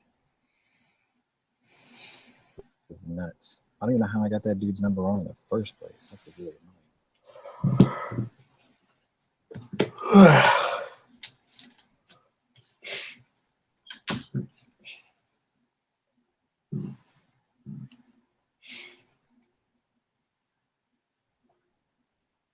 There we go.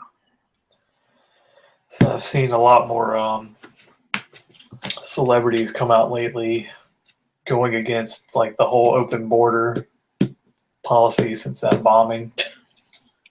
Gee, I wonder why. Yeah. Yeah. And it's funny, it's like if England would have had the same travel ban that Trump put in place, Yeah. that guy would have never got back into England. Because as soon as they were like, oh, your father was in Al Qaeda and you've been in Libya for 2 months, yeah, you're not coming back.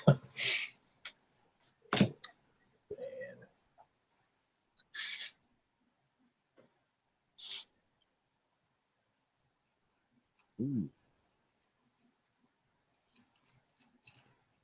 Should I do a World War II trivia tomorrow? Tomorrow? Mm-hmm. Celebrities at war. Like Audrey Murphy and all them. Yeah. What was he, like the most decorated soldier in history? And a Medal of Honor recipient. Yep.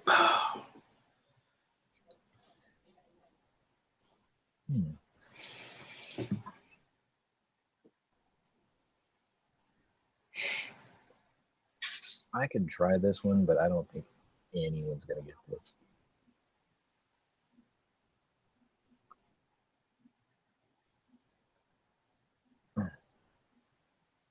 I kind of want to do it though.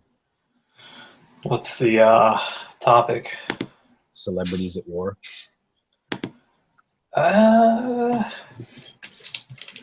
People might get it. All right, I'm gonna try it.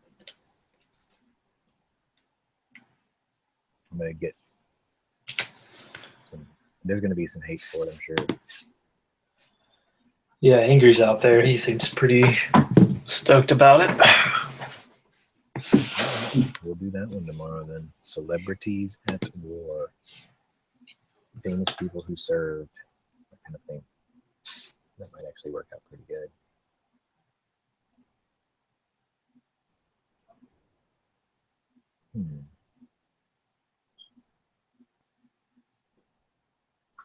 I'm gonna try that one as a joke. We'll see.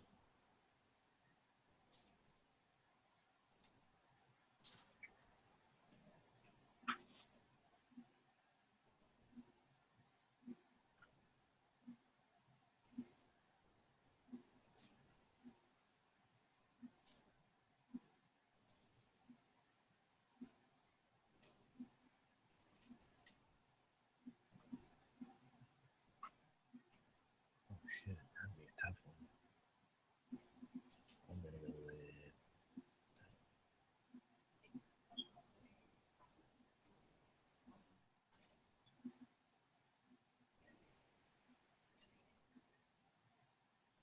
Oh yeah, yeah. I think there's a really good one in here too.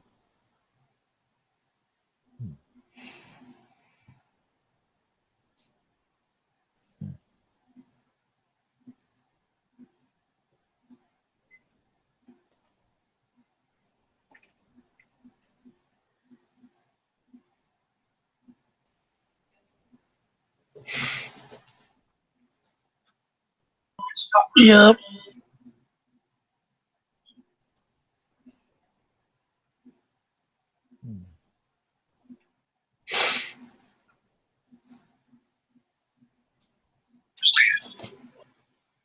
Yo, have we done chick of the day?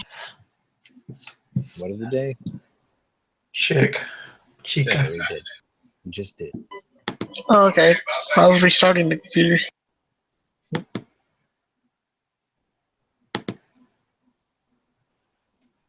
my God. Hey, Sean. Yeah. What do you think about Elijah Ball? I really, really wish that the league would ban him. Damn, this is gonna be a tough one, dude. I only got 3 out of 10. What's the topic? The celebrities at war. Oh. Yeah, it's not gonna be easy, but I'll do it anyway. That's gonna be a tough one. It's gonna drive Angry crazy. Yeah, I really hope the league just fucking blackballs him, because the dude's such a douchebag. The dad's a fucking a-hole. Yeah, he's an arrogant prick too. He's pimping the kids out. It's not like he's gonna get paid for it. He ain't their agent. He already has their fucking what's their t-shirt company and hat company now. Big baller brand.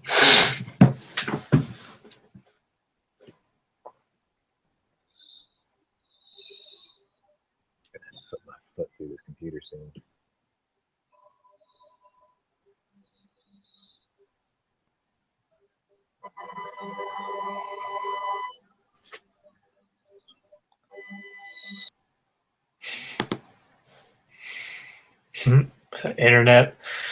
Internet roast Carolina Panthers wide receiver Kelvin Benjamin after showing up to practice fat. I can't tell you that, Angry. If I did, I'd have to kill you. You got a link for that one? That'd get you all the answers if I gave that to you. For the fat Kelvin? Yeah, I'll post in the internal.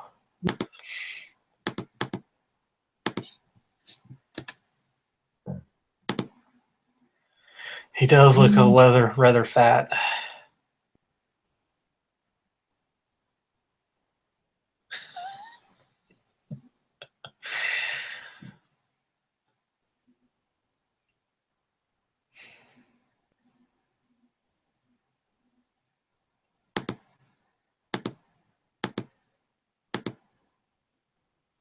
Good God.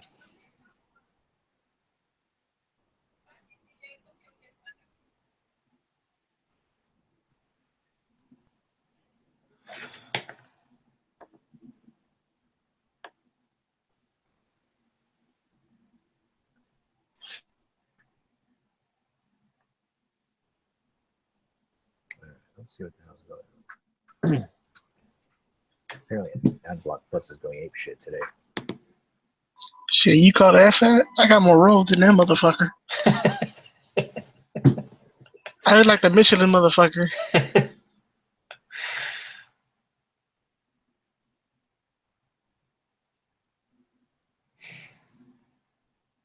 No, it's gone.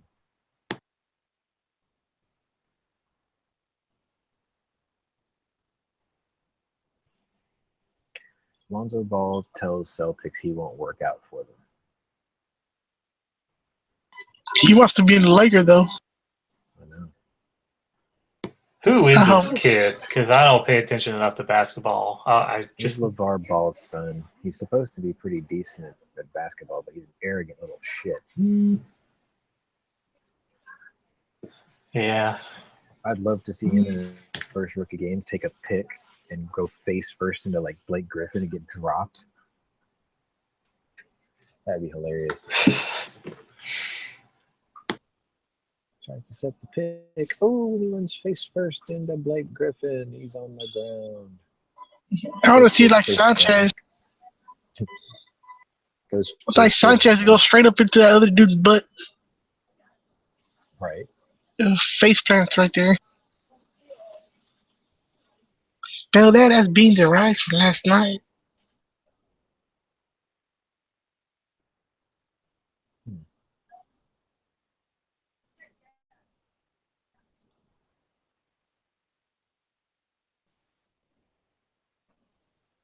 That's really funny that a fucking rookie can talk so much shit about what he's not going to do for what team.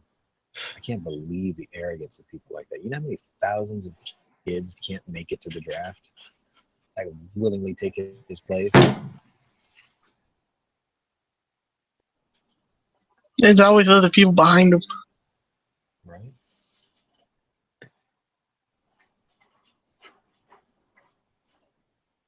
Like, I don't wish ill will towards many people, but I hope he gets a fucking leg injury like Paul George did.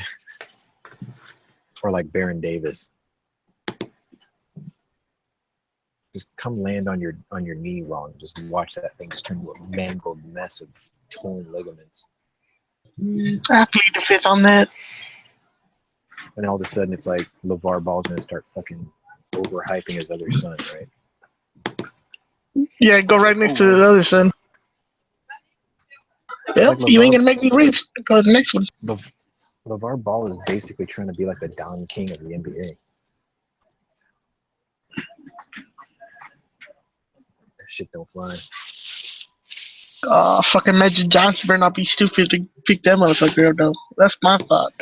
Oh, he will. He will. Even bad press is press, you know? Like, I can control him. No, you're an Yeah, idiot. let me ask my brother. Hold on.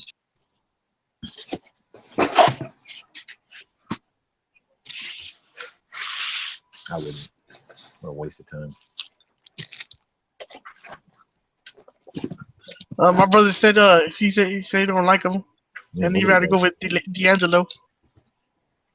Yeah, nobody does. Even D'Angelo Russell was like, I hate that guy.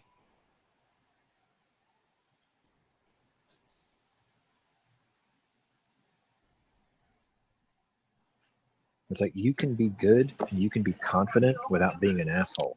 You know? Look at Gordon Hayward. Yeah, my brother approves. What, of Gordon Hayward? Nah, D'Angelo Russell, what he said. Oh, yeah. Totally. My brother watches fucking ESPN all fucking day. That liberal ass I want to see shit. By like LeBron James or fucking. Ah, fuck LeBron Actually, James the too. person That's that what the said nerd it could was fuck probably too. Carmelo Anthony. Or better LeBron yet, James. get defended on by Patrick Beverly.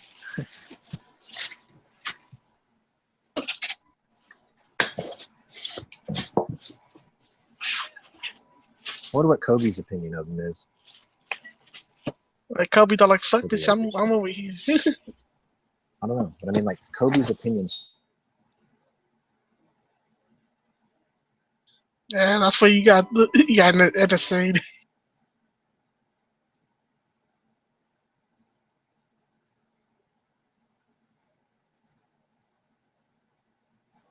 Sean's probably still talking.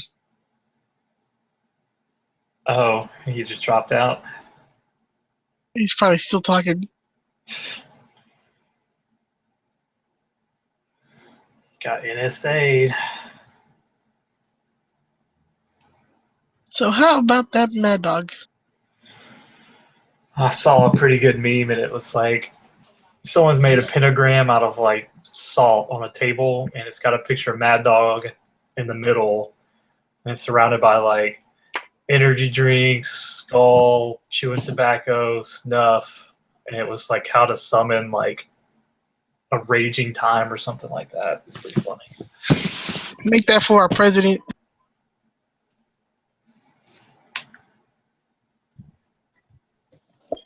Imagine we had him instead of fucking Trump. Who, Oh, I Mad know. Dog? Mad Dog matters. I wish we did, because then he could have the slogan "Mad Dog 2020." Right. Yeah, Don't dude. always make good presidents, though. Oh, Eisenhower did a pretty good job. It wasn't really what you would call a tough general, though. Like he didn't talk tough. You know, he just had a job to do and he did it well. Imagine when Mad Dog fucking when you win the presidency, you would say, "Like you fucking liberal, shut the fuck up and sit the fuck down." Right. I could see that. Then again, Mattis is not the second coming of Patton, though. You know what I mean? Everyone keeps to Patton kind of sucked too, inflate to dude. that level. He's pretty Patton was an close. asshole.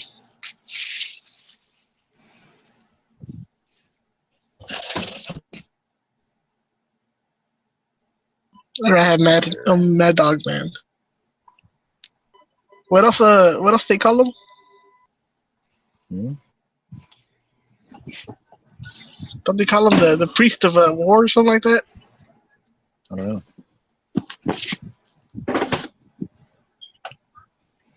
I mean, he's the right man for the job he's at now. That's for sure. Did you guys watch his press conference and the update on Fight Against ISIS? Nope. It was last week. Yeah, I think I saw something about it saying like we're not gonna like do a war of attrition anymore. We're just gonna find you and kill you. Yeah, I love a guy who doesn't mince his words like that.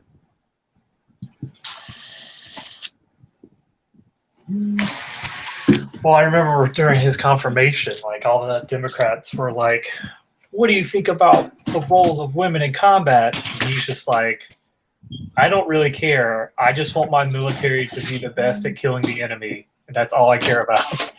Yeah. And if a woman can do it, great." You're expecting something else. He would have Joanna Polani in his infantry. For real. Be like, she's a stone cold killer. I'll have her.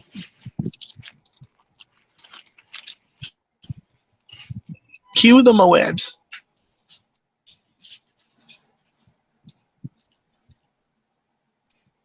$1 trillion for 4 months. We must be building something.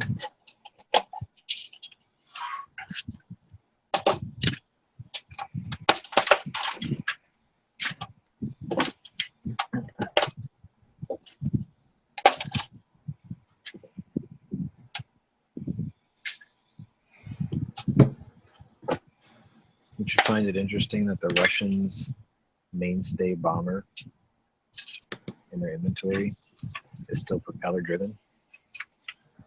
Was it like the SU something? Tu-95 Bear. Yeah, the Bear. I mean, granted, it's contra-rotating turboprop engines, but still, they're still propeller driven. There's something kind of cool about that, but there's something really throwback about that. It's a sexy plane. It does look good. Essentially, you can see the evolution, how we both basically came from the B-29 because they copied it and they created the Tu-4. And then we ended up with the B-36. They had no answer. And then they turned around and we had the B-52 and they come up with the Tu-95. So it's like we sort of came up with the same solution at the end. And then we came out with the B-2 Stealth, and they were just like, what the fuck? Hacks. We cannot copy this. We need the recipe for spray-on breadliner. Material.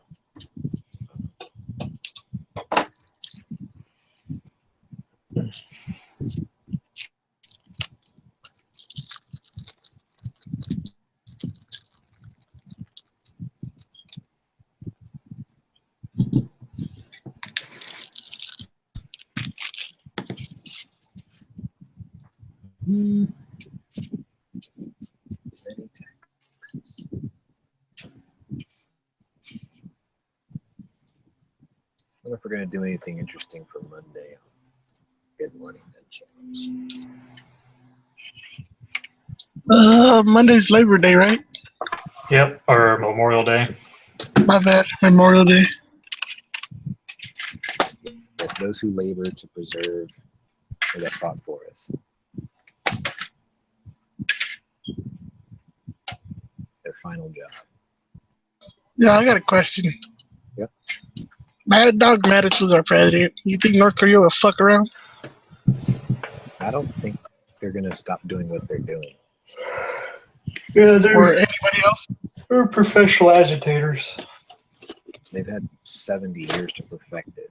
And my problem is we supposedly have a president who doesn't like to dick around with shit like this. And he dropped the he authorized the attack with the Moab in Afghanistan. That was a statement, right? Why has he not invited the presidents of China and Russia at the White House and said, look, I need your commitment to say that you're not going to let this go on anymore, and I want to intervene and put this down once and for all because this guy's a madman, and you're the closest target for his nukes aside from South Korea and Japan. If he can get a verbal commitment from both of those leaders, North Korea would cease to exist in 24 hours. That would just over, end, done. And he could do it with drones or C-130s dropping Moabs everywhere.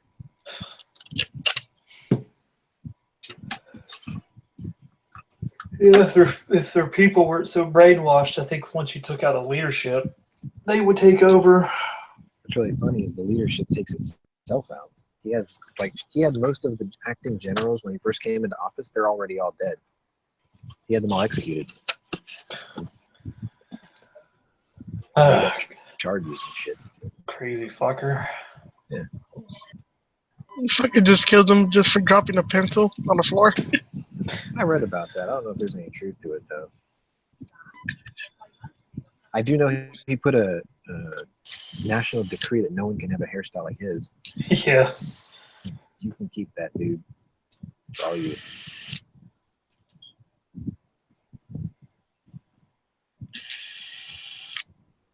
Rock that. Whatever you want to call it. It's like the Jersey Shore style haircut. Oh, yeah, don't go there. I heard that one dude's going to jail or some shit. The situation. Yeah, tax evasion. Yep. I don't know why people don't think it can't happen to them. I mean, that's how they got Capone. No, tax fraud. He put a Lamborghini down for how do you say that? Write-off. You have to prove it's for your business.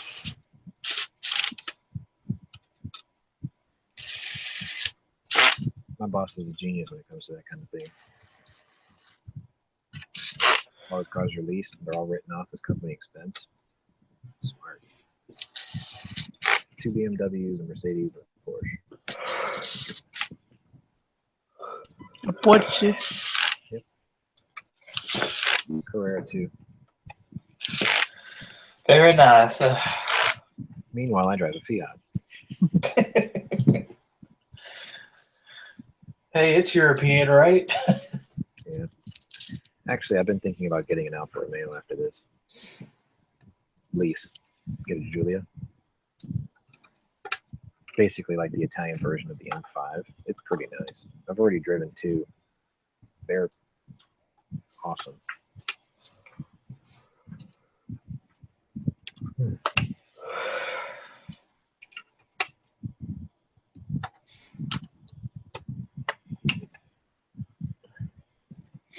Oh yeah, I should take my meds. Idiot. Every day I have to do that. Oh yeah, we got a heavy test tomorrow. Do we? Yes, we do. Yes, we do.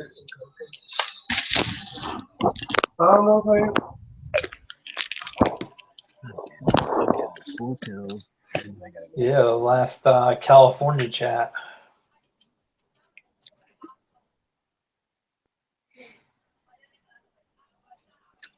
I'm not a big fan of the 4C. I've driven one. The one I really want, we don't get here in the States. It's the 8C Disco Volante. But I mean, that's, for that kind of money, I'd rather just buy the fucking Hellcat Demon.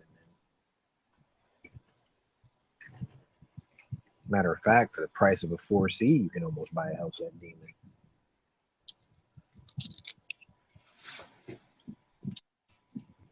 I mean, they're okay. They make a good noise. I figure the resale values on them are going to be shit, and they'll jump on a CPO or something. Driven an Alpha, you should. at least once in your lifetime. They are pretty awesome. Did y'all hear about that Montana guy running for office that body slammed the reporter? What? Yeah, the Republican candidate that's trying. They're having that special election with that like cowboy Democrat looking guy. Yeah. Yeah. Well, the day before the election, because I guess the election's today, some reporter came in and was just like badgering him, and he like straight up body slammed him. It's like, well, that was smart of you. Should have been private. So now, of course, like the left's like, this is only happening because Trump's president. He's flown off the handle. It's like, it's his fault. What are they going to do? Adopt the term radical rightists now? Yeah. You guys are out of control. You're the ones rioting in the streets. Yeah, the alt-right, right?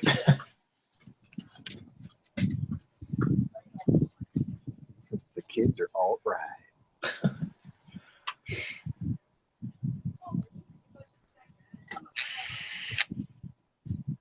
I got another reminder yet again about my year-old another graduating class. Like the first couple of years, it was like a deal. It was like, finally, it's great. Now it's like, stop graduating. Yeah, when you were talking about earlier about people in your class that have like committed suicide.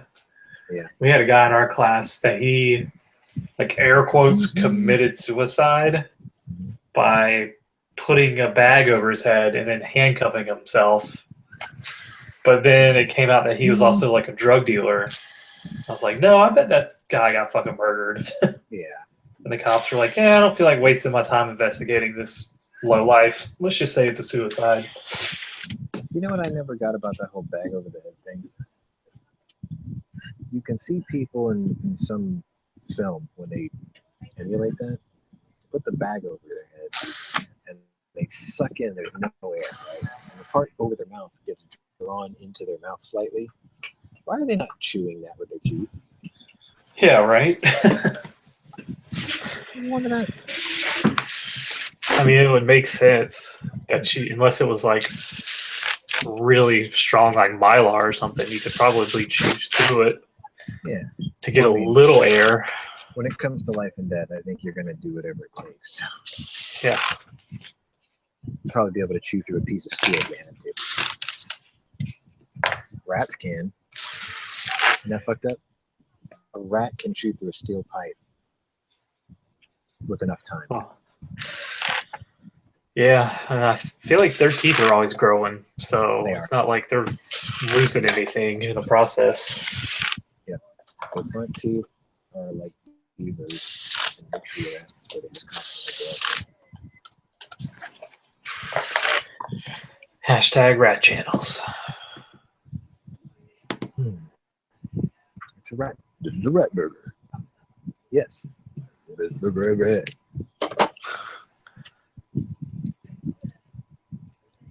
You know the movie? I'll say, yeah, Angry. There's a guy 2 or 3 years younger than me. He was rock climbing in Hawaii, and he like had a seizure, and he fell off and died. It's pretty sad. What? Yeah. The man died doing what he loves. No, he died because he fell. Yeah. He did not love Gravity killed him, not the rock. The fall didn't even kill him. It's that sudden stop that gets you. Yeah. Just like car accidents and plane crashes.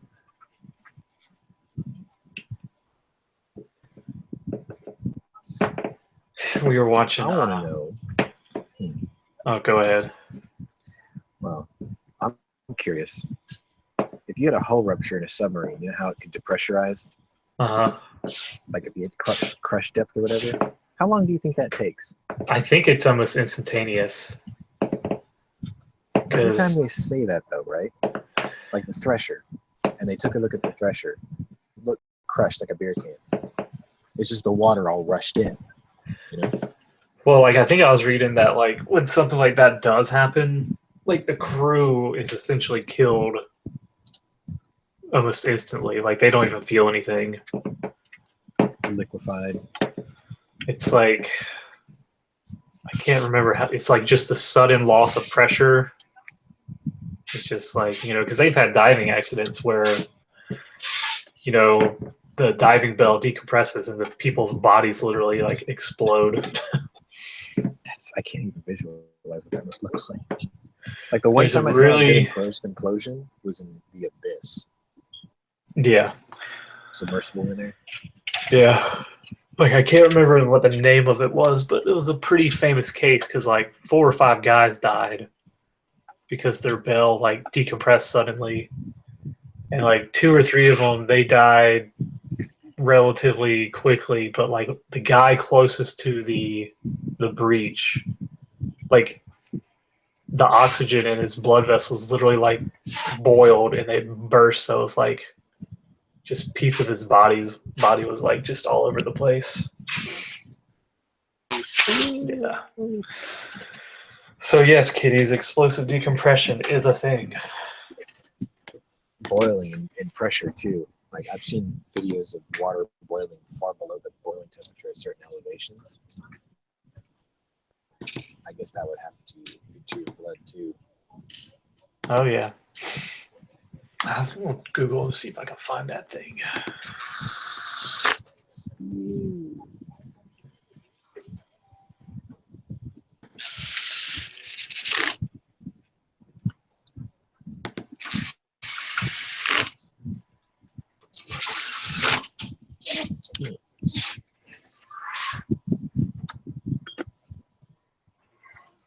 Lonzo Ball. I hope the Lakers play the Rockets in game 1 of the next season.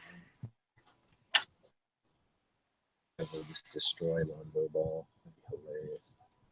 Like, welcome to the league, Rook. Splat. It's the Byford Dolphin incident.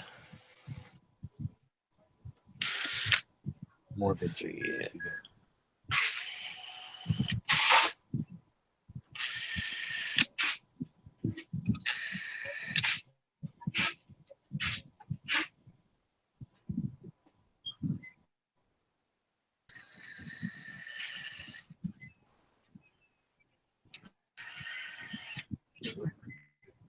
Shit.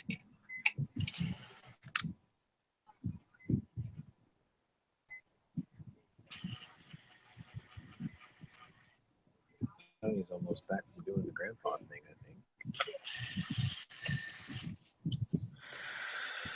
Pretty soon we'll have a live feed from Helga's House of Pain.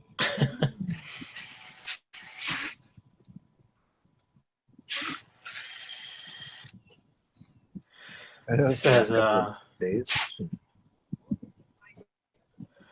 it says it, oh, go ahead.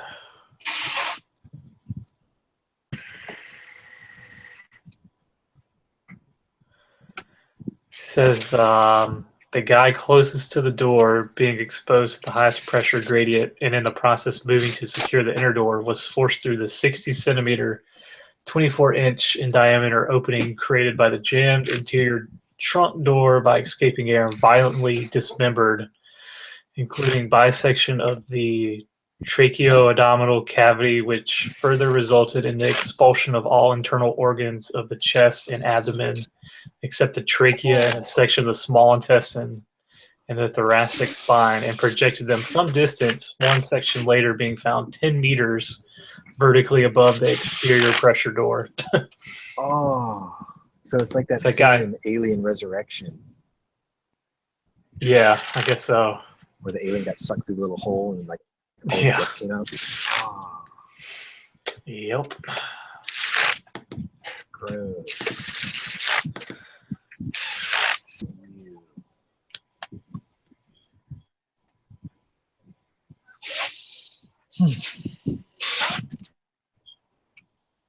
Said the other 3 died from explosive decompression. Their brains popped. Yeah, well, there's a James Bond film where something like that happens, where they like put a guy in a diving bell and then they like they hit something and like all the air just gets sucked out and he just kind of explodes on screen. But Didn't it happen think in that Total might- Recall or Running Man too? and it's Total Recall, yeah. I don't think that's real though. I don't think that's what would happen. Your face doesn't turn all rubbery all of a sudden. No.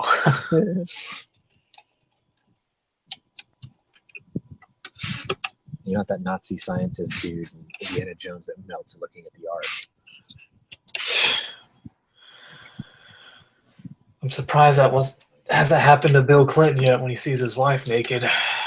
You seen his face lately? I think it did happen, and they just kind of taped it back together.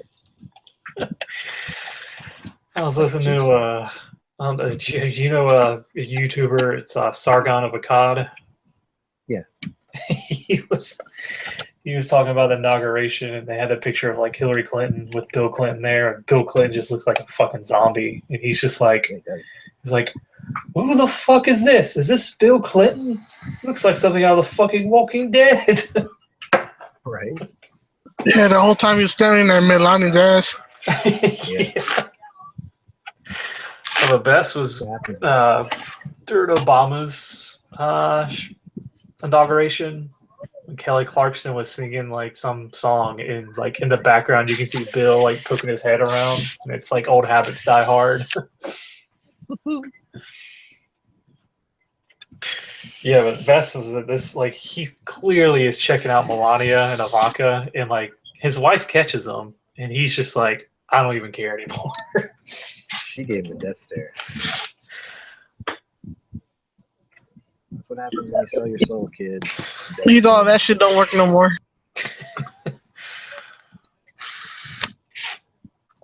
You know that motherfucker in his mind was going, where were these bitches when I was in the fucking office?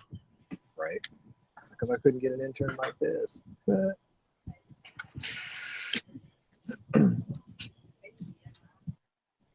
to get the fat chick.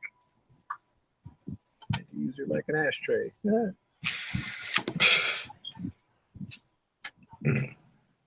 Gross. She's like, what, 52 now? 51, 52 now? Who? Monica Lewinsky. Is she I don't think she's that old, because I think she was 20 in 97. Or she was 20 when it happened. I think it happened in 97 or 98. So she can't be more than 50. She is 43.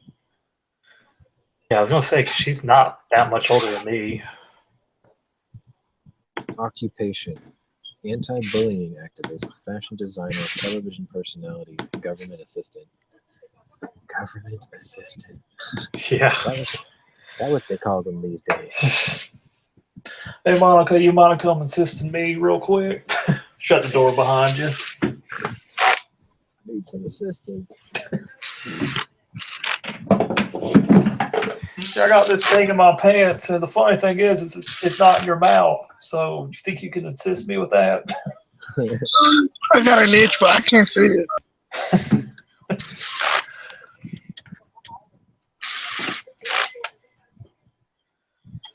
She says there might be a van chat soon. I'm gonna need you to blow through this tube. Sir, Mr. President, what tube? This one right here. I'm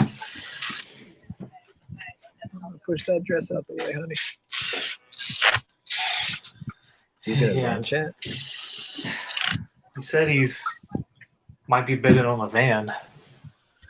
Like in the external. You're welcome to come in here and van it up, G. Yeah, imagine who had to clean out the White House after him. I bet they had to like bug bomb it. Fucking detox ass motherfucker.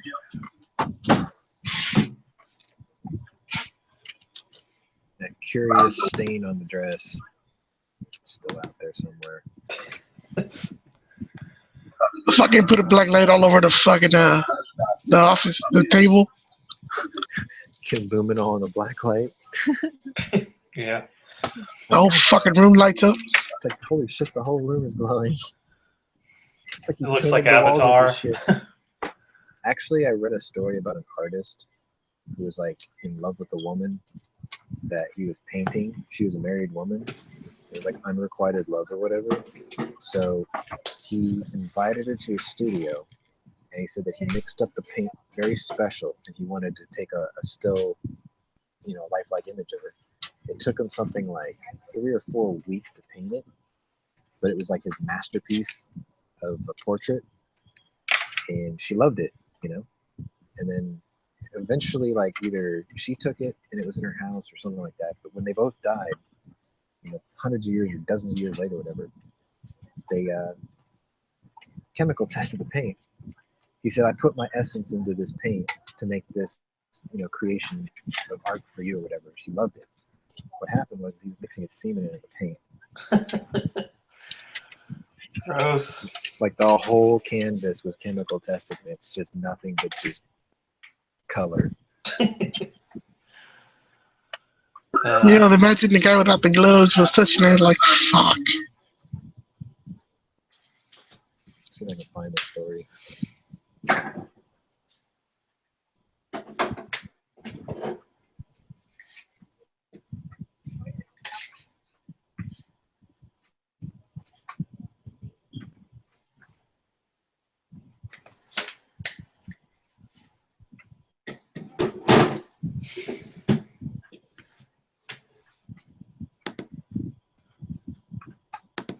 It's not an uncommon thing either.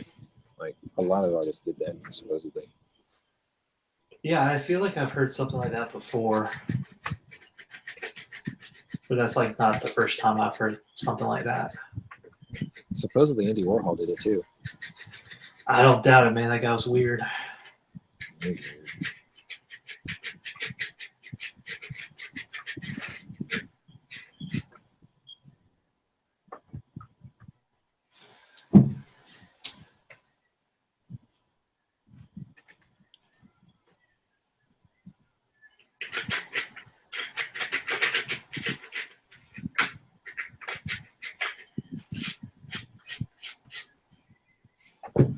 This one?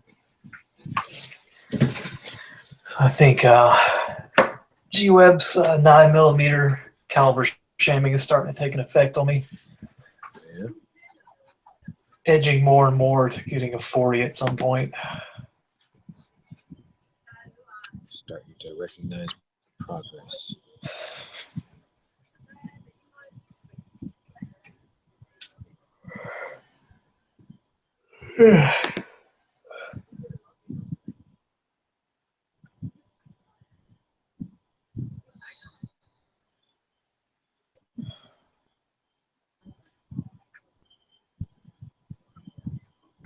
Was it Van Gogh? Really?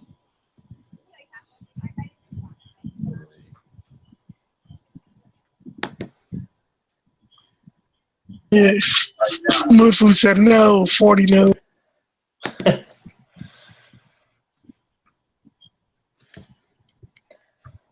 Well, I'll still have all my 9, so I've had a 45 before, and it was fun, but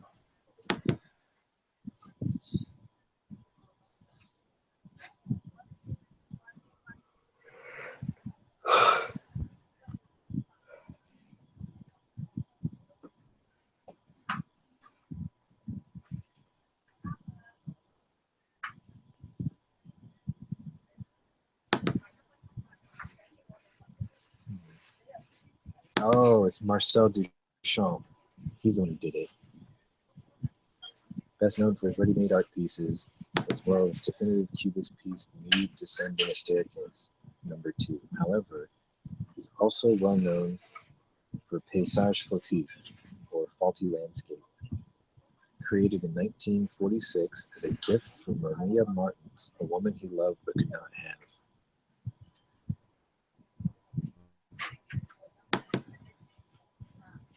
The piece consists of a plexiglass-like sheet called astrolon, backed with black velvet and mounted in a simple wooden frame. It wasn't until 1989 that the art world's suspicions were confirmed by genetic testing. The paint used for the piece was in fact Duchamp's own seminal fluid. He must have been French. He was in Unrequited Love. Amour. The forbidden, Was it in there? the forbidden love. Yeah, somebody must have put a black light to it. No, a geneticist did.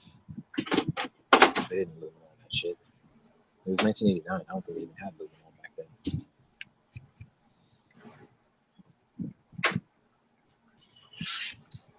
Kind of makes you wonder what they wrote the 50 cars on Gone in 60 Seconds was. Yeah.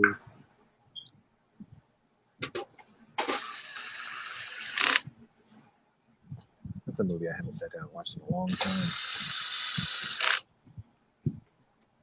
My bar filmed that Gone in 60 Seconds, the Angelina Jolie scene. Yeah. Yeah, I was in that bar. I know the guy who owned the pink Thunderbird from the movie. I thought that was pretty cool. That was really cool. I know a lot of people who own Eleanor. They build them in Oklahoma. Really? Oh man, pineapple on a pizza clay? No.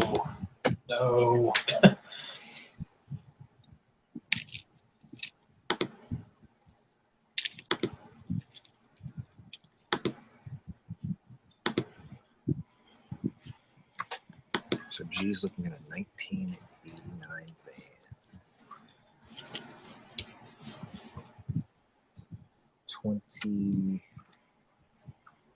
28-year-old van.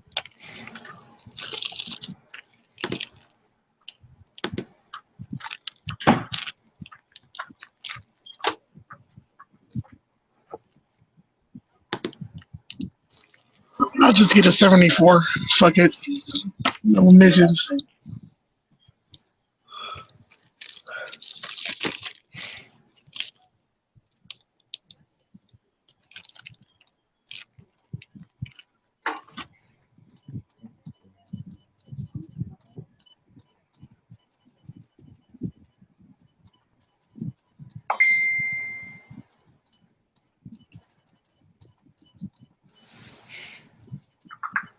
Damn, I still gotta build 23 more of these motherfuckers. I'll be right back.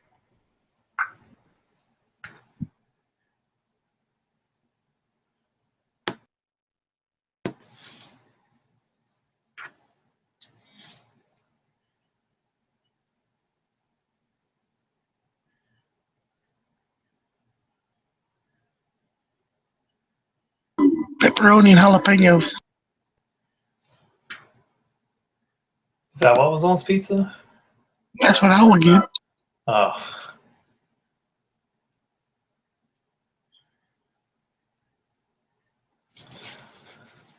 Don't get me wrong, I like pineapples, but just not on my pizza.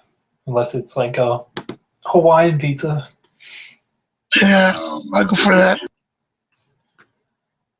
Like pizza on like tomato paste just does not sound good to me at all.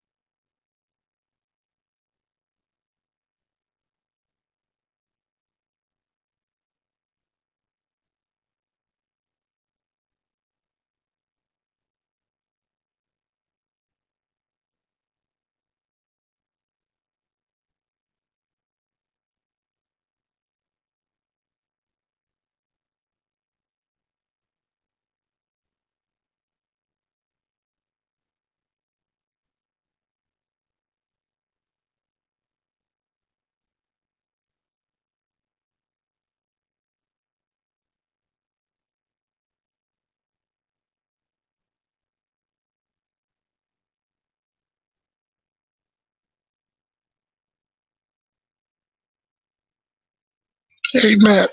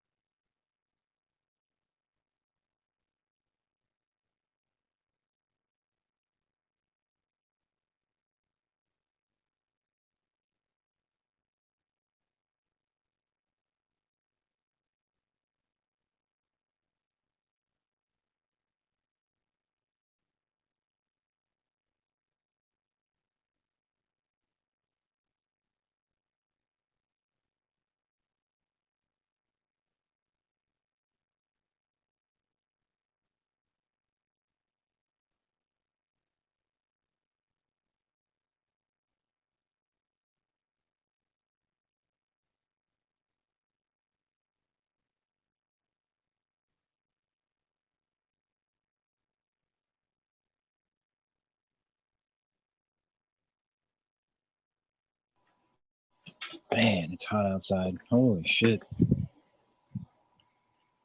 90. Wow, it's hot in the container. Like 130 in there. On the plus side, the container's almost empty.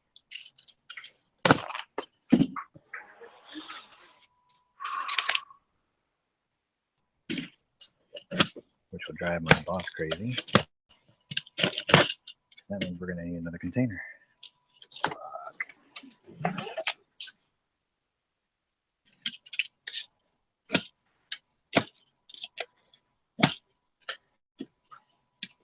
63 degrees here in Long Beach. 63? Yeah. Is it always like that out there? Not in the summer though. Like I know in like San Diego, it's usually pretty cool almost all year round, right?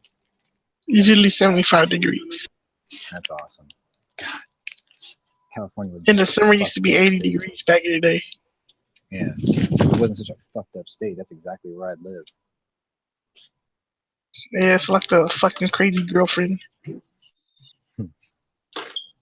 The fighting ass girlfriend with the crazy, she's crazy at the same time. Mail's here. I gotta get the mail out the door.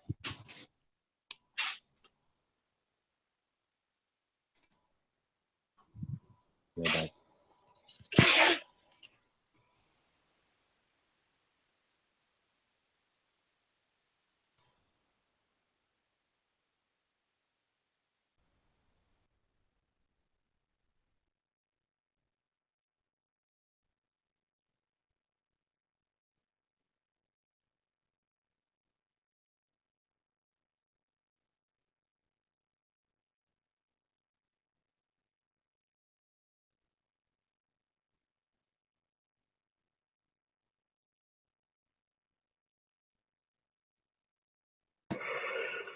What I miss?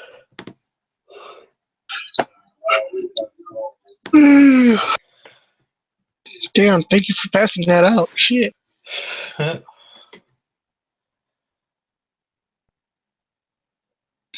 Nothing.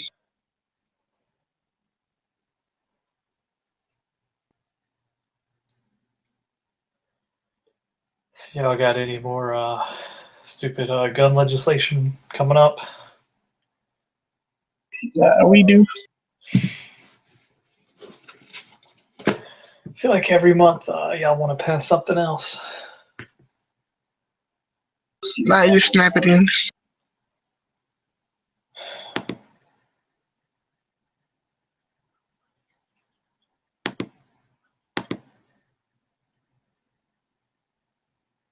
Like, oh, we have one right here. Oh, pass it, pass. Nope. Yes.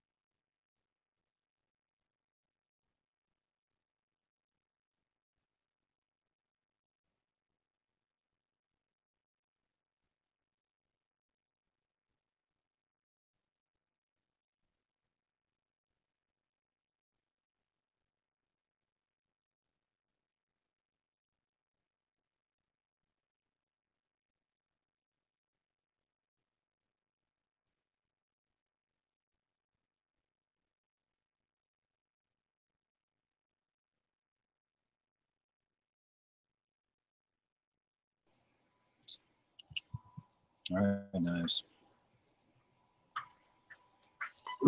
Yeah.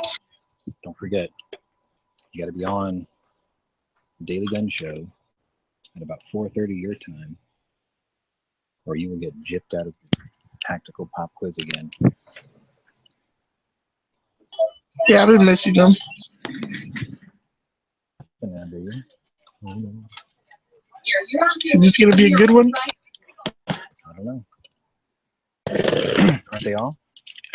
Me too. I just want the banana patch. I'm surprised there wasn't. I asked for that one the other day because I won a tactical. I won a tactical quiz like 2 or 3 weeks ago, and I never filled out my information because G-Webs was like, "Yeah, we're putting a prize together," so I never filled anything out. And then Sean, you won one like the next week.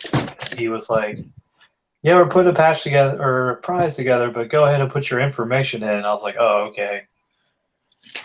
So I filled out my information the other day. I was like, I want that banana AK patch. That shit's cool. That's dope.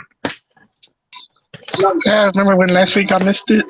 I was kind of mad because I really wanted that patch.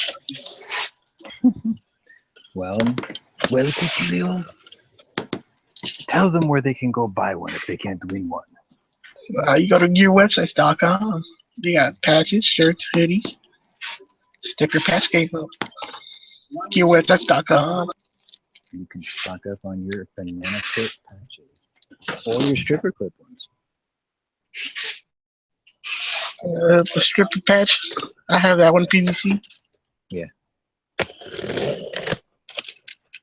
I think one of my favorite ones is the gun show loophole. One looks like a donut. I got the pink one with the sprinkles.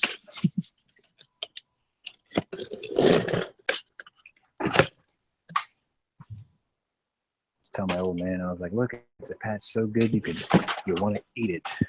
Hey, that's pretty cool.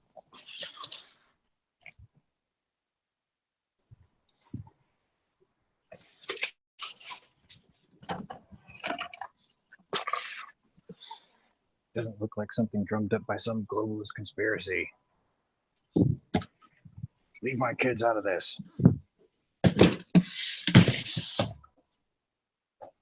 Yesterday's shit was funny, man. Like, I got into a little bit of Martin Downey Jr. That was a flashback in memory lane. I don't care what you think. You're a fucking slime ball. Back when you could smoke on TV in the middle of a talk show. Oh, yeah, Martin Downey Jr. Want to guess what he died from? Cancer. Oh my god, what a surprise. Yeah, I don't understand people's fucking cigars.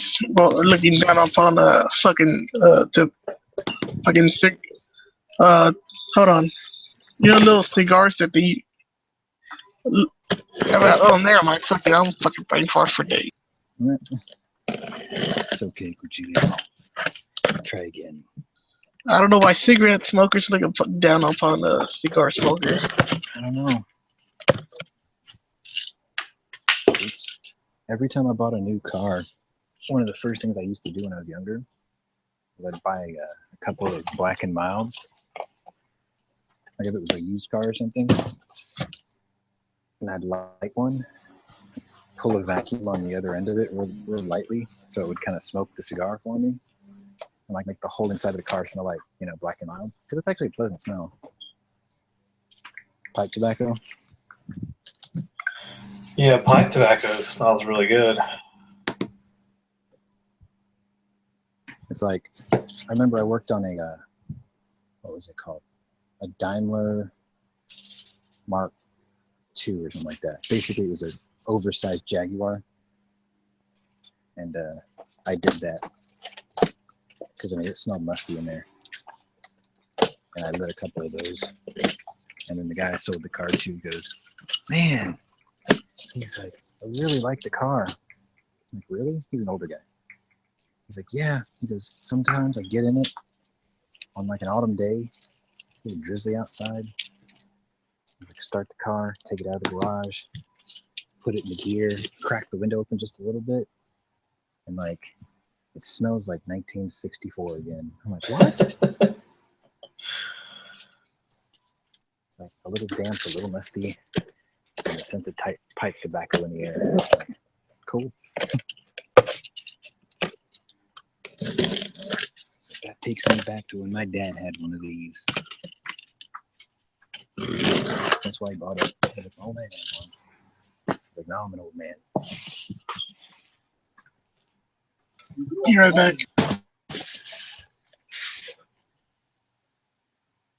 The 8 back then was weird looking too.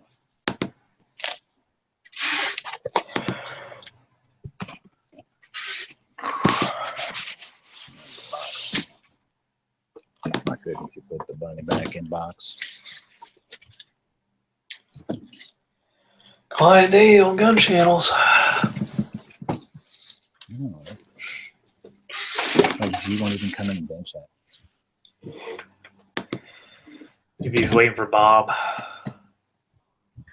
Talk about a van. I need to remind them, but I used to be a dealership mechanic, so if you had mechanical questions, that was like right about the era of shit I worked on.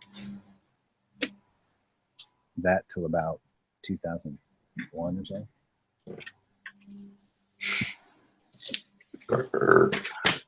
It's gonna be like, it makes this funny noise when I start it. It's that, sounds like the pistons are scratching against the cylinder walls. Run away.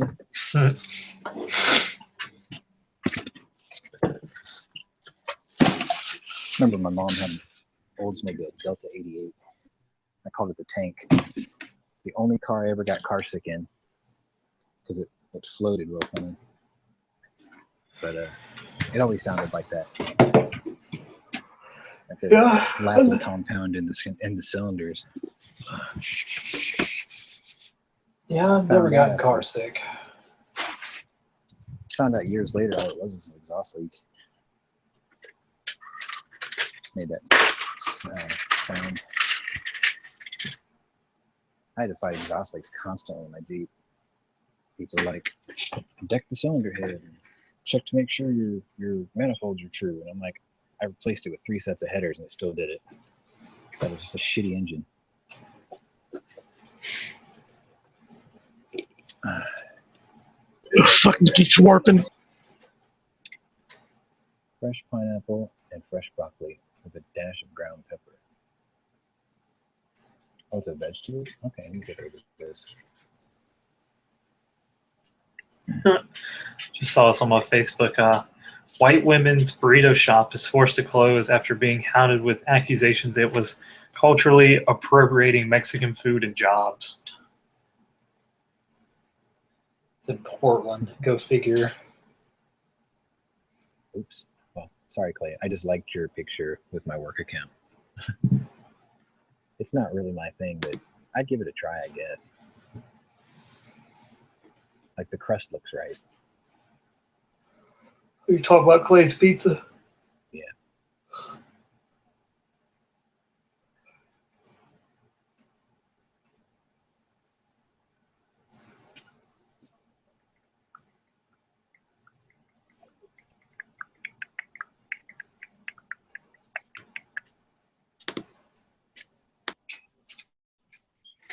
Are you sending the text LH6? Yeah.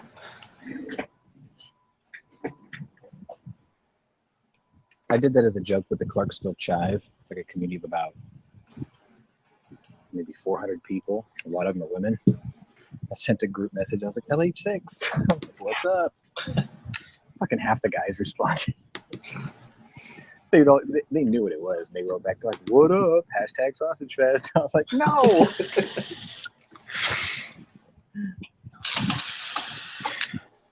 I'm going to check Never Enough Ammo's YouTube page to see if that chat from last night got pulled already.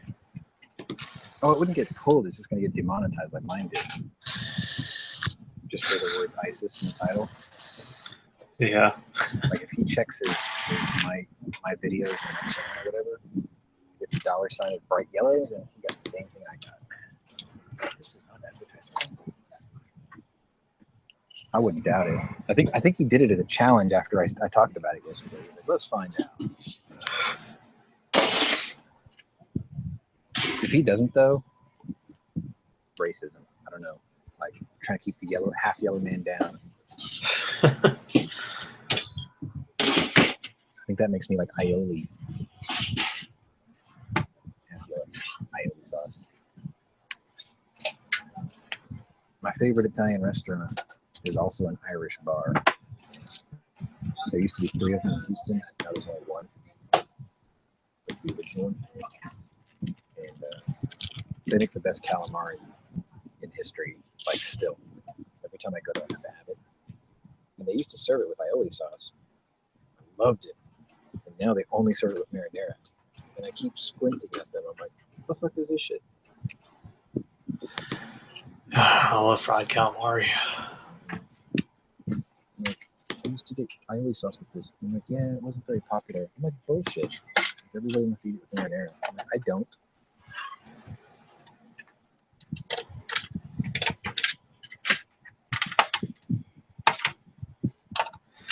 Yeah, we used to go to this restaurant because they had a really good wing special. They had really good wings. It was like a wing and beer special. It was like a Monday night. Yeah. And we went there one Monday. And we were like, oh, we're here for the special. And the guy was like, oh, we're not doing that anymore. And we were like, why? And like, not even trying to be like secretive about it. He essentially was like, yeah, we had a group of clientele coming in and they were ordering water and not tipping. And then he like points to a table of just like these black guys. I was like, holy shit. I was like, wow. I actually need to take my mom up to your neck of the woods. I know that sounds really strange, but the reason being is they say that one of the best Korean restaurants in the country is in North Carolina. Best Korean? Yep. And it's owned by an old Korean couple. Like they showed things on their website menu that like my mom didn't think anyone would ever dare make here in the States because they didn't think there'd be a market for it. I didn't even know there was like a community of Korean people in North Carolina. But yeah, me either. It's rated the best Korean restaurant in the entire country. I'm like, wow. And it's the most authentic too. I'm like, that's What's awesome. it called? I don't know. I got it saved at home. I'll try to pull it up when I get home and send it to you. Because there's a donut shop in Carolina Beach, and it's consistently ranked in the top 3 donut places in the whole country. And I wonder if that one in Austin is too. And it's literally donuts the size of a dinner plate. Yeah, it's literally is just like a glazed donut, but whatever they use for the ingredients, it's like crack. I swear they're putting cocaine in the sugar or something. Maybe. Because like I'll order 12, and I'll be like, yeah, I'm gonna eat like 2 now, and I'm gonna save the rest, and then I'll end up eating like 8 or 9 of them. 7 on the drive home. Yeah. It's like, well, every time I go to Brits, I order like 12, and every time I get back to Wilmington, there's like 2 left. Freaking awesome. A lot of people say Krispy Kreme donuts are like crack, but I don't recall ever having one. And we had them here in Houston, then they left, and I think they finally came back this year, and I've still not had one. If you go when the hot sign's on, they're really fucking good. Or you just put them in a microwave for like 15, 20 seconds.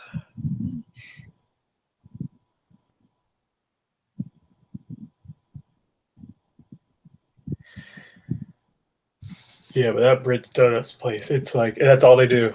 They have donuts and like milk and Pepsi, and that's it. And it's like you open up Memorial Day for every day until Labor Day. And then I think starting after Easter, they're open on the weekends. And I've never gone where there wasn't probably a 20, 30-minute wait line-wise. And they only take cash. You guys have a place called Soul Garden that looks about right. Soul Garden. It's out in Raleigh. That's pretty close to my neck of the woods. About 30 minutes away. Yeah, I'm gonna ask my mom if she has the address because I know when she saw it, she saved it on my laptop, the one that she basically annexed from me. Huh. I bought it for myself because I knew my desktop was getting long in the tooth. I was like, I'll get this; it's pretty nice. And then I let her borrow it. I was like, why don't you use this so you can watch, YouTube or whatever. My dad doesn't have to fight you for his computer all the time. She said, okay. First couple of days, she was like, I don't know how to use this. I was like, you'll figure it out. And now, almost over a year later, I haven't seen it. She's always in front of it. Yeah, she figured it out all right. Yeah. Figured out how to take it from you. Yeah. Like, the only time I ever got to play with it was when I took out Windows 8.1 and put 10 in there. And then I installed World of Warships because I intended to play it that night. Nope. She took the computer. Like, fuck. And I still see the shortcut on the desktop, too. I'm like, damn, I remember when I installed that. That was like 20 upgrades ago for the game. It'd be like a fucking 20 gig update if I had to play it now. Fuck that.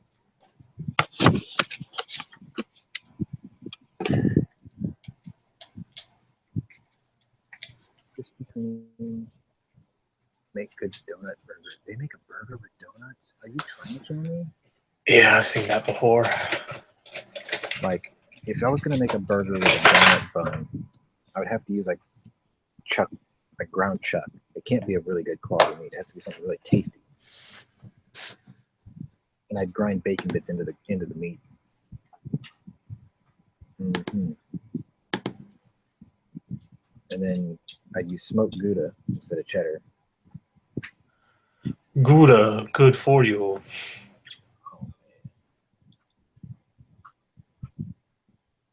Yeah, that would be perfect.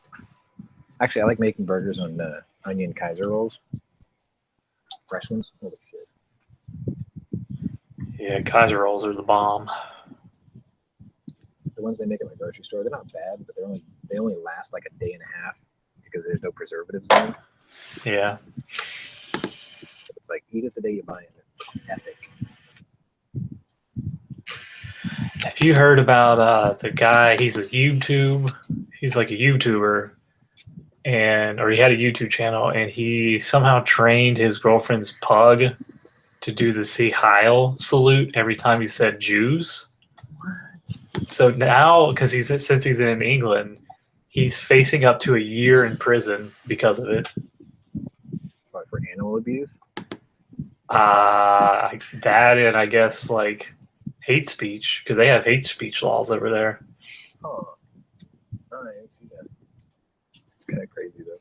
Yeah, I mean, yeah, the guy's kind of an asshole for doing it, but like, do you really deserve to go to prison for a year for that? Probably not. Put him in a tower. Lop off his head. Just make him like do some community service at like the Jewish community center or something. I could see that. I'll be right back. I get the phone.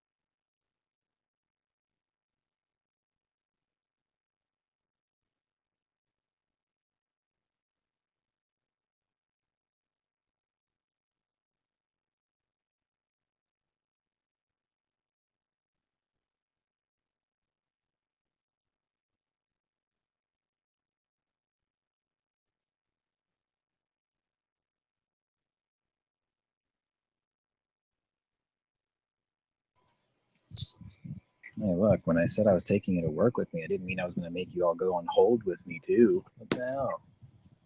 I'm eating. Man, put that bowl of dicks down. People want to hear stuff. Fucking funny. Matt, you've got the perfect answer for that response, right? That's a bit homophobic, wouldn't you say? I done fuck that Yeah, shit. totally homophobic. It's a global homophobic conspiracy, I tell you. Psychic vampires. Oh, God, a psychic vampire blowjob. Holy shit. Ugh. Bring your thoughts. It's been made. Hmm? All right, so what's for lunch, Knives? Better be good. My brother bought me some Chinese food. You have good takeout out there? Just regular, American style Chinese food. Panda Express or something? Oh, nah, man. Not been pop place. Been there since I was a fucking kid. That's cool. We got this place by my house. It's been there forever. Well, now I'm on a race to get the hosting machine back up. The power just went out. Hey. See if it takes my machine less than 5 minutes back on, right? Anyway, we got this local sister. And just this year, I went in there. Like, I used to go there when I was a little kid. They remember me until today. And when I was a dealership mechanic, we'd go there every weekend for lunch. But I noticed the owner's son started working there. Taking over. This is your legacy. We just had a brownout in the entire block. Shit, this place has a bunch of Mexicans working in the back and a bunch of Asians working the front. Yeah, it's like that almost everywhere these days, though. Like, I don't hate. It ain't a big deal. I mean, a recipe's a recipe, right? It doesn't matter who the hell made it as long as they do it proper.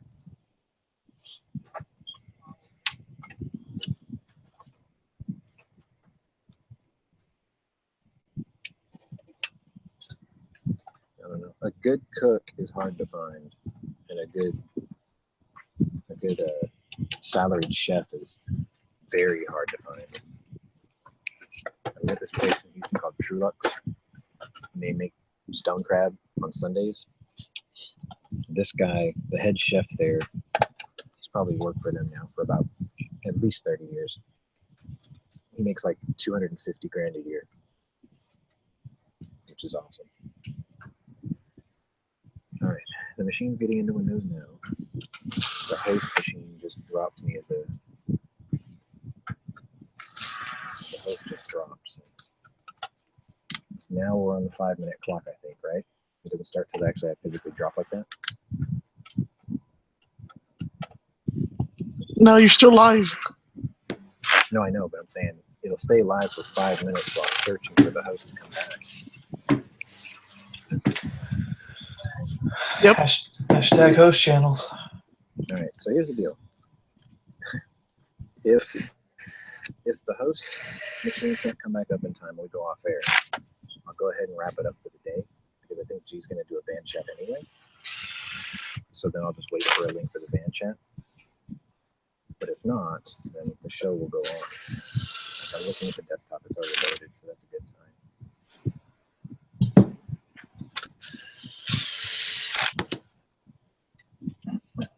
Let's see if I can just get it fired up now while it's trying to get in.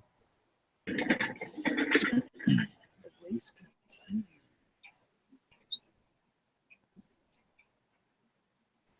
When I built this machine for my work, I mean, it was like almost state of the art, but that was forever and a year and a half ago. Shitty.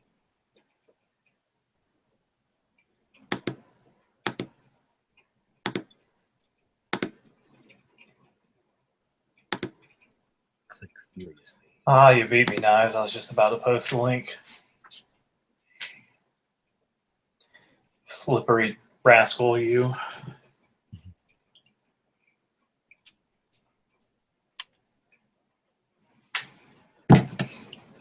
Tell us about that link, Matt. Of the Old West guns playing cards by Yes. gun websites. We've got let's see how much. Got $2,181 in of the $6,000 gold we need. Got 75 backers with 32 days ago. So if you like guns and like cards, or you want to support a good program, I suggest you pony up some dineros and get you some cards. Some cowboy card. Hashtag Dinero Pony is now trending on Gunchannels. That would be hilarious.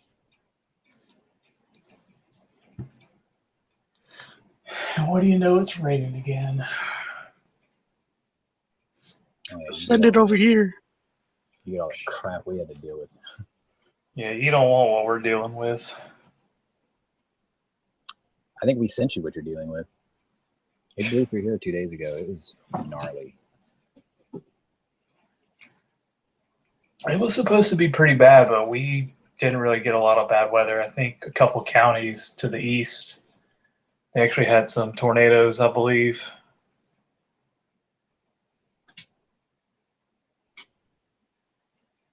Oh, I hit the resume button. See if I got it in time. I hate this computer. I'm going to so enjoy putting 500 Magnum slugs through this motherfucker. I'm going to do it. I am so going to do it. And it's kind of a shame because I actually like the case that I built it in. Send it to me, dude. I need a new computer. I'll send it to you after I put a couple of rounds through it. No, man. I need some parts. I'll be able to salvage whatever I don't hit. There we go. Can a pewter be susceptible to hydrostatic shock? What can a 500 Magnum go through? Just about anything. Okay, so on my phone it says we're on. Yeah, we're on, dude. My Google Chrome is like locked the fuck up. Hey, Sean. Yeah? Is it AMD or Intel?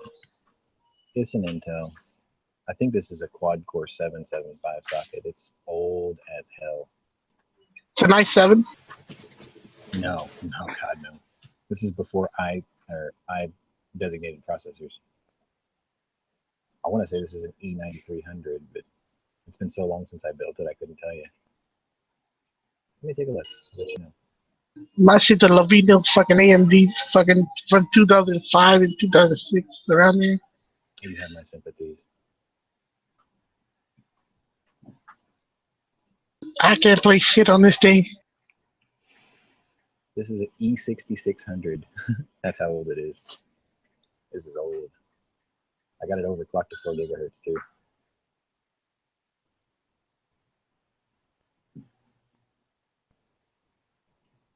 It's not enough machine.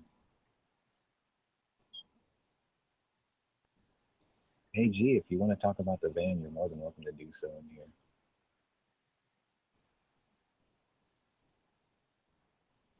Hope G gets it done. Yeah, getting kind of tired of him getting boned on auctions. There's all these fucking bid sniper scumbags out there. They're just trying to win like everyone else, I know. I don't know. I still think G should just buy a diesel Chevrolet decommissioned ambulance. Twin alternators, or an old Super Duty one. So it's got the power stroke with the ambulance package, twin 240 amp alternators. That'll run everything you want.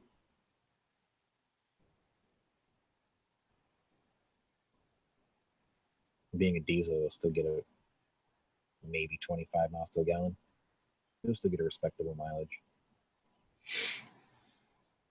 The other nice thing about diesels is they're really efficient when you just sit around at idle. They burn hardly any fuel at all. And the oil pans are gigantic. So like you can go long intervals between oil changes. Very cool. What's a jinx? He doesn't want to jinx anything. He's looking at a Chevrolet. It's a 1500 van, so it's a half-ton van. 98. Is it just a standard van, or is it like a choo-choo customs type thing with a fiberglass overhead thing?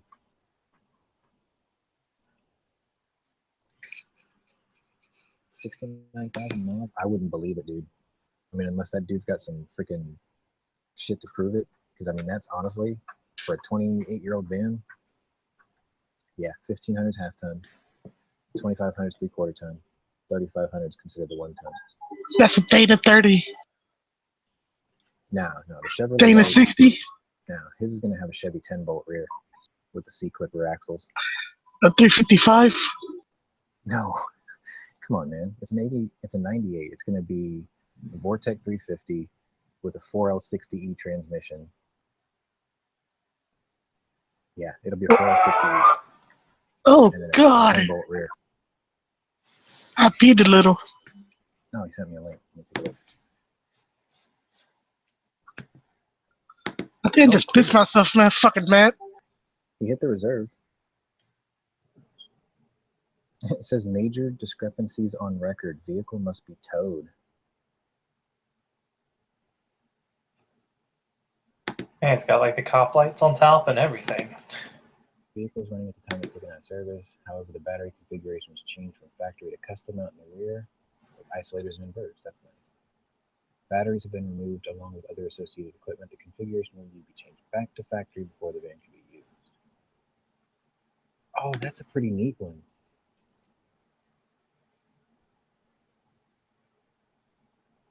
So they sort of, I wouldn't call it de-milled it, but they weren't kind when they took the battery system out. But that looks easy enough to get back up and running. Cool, very cool. So if it was, like a contract vehicle, then the mileage could be legit, totally. I just thought it was going to be some dude. Okay. Yeah, those 517s are fucking everywhere, dude. Those things are monsters. Your secret is safe with me, sir. He's gonna kill you. Yeah, I'll get committed if I share that.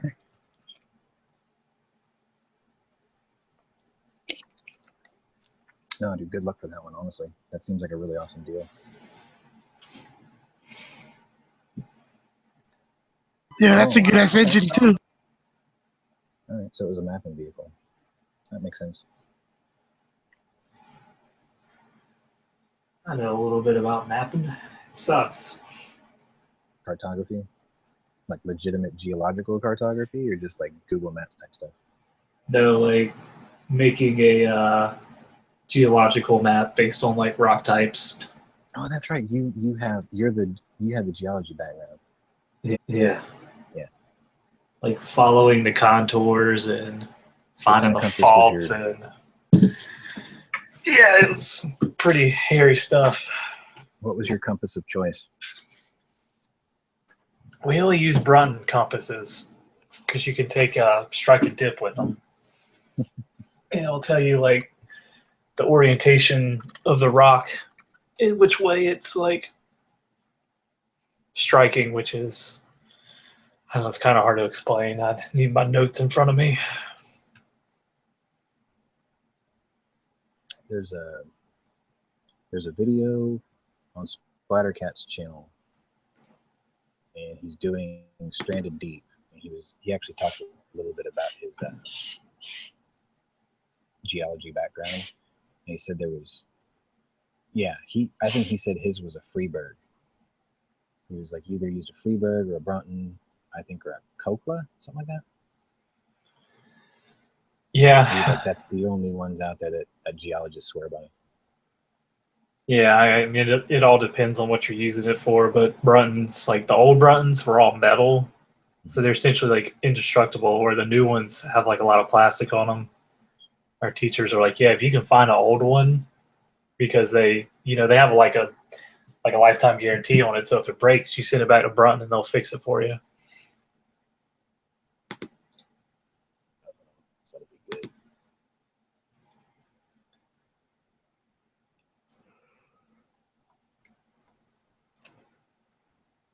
Yep, I spent 2-3 weeks out in New Mexico mapping 2 summers ago.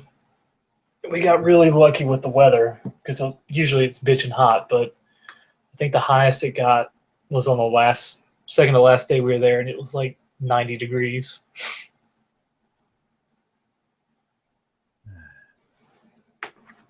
I've just been put in an awkward situation with work. That's great.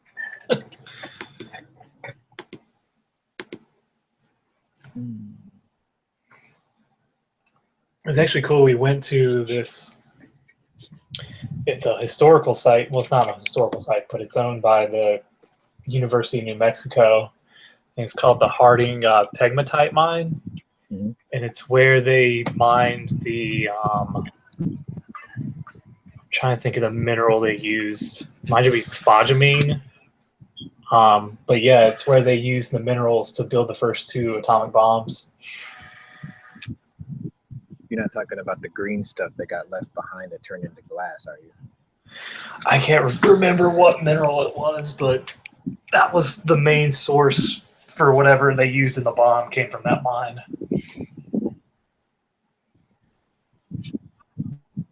That's pretty interesting. White sand all the time when he was stationed there.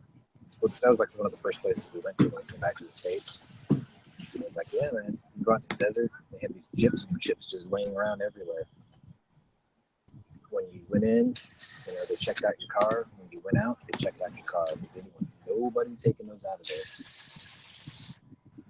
Yeah, I would try to take some of that shit out there. I was like, radiation? He's like, oh, yeah. Oh yeah, that shit's still pretty radioactive. I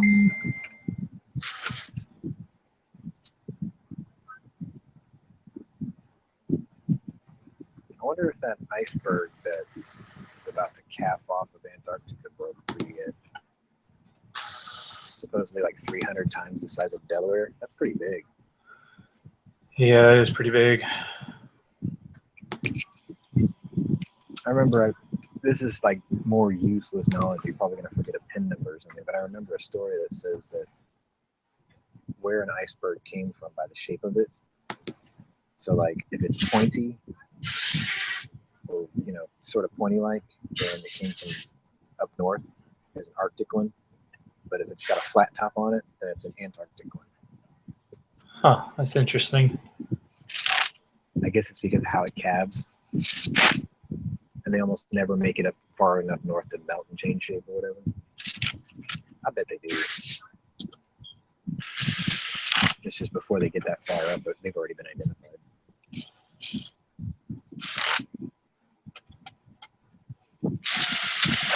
Basically, the way I knew it was, if you find a prehistoric shark in your glacier or your iceberg, that came from the south.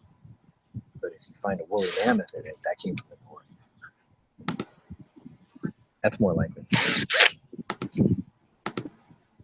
I wonder how many of those they would actually have found if it wasn't broken off of an iceberg and sunk and melted. Like, we found mammoth bones in the Atlantic. It must have been in an iceberg.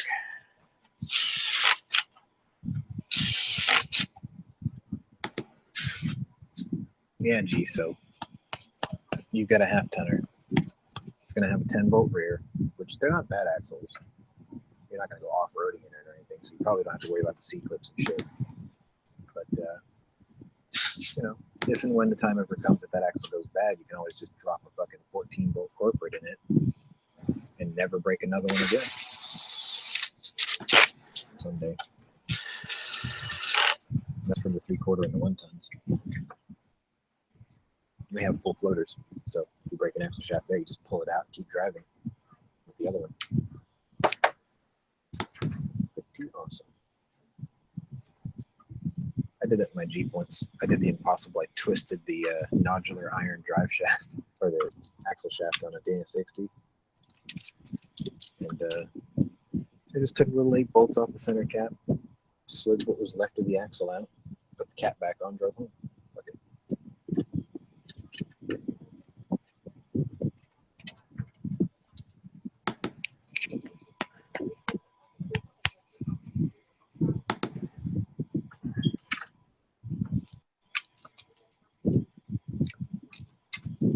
I gotta go in for X-rays pretty soon too. The doctor, and he told me that he says, yeah, I've got a blockage, but he says he thinks a lot of my discomfort and pain is actually from a broken bone somewhere that they haven't identified. Because I told him that my back and my shoulder on my left side, when I kind of rotate it, sounds like a bag of broken rocks. And he was like, did you ever maybe overstrain yourself lifting something heavy and fractured it and just never let it heal because you do the same job every day? Like, that's not a bad theory. Well, it sounds kind of funny in there. Hey, you guys read what G West was posting about icebergs? Let me take.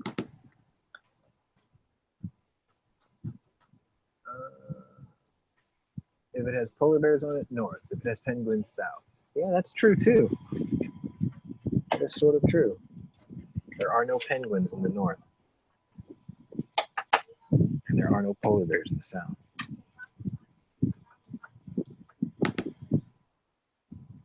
Kodiak bears are basically displaced Russian or Siberian bears before the islands split apart. And Aztecs and Olmecs are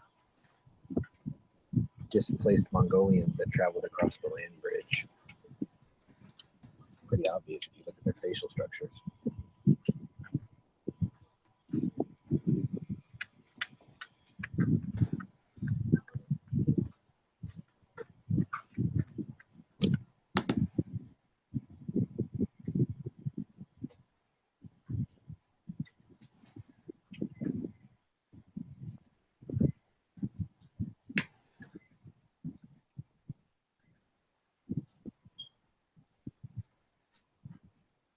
G West also looks for poop. No. Polar bears do not eat all the penguins. They just didn't evolve up that way. That'd be a really cool story if that was the case. Polar bears. Actually, you know what? I wonder. I'm getting kind of geeky into this, but I wonder if they'll ever find like a fossil record of a bear that did evolve in the South Pole at the same time that the polar bear up north evolved. Because the polar bear was never always the polar bear; it was something else, and then it adapted to its conditions. It's like there's been instances of simultaneous evolution all throughout our history. So, you know, look at what we've got today. We've got Homo sapiens, and then we've got liberals. So one will eventually kill off the other in extinction.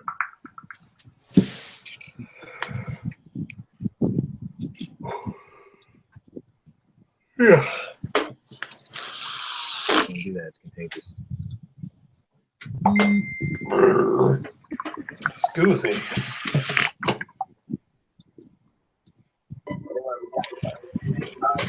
G West also said, in that case, polar bears ate all the iguanas, or cause the penguins ate all the polar bears. How did you lose it? Was today the last day to bid?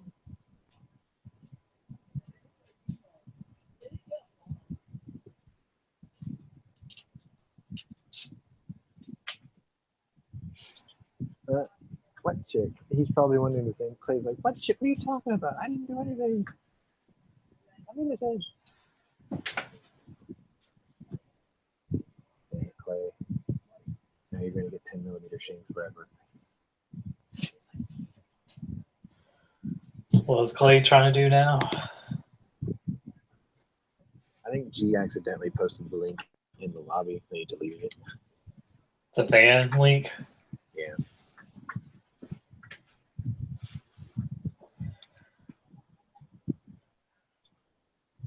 Yeah, I don't want someone scooping up his prize. Sharon's chisel. G, was she part of the? Just say it out loud, Knives.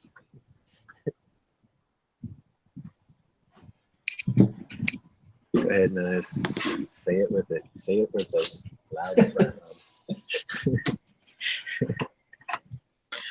Fuck you, Clay. You done fuck up now.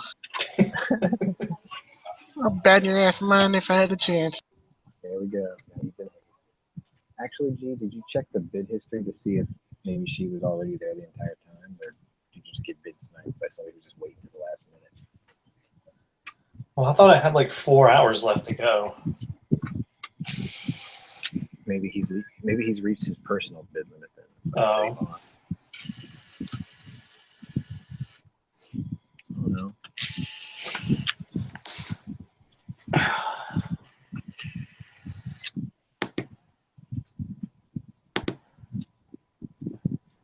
Well, you know I'll never share it because I don't know anybody in Arizona except you and Jimmy. So, and Jimmy And the future of Heavy D. Future Heavy and the future Knives, but there's Transient Bob. I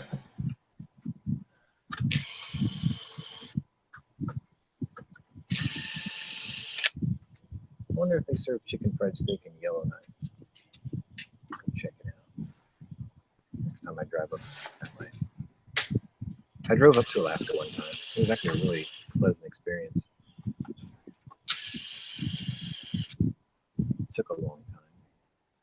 I took my time. Took a Suburban 6.5 turbo diesel. It had the 40-gallon tank on the side.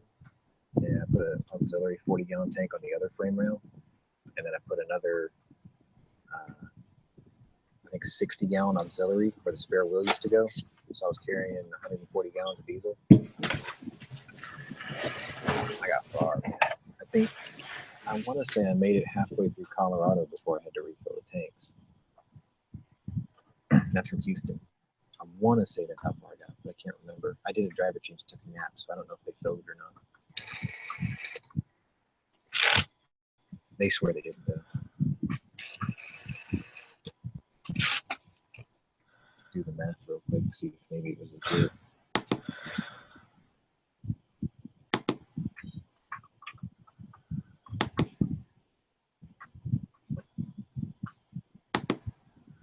It sucks for G. I know he wants to get back on the van thing ASAP. Yeah, it seems like we could have made the entire trip. I mean, on an average of 30 miles to a gallon, I should have been able to do 4,200 miles. So.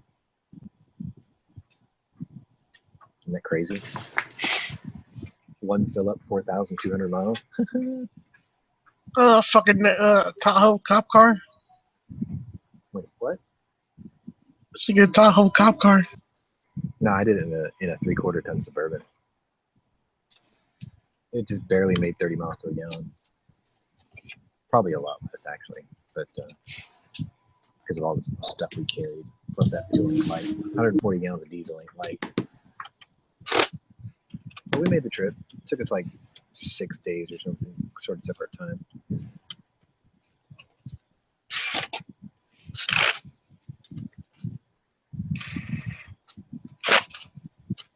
I got a buddy who's a long-haul truck driver, and the other day he was posting that he was doing a pickup in Niagara, which I think is up, what, northern New York? Somewhere up in that area? Yeah, I think so. Fucking very next day, he checked in Texas. Fuck did you do? Yeah, that's a lot of miles. In one day. He's like a really comfy truck and a wife that doesn't mind driving every now and then. Good God. They just marathon the whole trip. When he slept, she drove. When she slept, he drove. It's Uh-oh. funny. Should I be offended? Back from granddaughter duty. No, we're all just playing gangbusters on Clay for fucking up G's van auction. Did Clay really fuck it up, or are we just Fucking fucking with piece Clay? of shit. We're just fucking with you, dude. I know you can do it. There's no way to do it. It is funny though. It's like, let's just pick someone at random and blame them. Fucking Night Strike. Fucking bitch. You can pretty much blame Night Strike and be competent. You're going to be near right. Yeah, but at least he changed the link and changed all the I's with Y's. So I mean, it couldn't have been him. I don't think that was intentional. I think that was educational mistake. Who's winning it? So he posted the link. I lost it. I don't think that's how it works. We weren't the only people watching that.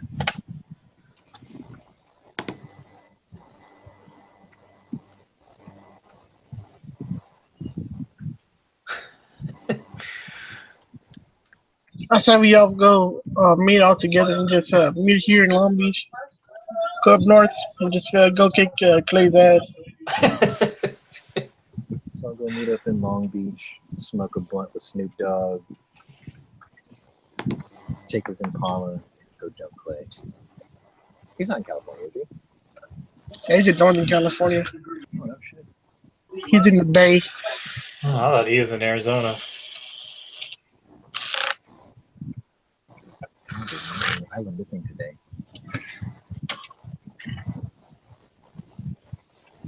I also learned that I'm an idiot and I left the wrong phone number for my insurance guy on my phone, and I was getting pissed off that he wasn't answering his calls. And some fucking AC guy called me. He's like, "Man, I think you must have the wrong number. I deal with AC." And I'm like, "Oh, so sorry." Hey, I got a great idea for that tour. That great Gunchannels kick Clay in the ass tour. The Great Gunchannels ass kicking tour. Start with Clay, but then we'll make a right turn and head towards Nothing Fancy. Be like, "We're here to check SAWCs and ergos, my boot and your ass." "I think this fits. Hey, Heavy, come bring your shoe here." Like, and back to the past, we got that 11-year-old kid you fucking degraded and shamed off your channel. Gonna put a hard hat on him and shoot him out of a cannon up your ass.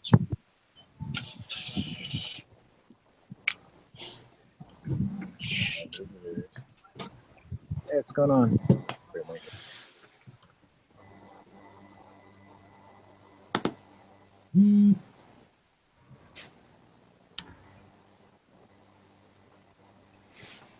Yeah, Bobby Digit up in here. Did you? Digital. Stuck to her ass like between super wedgie.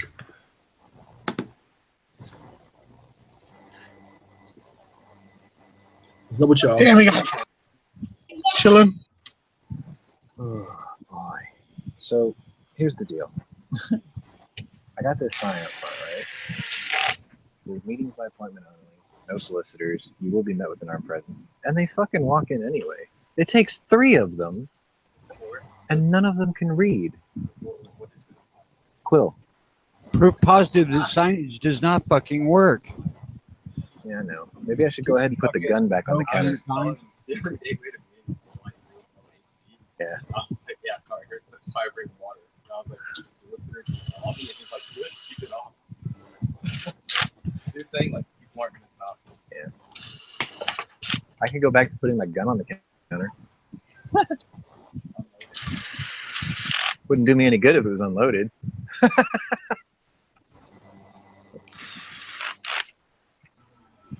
Unless you can throw it really well. Yeah. Have one of those justified moments, throw a bullet at them. What's that for? Next one coming a whole lot quicker. Yeah. Yeah, I'm out, man. See you guys later. I know. Later, knives.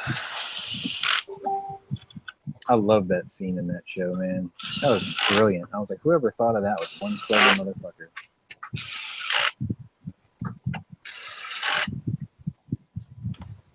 Be right back. That's what you get for inviting ladies to gun channel. Damn, Clay, you're goading the website host. User was banned for this insolence. That'd be hilarious. Here it is. G's gonna be like, "You're going into timeout."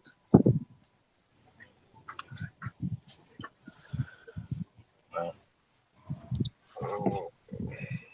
Okay, so I think one of the reasons G picks vans over Suburbans, first and foremost, is I guess you can stand up better in a van than you can in a Suburban because the floors are so much higher in a Suburban.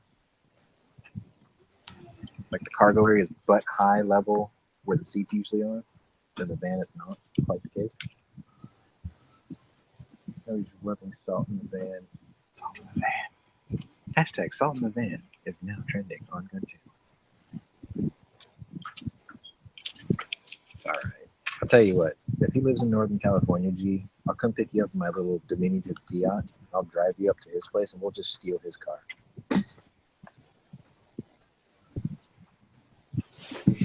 That'll work. Anyway, you missed it, Tony. I was talking about a diesel trip in a 3/4 ton Suburban that technically should have got 4,200 miles out of one fill up, but it didn't.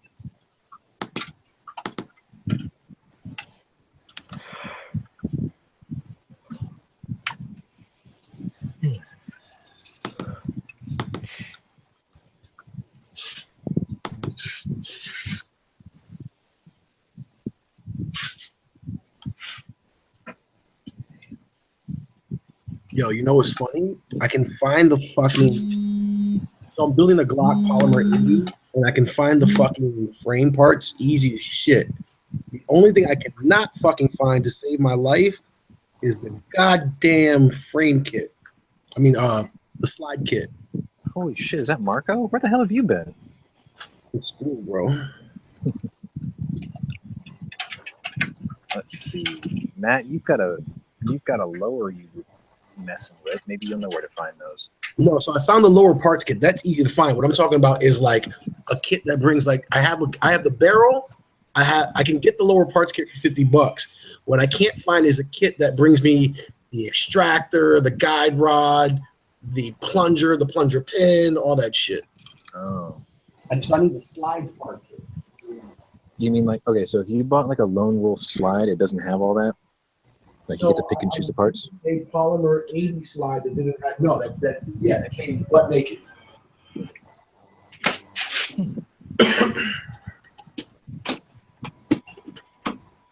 I just got a barrel in, what was it, yesterday?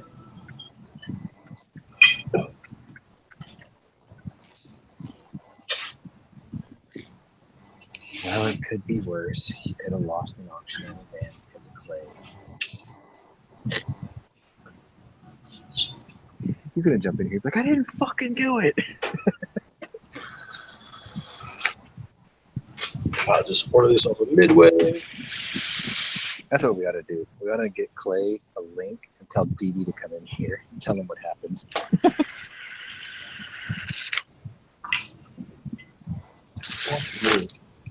Look what he did. Look what he did. Look what you did.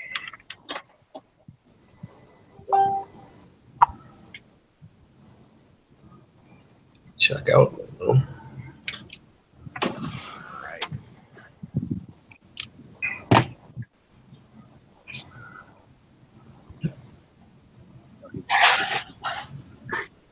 Well, now, to be fair, if there's a woman involved, can't really blame Clay because any of us would throw our best friend aside over a woman.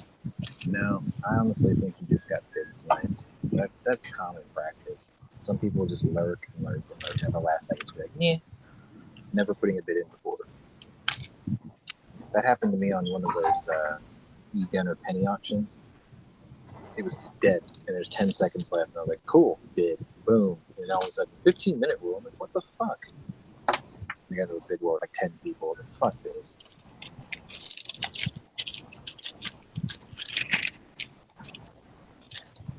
They were like, you are out of bids. You have to buy more tickets for more bids on a penny auction. I was like, fuck that. I just need to hack your site and just have a billion of them.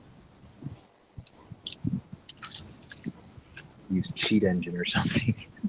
Modify stream. That'd be cool as shit that way. Bet you $100 that sells for more. Well, Yeah.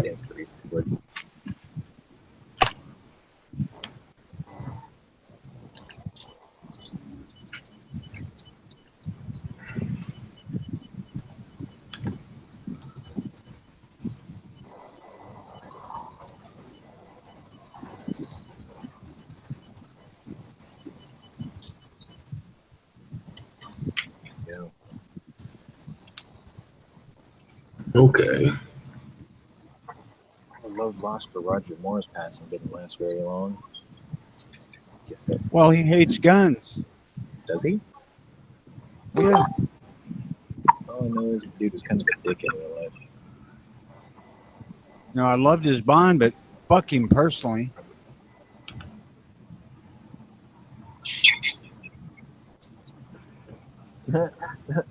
Clay will have to have his friend fitted up just so he can win that $100.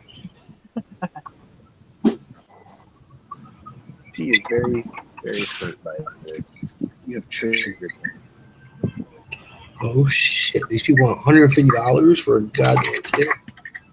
I'll be right back. Yeah, while you're away, get a better fucking microphone. God, this has been the longest fucking day I can ever remember.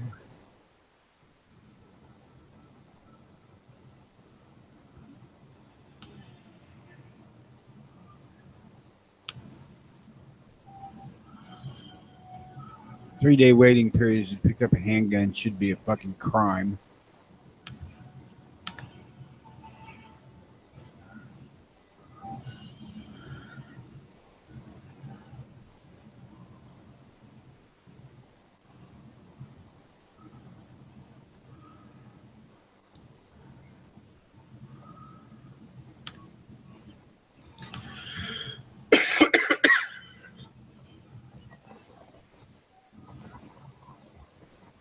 There we go.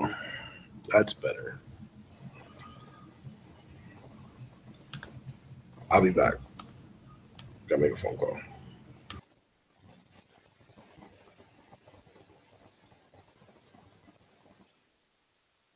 Some bitch, I feel like I'm being abandoned.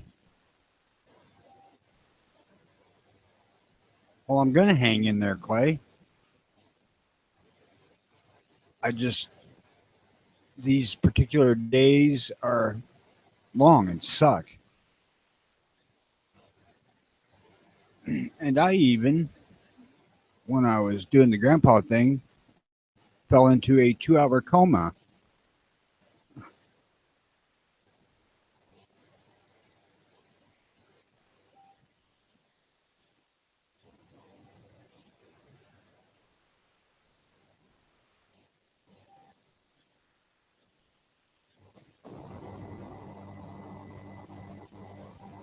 There's hundreds of thousands of running bands out there.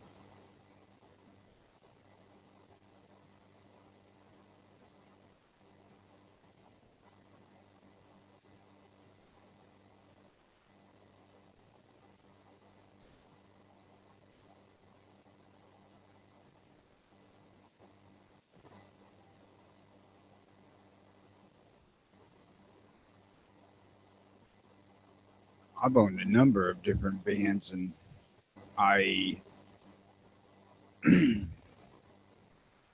don't particularly like them, although the minivans are all right.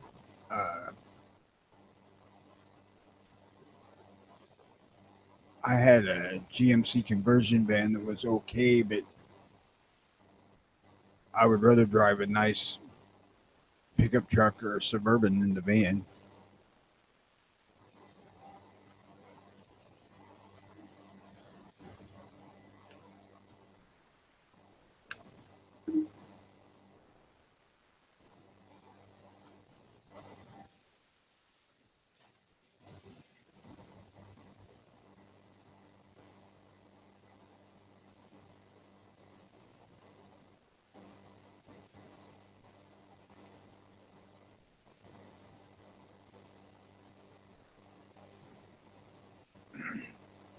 We need to shag ass up to Vegas and turn that 1600 into 16,000.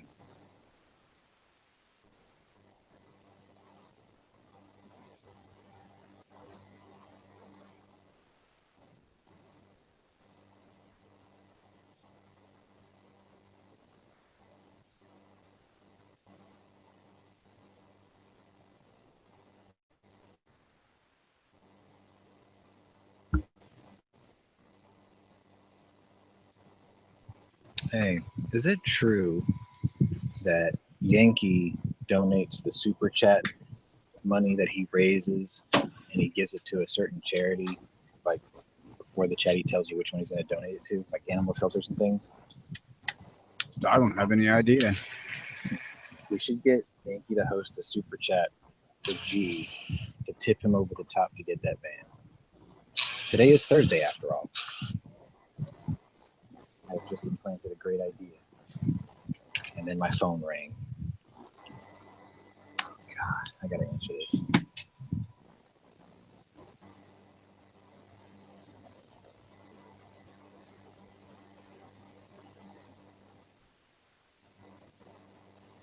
Don't worry, man. When you have 7 heart attacks waiting for your doctor to take care of you, they'll fix you so you don't have to work after trying to starve you to death for 3 years. You don't have to worry about answering the phone.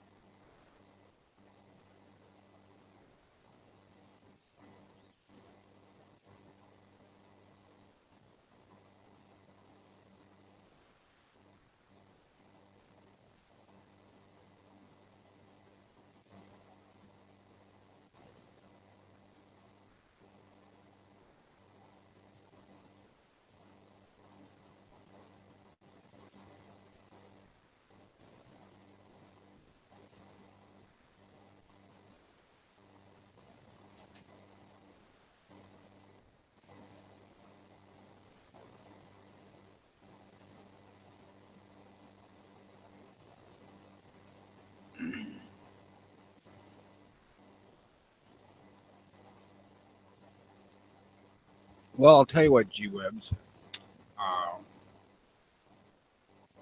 Yesterday morning on the local news, they were talking about a pizza delivery guy getting robbed by an AK-47.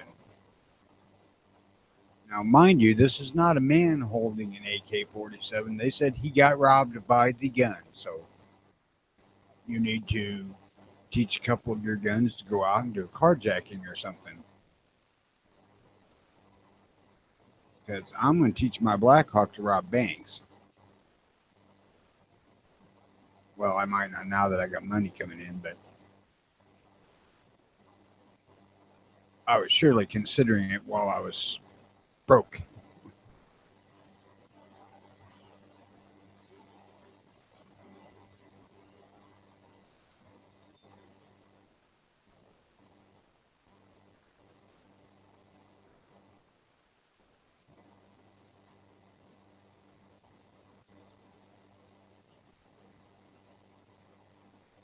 I mean, granted, sure, I'm sure that pretty much all the kid that got robbed saw was the AK, but still, it wasn't out there of its own accord.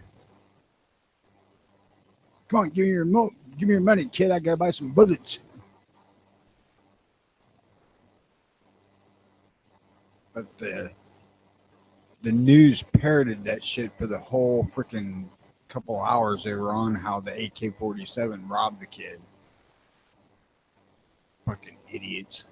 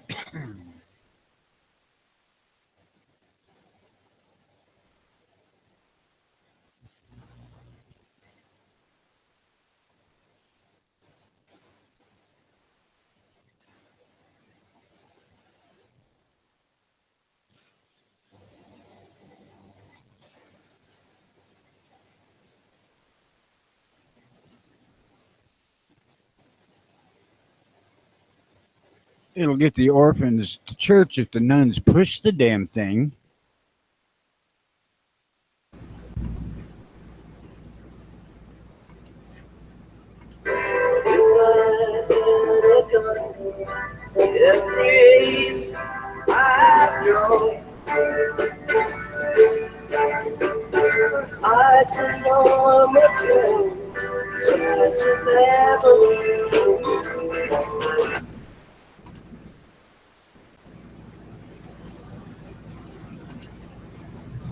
Howdy, G-Webs. Don't make me mute your ass. That was for Clay. I don't think that was long enough to get him blackballed. Well, that one that Clay picked out ain't half bad. It's got a 7.3 diesel in it. Yeah, it's also not running and needs to be towed. Yeah, but so was the one that G was bidding on. It was No. You're not paying attention to that auction. There's a big difference between what they said and what was going on with that vehicle. This is 204,000 miles. This is a bus. This is not the same thing at all. And quit putting links to my secret stash of places. Yeah, Clay. What the fuck? Yeah, because I'm going to get on now just to fuck with G-Webs. See? That's what happened. People are like, that must be a great value on a van. I'm grabbing. So are you saying kidding. Hugs is secretly that top bidder now? I don't know who it is. Somebody. Sharon, friend of Clay. Clay's like, ooh, you need to get this. No, that one was for mapping the street. They had a bunch of like equipment, cameras and whatnot in there. So they would drive up and down the streets at the speed of traffic, map them, and monitor them. So all of its miles are just driving up and down the streets. And it's like pristine inside. The engine's nice. It's only got 69,000 miles, and it's whatever, 20, 30 years old.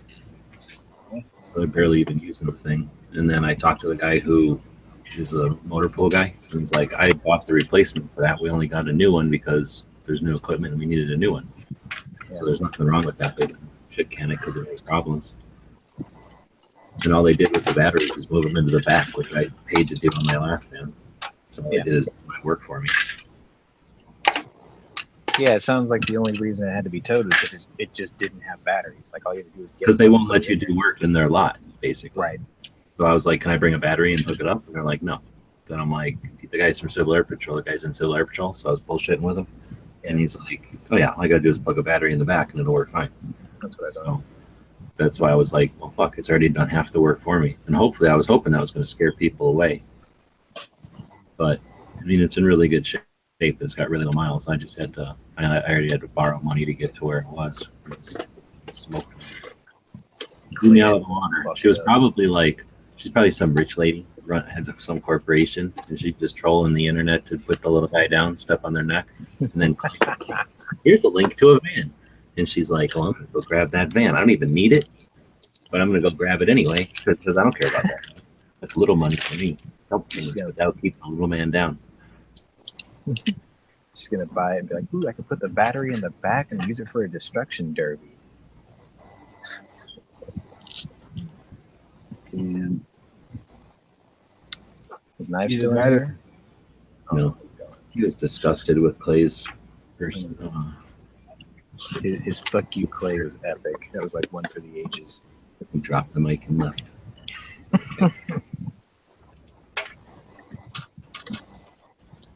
It's so frustrating. That happened to me last time too. The Mesa were like 36,000 miles, and couldn't get up there to look at them, so I couldn't trust bid and hire on them. You know, back then I was borrowing money, but I had more like 2,600 to spend. But this time I got to go over and look at it, and like I say, it's. I mean, I can't ask for a better one. It would have been better if it had no windows. You know, I'd rather have all wood metal, but yeah. When they put windows in them, that means it's transport rather than a cargo.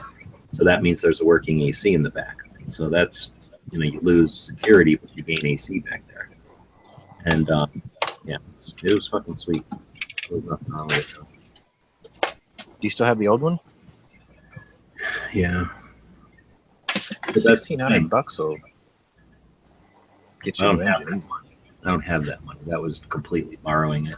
The idea is that, like right now, I'm not going to a new gun show every day. Like right now, the daily gun show is us three sitting here, and Bob, whenever he drives around, he just hauls ass, right?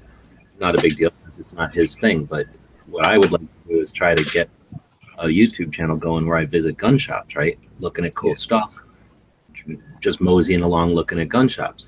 If I can get to where even half of what one of these other big Patreon channels are doing right now, then this is a no-brainer. It's a fucking $3,000 van. I mean, how much is Forgotten Weapons making a month right now? If I can get a channel that makes half of what he's making, I pay for that van in 2 months, right? Yeah. So it just seems like such a fucking frustrating thing that if I had a fucking wheels, I could go out and be creating something that brought in money. But you're said and done, I guess I don't have the money to back it up. Well, like these channels that make buku money, I mean, they file taxes because this is their living, right? They file a special kind of itemized tax. I'm in because I didn't for a minute.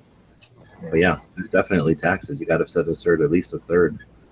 So if you were committed to doing something like this and you end up buying the van, can't it not be written off as a business expense, technically? Of course. Well, no, I mean, it depends. But yeah, since I have another vehicle, I could pretty easily say I use that just for the thing, but it don't matter because it's such an insignificant number. I mean, right. It's a $3,000 van. What am I going to write off?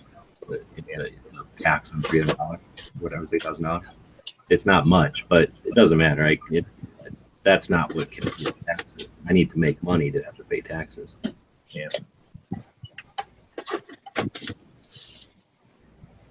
Damn it, Clay, going up the works. Yeah, fucking Clay. It was mine. I was already driving it basically in my mind. User was banned for holding the man down.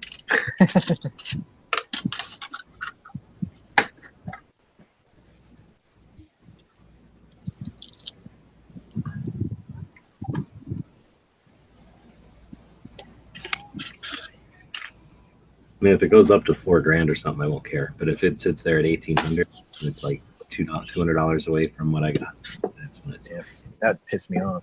Honestly, if it's in as good a shape as you think, it's probably going to go up quite a bit. Well, the guy said that the guy said nobody came and looked at it. I'm the only guy that looked at it. So the guy who had a bid on it before me was in New Mexico. Yeah. So he was just fucking, speculating. Wait, you physically went over there, right? Yeah, I just got back from going over there. What I don't understand is a lot of auction sites, what they'll do is they'll put a caveat in their auction that says seller reserves the right to close the auction at any time. If you actually went there and you passed his reserve, it would have been decent of him just to be like, fuck it, I'll just sell it to you right now because you're here. Well, they don't have the option to do that, I don't think. Like, I bought a lot of guns that way. I'm like, hey, I'm local. Can you close the auction? I'm on my way. And they're like, what would you have bid? And I told them. No, this isn't this guy's van. This is the city of Tucson. He doesn't have anything to do with it except to walk me out and look at it and then fix it when it's broke. Somebody else takes care of the paperwork and everything else. He doesn't get to determine nothing. I mean, the guy was cool, and we talked about Civil Air Patrol for a while, so I'm guessing if he had a way to just give me that van, he would have gave me that van. Sure. Because I was like, hey, I'm going to make this into a camper, and with that in mind, it seems like from the ad that I could just leave the battery in back. And he's like, oh yeah, that's what I would do. I mean, he didn't give a shit about this, man. It's just one of a million vehicles they got there. So he, right. I'm sure if he could have any discretion, he would have been like, here, fucking drive it home. Yeah, he's not the dude that's going to sign it over to you, basically. Oh no. He was the guy who would probably be, he'd like go get the paperwork because you have to pay $75 extra to get the paperwork in the city. Yeah. He's the guy that probably would have gone and got the paperwork for him before Clay ruined it. But also that light bar on top, I was like, so I was like, what about that light bar? And I'm like, oh, we're leaving that on there. So I would have had a cool fucking light bar on top of it and a black hood. It would have basically been a cop car van. Yeah, a lot of decommissioned vehicles, they don't even bother taking it off. They're like, it's too much extra work. Oh, no, normally they do. But this one didn't have enough red in it, I guess. Yeah, I had a buddy that bought one here in Houston at a police auction, and it was one of the black unmarks. It had every single LED light still in it. All of them. They didn't care. Yeah, they normally don't do that. because They're just like, here you go. and own that stuff. You can have it in Arizona, but you can't turn it on. But in some states, you can't even have it in your car. Yeah, especially if they're red or blue, they go nuts over that. But then other times, well, yeah, definitely the blue. But I mean, even just light. But there are occasionally ones up on there where they're going from one department to another, and they won't touch them. They'll be pristine, like they'll still be cop cars, they'll still be ambulances. But then they'll put in the ad that nobody can buy them except for other departments. But that's the only time I ever see them go with the stuff in them. Now, what's funny is none of them will sell with the stuff in them, right? They're always stripped. But then you can also just buy a pallet of whatever it is, like dividers or shotgun racks or sirens or lights. So they take the stuff off, they set it next to it, they wait till there's a pallet of them, and then they sell them anyway. Yeah, I just think they don't want to sell it as an assembled package. Yeah, they just don't want them out on the street ready to go so somebody can flip a switch. But that being said, you still get them all the time like that. Yeah, the guy that bought the unmarked here, he actually has a business. He buys and sells police package cars. Like, that's what he does here.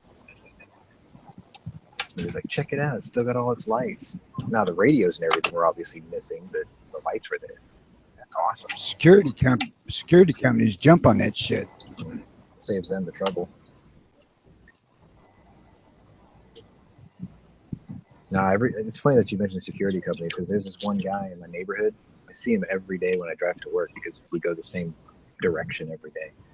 And he has a Dodge Charger. It's midnight blue, and it's on 22-inch wheels. It's got a light bar and like security logos all over it.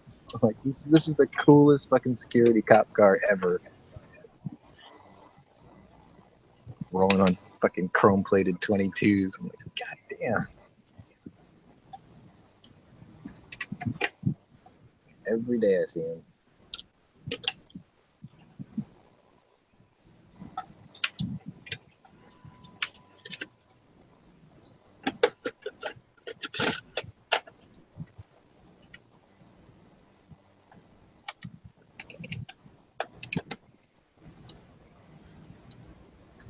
Yeah, they're rare, but man, those fucking there's Choo Choo Customs makes a 3/4 ton Suburban back in the day where it had that fiberglass oversized roof so you could stand in them. I remember those. I've seen a few of those for sale, but god, are they expensive. You need those out? Yes. Gently.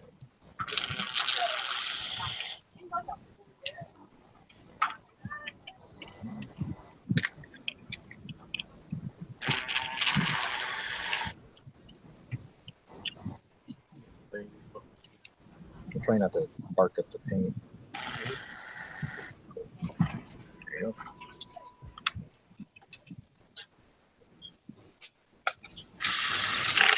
Anyway, I've seen those before. Like, a good example of one was in Twister, actually. And it was a dually one, too. Those are really hard to find. Pretty cool, though.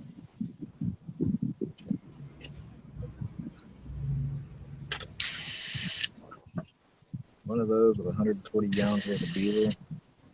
You're going places.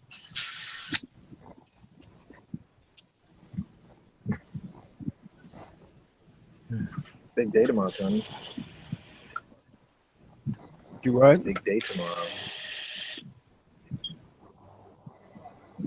It's a long freaking time coming, I can tell you. Jerry called your doctor and said, I don't give a fuck what you think. I'm shooting 44. I ain't calling him. I ain't telling him shit. You don't need to know. I can guarantee you it's a lot more stressful waiting on the thing than it is to play with it when you get it. Yeah. My dad already asked me what I wanted for Christmas this year because he hates waiting until the last second. So I sent him to a link to Getz Manufacturing for that body armor. He's like, yeah, I can do this. Shockwave? No. He won't buy me a gun. He'll buy me the body armor, though. I'm like, that'll work.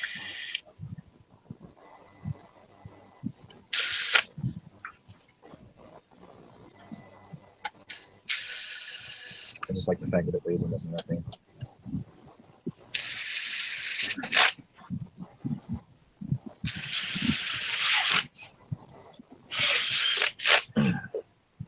can tell you for sure today's been a long ass fucking day. Ain't that the goddamn truth? Tomorrow I gotta be fucking Johnny on the spot too. And by the time I'm finished with this one, and maybe 2 more, I still gotta build 17 before the end of the day. I told my fucking warehouse guy, I was like, when this is all over, I was like, I'm gonna break your leg. So you can hobble around with a good arm and build all this bullshit. He's like, that's not very nice.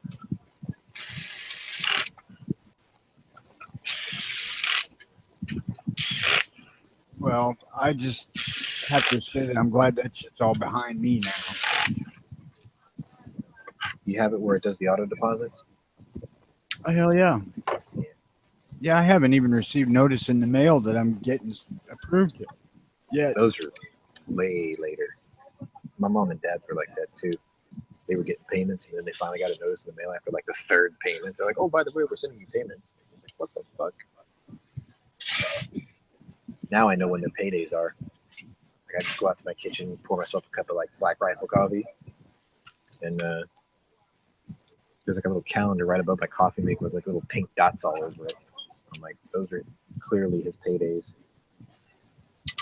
Everybody who gets disabilities paydays the 3rd Wednesday of the month. I think it is. He gets 2. He doesn't get just regular Social Security. He gets that. He gets a military pension. He gets something else. Well, I'm not sure about Social Security itself. It's possibly different than disability. What I miss? Nothing. We're just talking about getting free government money. Shit that So we've been far, it paying ain't been free. right? Yeah, I'm paying for that shit. No, I should have been a fucking refugee. Then I wouldn't have to pay him shit. Then I can have a fucking Infinity QX60 fucking land barge SUV and an Obama phone.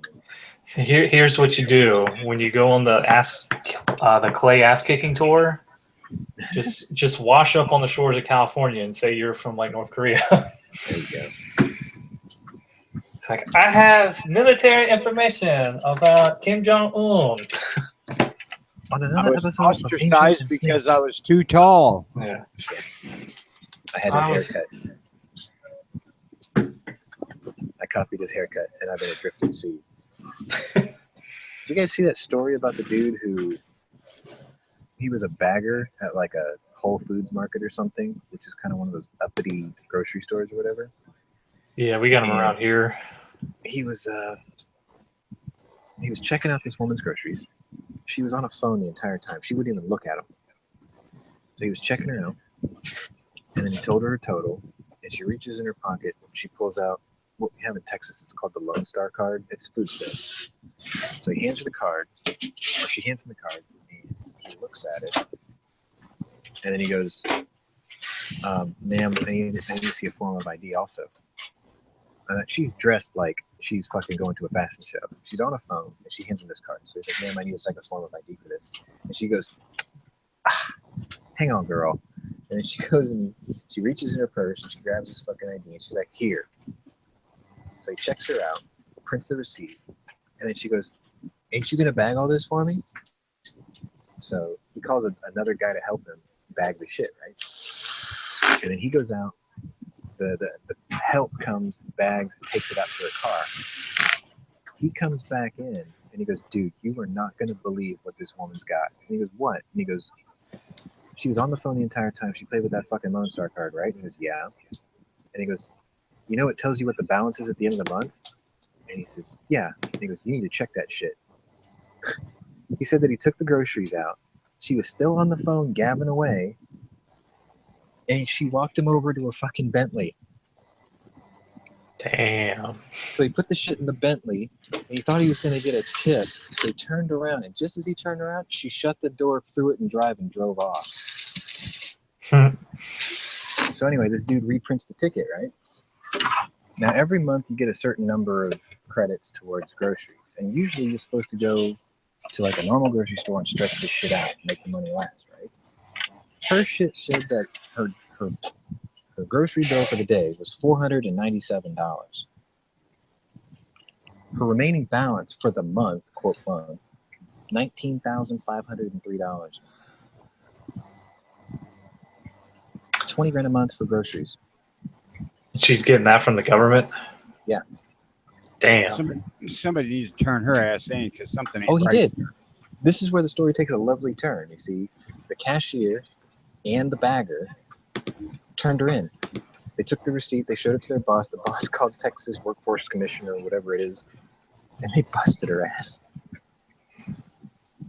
Because, like, I heard about this woman. She's like, I'm 71 years old on fixed income and a widower. And she's like, I can't work, and I'm only getting $497 a month. She was like, because I got a $3 cost of living allowance increase with my Social Security, but they took $3 off of my food stamps. I was like, that's fucked up. And this bitch gets $20,000 on her Obama phone walking your ass out to a fucking Bentley. What'd she have, like 100 kids? I don't know, man. It's obviously the abuse of the system somehow, though. And it's like every day I drive by the Social Security office, which is a block from my shop, and what do I see? 20-something-year-old people dressed like models going into this place, driving like fucking C and E-Class Mercedes. And I'm just like, really? These guys can't work? Are you serious? Every day. Yeah, that's pretty bad. It's insane.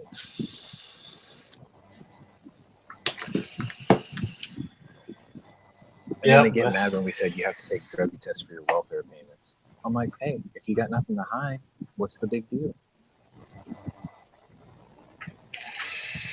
It's hard to hit the cup when I'm high. Yes. I'm pretty sure we passed that law. Well, that's how I feel about voter ID law. It's like, how do you not have a driver's license or an ID? Right. The state in today's society. Required it. Yeah. And then when people try to argue against it, it's just like, you just sound incredibly racist because you said black people aren't capable of getting a driver's license. That's very racist of you. Well, I think down here it's not because of black people. I think down here it's because of Hispanic people, and they're saying the same thing. You know, it's the same thing with just a different color added in. Back when me and the lady just had our fourth kid, I had lost my job, and it was a kind of under the table job, so there was no unemployment involved. So I went on food stamps and got like $300 a month, which was perfectly acceptable to live on. I mean, that was plenty of money back then. But you could not buy anything that you could eat off the shelf. Nothing. No chips, no homemade pies, no soda, none of that shit. Yeah, I don't think it's like that anymore. Oh, no, it's not like that. Aid to dependent children. The only thing they really is like actual WIC stuff. They're pretty specific on what you can buy. Yeah, necessities. Yeah, but food stamps, it's like, as long as it ain't alcohol and cigarettes, I think anything goes. Like, I've seen people clearly on food stamps, and they're buying, like, live blue crab. I was like, what the fuck? I want some blue crab, but I can't afford that shit, and I work. You're not very far from where they get it, either. I had a lady chew my ass for buying a steak, and it was not a premium steak. It was just a steak. And with food stamps, and I said, look, you know, there's 4 meals in that steak.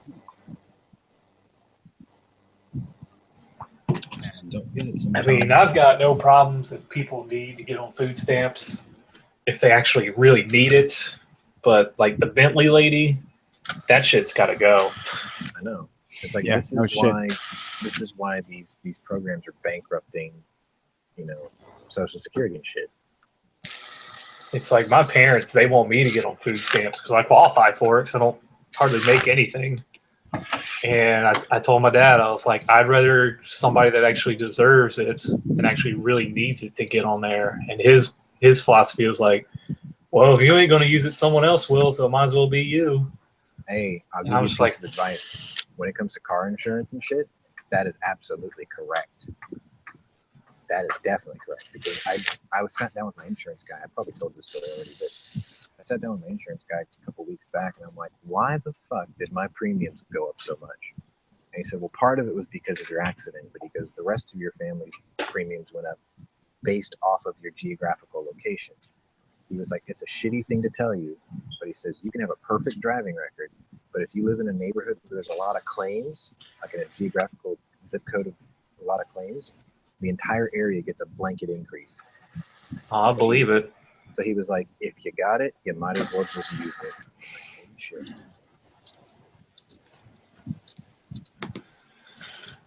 So yeah, I've been driving less carefully.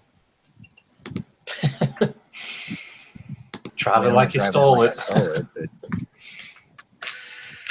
Like every time I take my dad out, he almost has a heart attack in the car now, because he's like, aren't you going to slow down? That guy's going to cut you off. You're going to hit him. And I'm like, you know what? That's what's in. I just tell him, like, that's what insurance is for. Every time I almost get hit, I don't avoid it anymore. I'm like, fuck it. I'm like, we get paid. Daddy wants a Continental. We're getting paid. I'll stick that key in my Continental here and go, well, all right, all right, all right. I will pay Matthew McConaughey to record that sound. I wonder if he gets a lot of requests for that. I bet he does. I still want the one from U571 where the check engine light comes on and you like ignore it. I want it to go, what the hell do you think you're doing? This isn't a goddamn democracy. And then the GPS sets itself to the nearest dealer.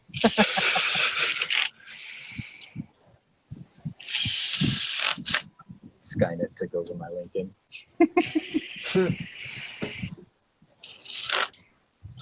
I think that's going to be my dad's next car.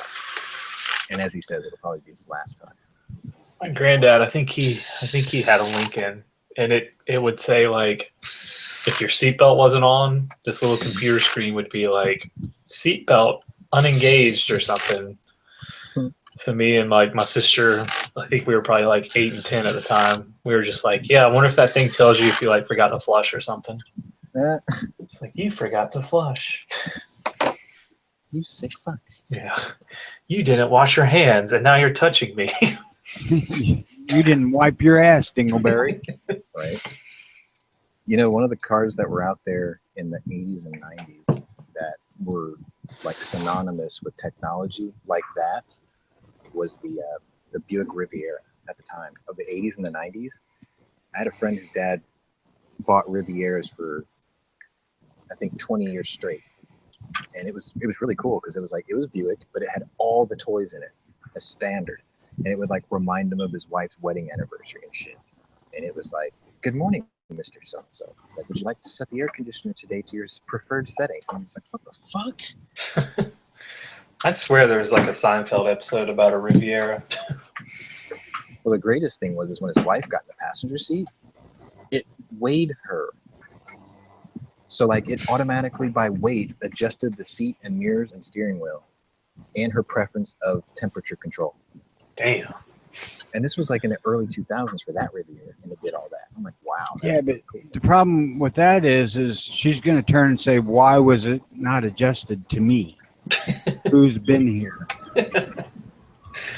No, touche. That woman. Big Swedish woman.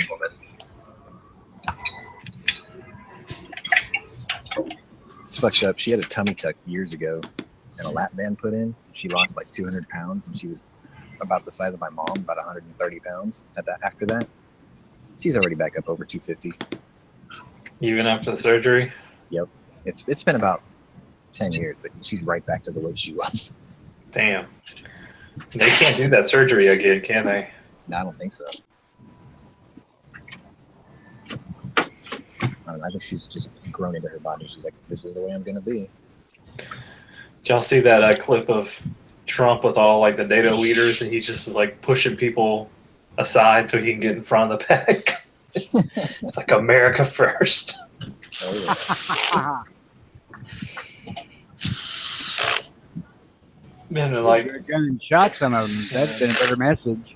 And the libs are like, look, he's a bully. He's a big bully. Look at him shove everybody out of the way. It's like, no, that's just America. Yeah. It's like you've been riding our coattails since 1945. Wait your turn. It's like every time someone says like, "Oh, America's terrible," I'm just like, do you know how many countries in the world would be run by dictators right now if it wasn't for us?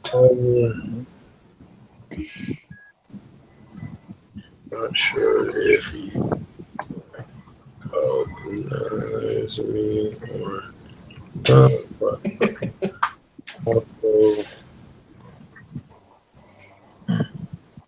Dude, whoever you are, what the fuck are you on? I want some. that writing emails. Yeah, it looks like he was writing an email. My bad. Marco is Shit, I thought I was going to get past the rest of the day away in a stupor. 2 more people were arrested in connection with the Manchester bombings. Good, round them up. British I'm authorities still pissed. complained bitterly about the investigation leaks by U.S. officials. Yeah, I Welcome saw to that Trump's too. world, you stupid asses. She's blaming us for leaking info.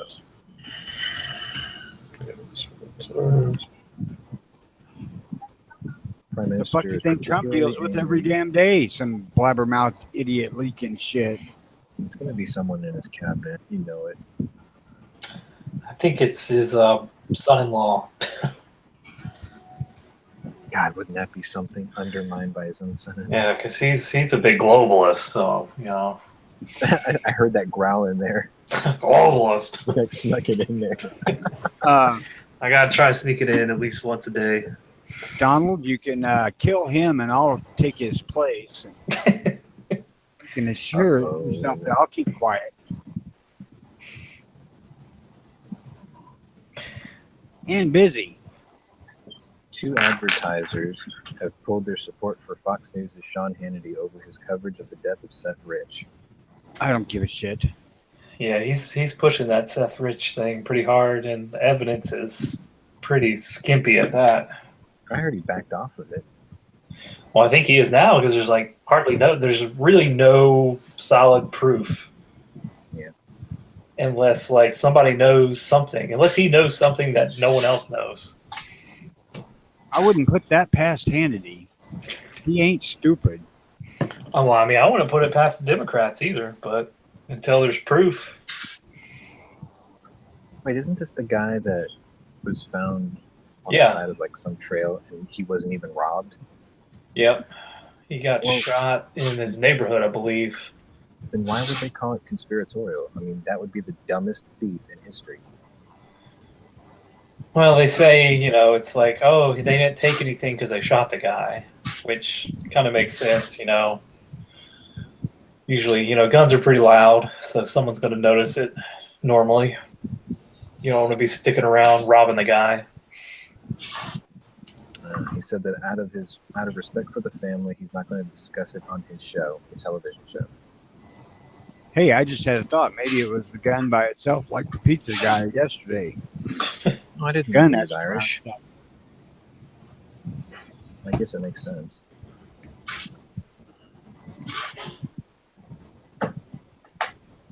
So what do you think of the Minnesota Republican dude running for office, body slamming that press dude? Oh, the Montana guy? Hate to Yeah, see that. Montana. Sorry. Well, it's funny, like a Democrat did the same thing essentially like 7 years ago. And like none of the Democrats ever, cared that he did it. Well, the same thing is like a reporter came up with a tape recorder and started asking questions, and the guy like grabbed him by the neck and was just like, "Who are you? I have a right to know who you are." GOP candidate charged with assault on eve of Montana House election. Greg Gianforte. Yeah, not the smartest move. Oh, this guy's my hero. Thank God it's only a House seat, not a damn Senate seat. That would be bad news. Well, Who did the bitch slap the press lately? it says that Jacobs came into a private office in a private meeting without permission. How is that not trespass? Because he's the press. He doesn't know that. He just sees a guy come in unannounced. What if he has a gun? You grab him by the throat, throw him on the ground too. Oh, he tried to ask him some questions, interrupting other people. All of a sudden, I heard a giant crash and saw Ben's feet fly in the air as he hit the floor. That's a great description. Telling you, this guy should be a hero. It's like the new base stick man. That guy's an American hero. Slam that fucker on the ground and say, question that, you bitch.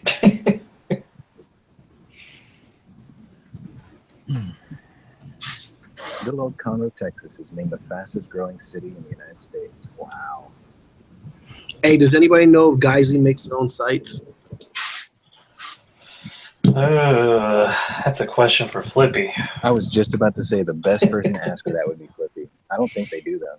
I don't think they do. I know they make gas blocks. They got that new buffer tube thing out. Charging handles for sure. Oh yes. Oh, thanks for adding that. Just don't ask Flippy how to pronounce it because he'll drive you nuts. Giselle? He just does it on purpose. Well, he does a lot of stuff on purpose. Although I do miss that little fucker. He's not dead. I mean, he's just not active. Texted me like about a week and a half ago, 2 weeks ago. Yeah. I thought he was on this morning. I heard him on a chat maybe a week and a half, 2 weeks ago. Yeah. You see Chris Miranda in the chat box. That's him. It doesn't show his avatar anymore. Yeah, I don't think it shows anyone's avatar anymore. Yeah, he was just in chat a day or two ago.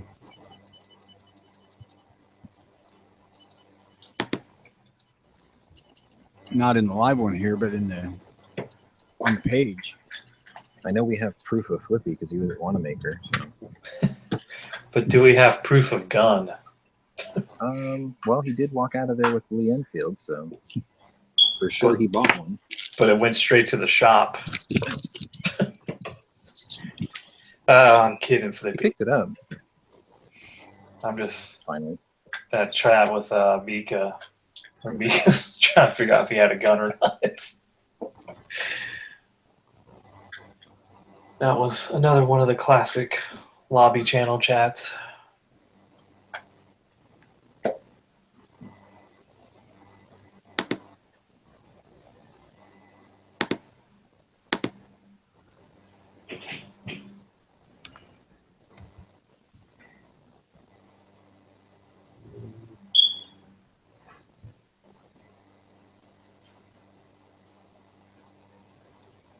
What else they fucking made?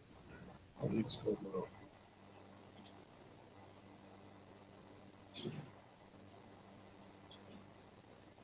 All right. Nice. I'll do it.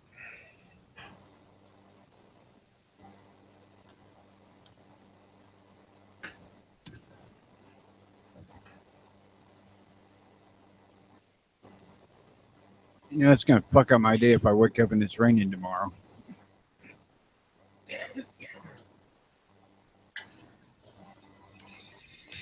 Oh, are you going to go shooting tomorrow?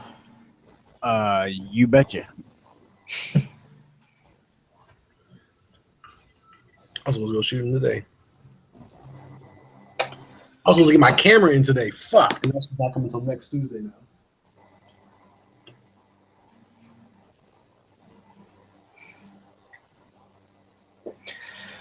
I need to go shooting. It's been too long. I was aiming to go straight to the range from the gun shop when I went up and picked up my new guns. Just saw a meme on Facebook. It says, ISIS lays down arms after Katy Perry's impassionate plea to, just coexist. I think some of that blonde hair dye went to her brain cells.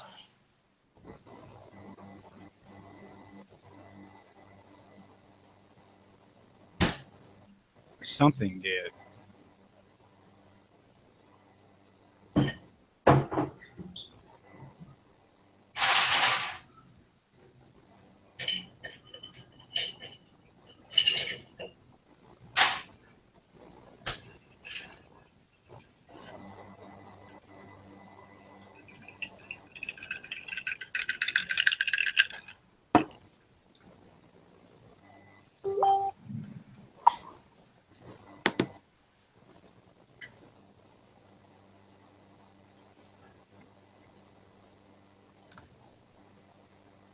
what the hell is it with people who gain fame and popularity? You think that that comes along with some wisdom and intelligence?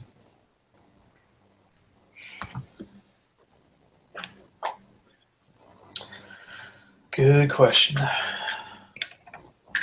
The 1 million people that follow them that don't follow you that tell them that they have it.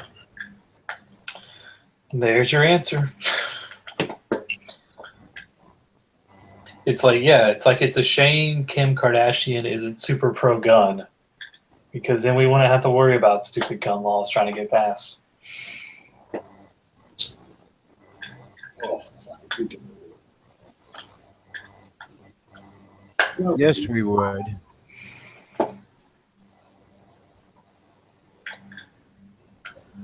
I don't know, because like the people that push that shit don't think for themselves. They look towards people like her to think for them. People. But the government can't assume control of everybody until they take all the guns away. Yeah, that'll happen. I'll be right back. I'm on the store. I just think if Hollywood was more pro-gun, you would see less of a anti-gun push.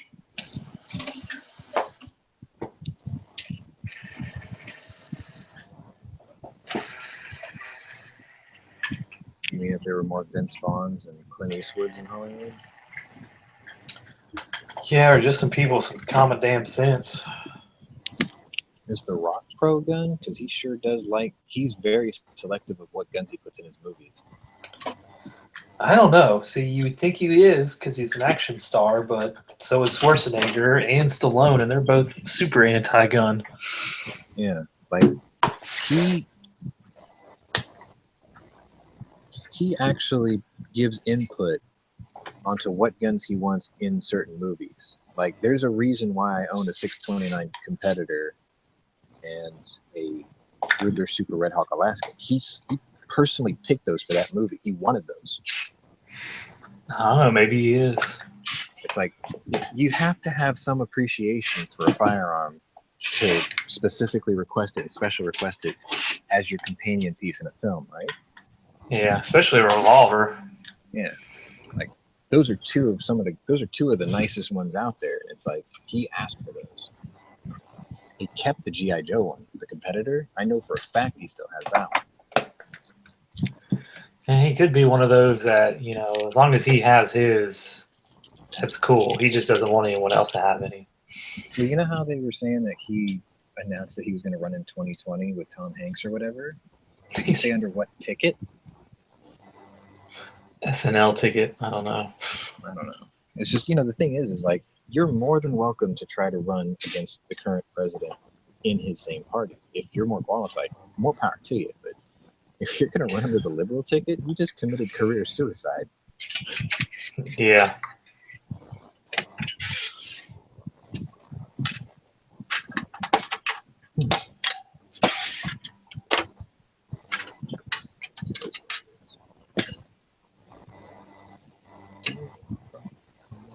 I bet that says Rob Webb. I have just immortalized you on the internet. You are a fucking douchebag. I'll be right back.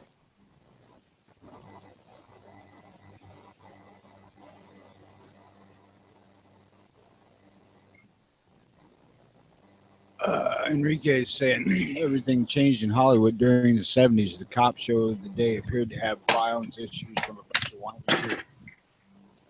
It was Rob Webb. That's Dirty Harry. And I just bought a stainless steel Dirty Harry gun. No, you don't have a Dirty Harry gun. You have a sledgehammer gun. That's better.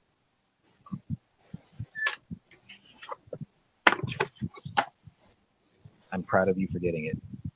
I might even buy the grips for you just so you can say you have them. As a gift. I'm not going to ask for anything back, obviously. Mr. Nelson, do you ride? Well, essentially, I'm going to get a set of those grips for myself anyway. So if I can get a deal on getting 2 of them, I'll just get 2 of them, and then I'll send you 1 set. Because, I mean, the way you described it, you have the sledgehammer gun.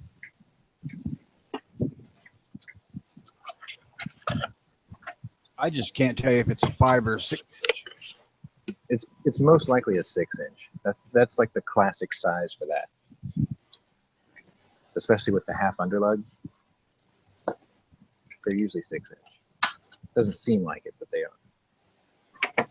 I did look at a number of guns, so until I get to bring it home and fondle it privately, and we bond. Wait, that sounds.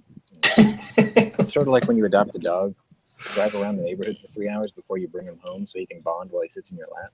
I get it. Fucking dogs are easy to get bond with. You throw them down a bowl of dog food. I wish it was that easy, man.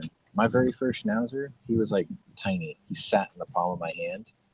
I was hanging out at a friend's house. We were playing pool. He was with me for like 7 hours before I took him home. I brought him home. He instantly bonded with my dad. And like, he didn't want nothing to do with me. I'm like, what the fuck? You kidnapped him from his home. No, he was a stray. He was following some jogger, and I thought the jogger had a really hairy ankle. And then I started looking closer. I was like, is that your dog, mister? He's like, no, please take it. He's been following me for blocks. I'm like, okay. You need to get hounds. Hounds are quick to accept a new owner as long as they're getting fed. No, I like a challenge, man. He was a good dog. I mean, it's just Well, hounds are challenging. What's up, Sniggy? I wasn't glossing over the bad everybody. stuff with hounds. I was completely ignoring it. Hi, Snowman. I think what we should do is have a requirement that everyone who joins the chat from this point till I shut it down in about 10 minutes to tell Clay to go fuck himself for losing G's van. We're kidding, Clay. Yo, first they gotta pay me $5 every time they say fuck themselves. Oh, you want a royalty? Fuck you, Knives. Dude, I'll give you my address so you can give me $5. You sound like a globalist. That attitude. Oh shit. Moon has awoken. It's gonna send INS to that address. I have awoken from work. Shit. Best Where I place to was, sleep where you working. be paid for it. I have a working. Did you get that phone call yet? No. God damn it. Seen plenty of people get theirs on Facebook. There's too many to count now. I've lost track, but it's mostly like Texas, Missouri, Florida. What's the phone Indiana. That I'm waiting for my is available. CZ. call? Oh, okay.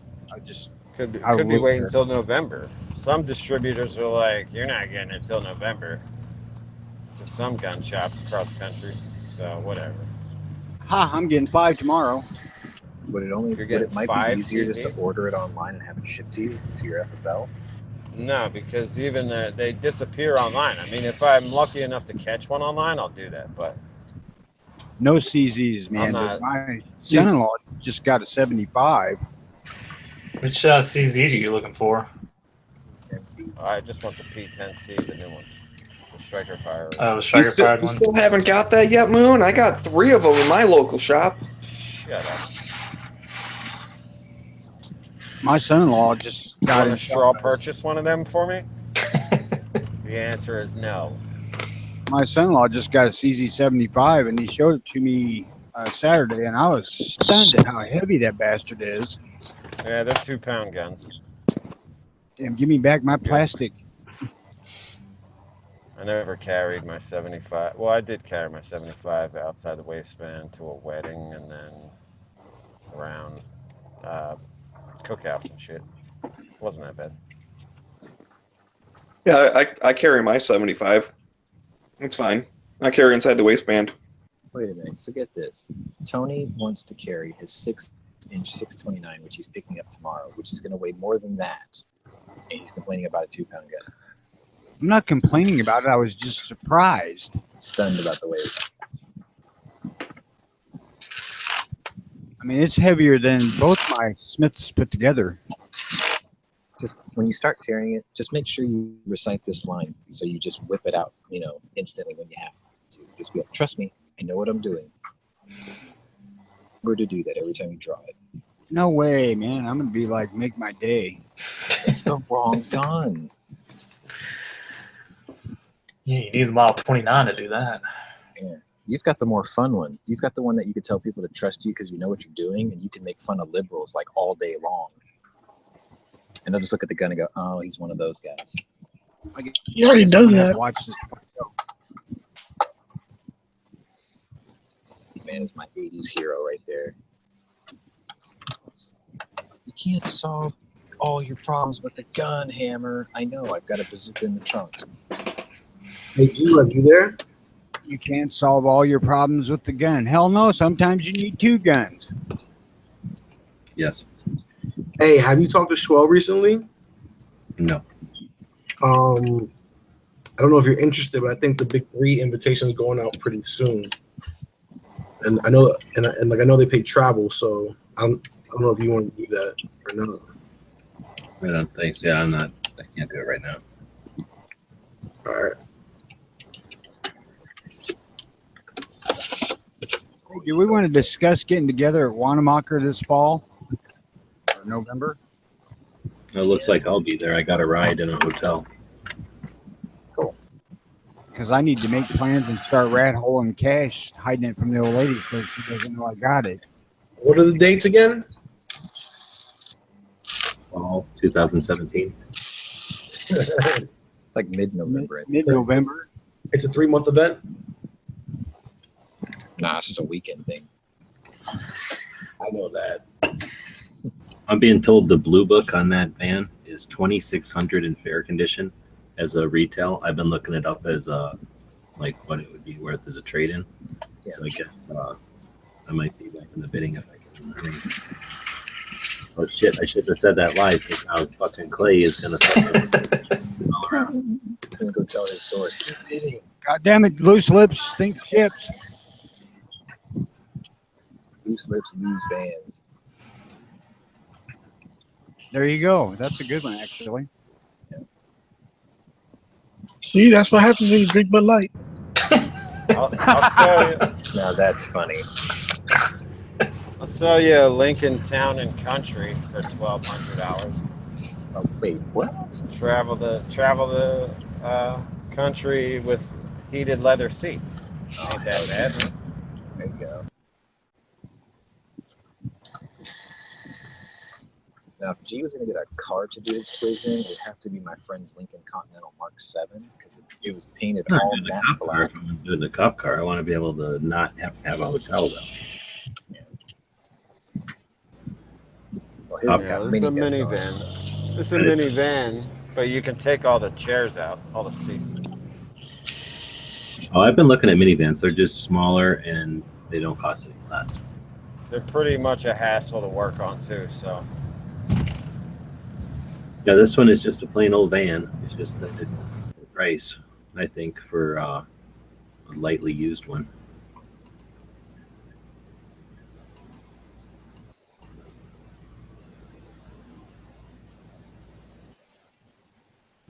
Minivans suffer from cheap truck syndrome. Yeah, they weren't built. Bad suspensions. They weren't built. Yeah, weren't built for all this rear weight. Yep. To be stopped by the front. I mean, the Astro van isn't terrible, but then people would say, "Are you trying to copy nothing fancy?" He does have a pretty nice. I think his is a choo-choo customs, but he actually does have a pretty badass Astro. I've had a couple of Astros. They're all right. Best until they blow the motor. Yeah, I was gonna say the best one I've ever seen had a Vortec V8, a 6-speed manual. Yeah, and a Fade.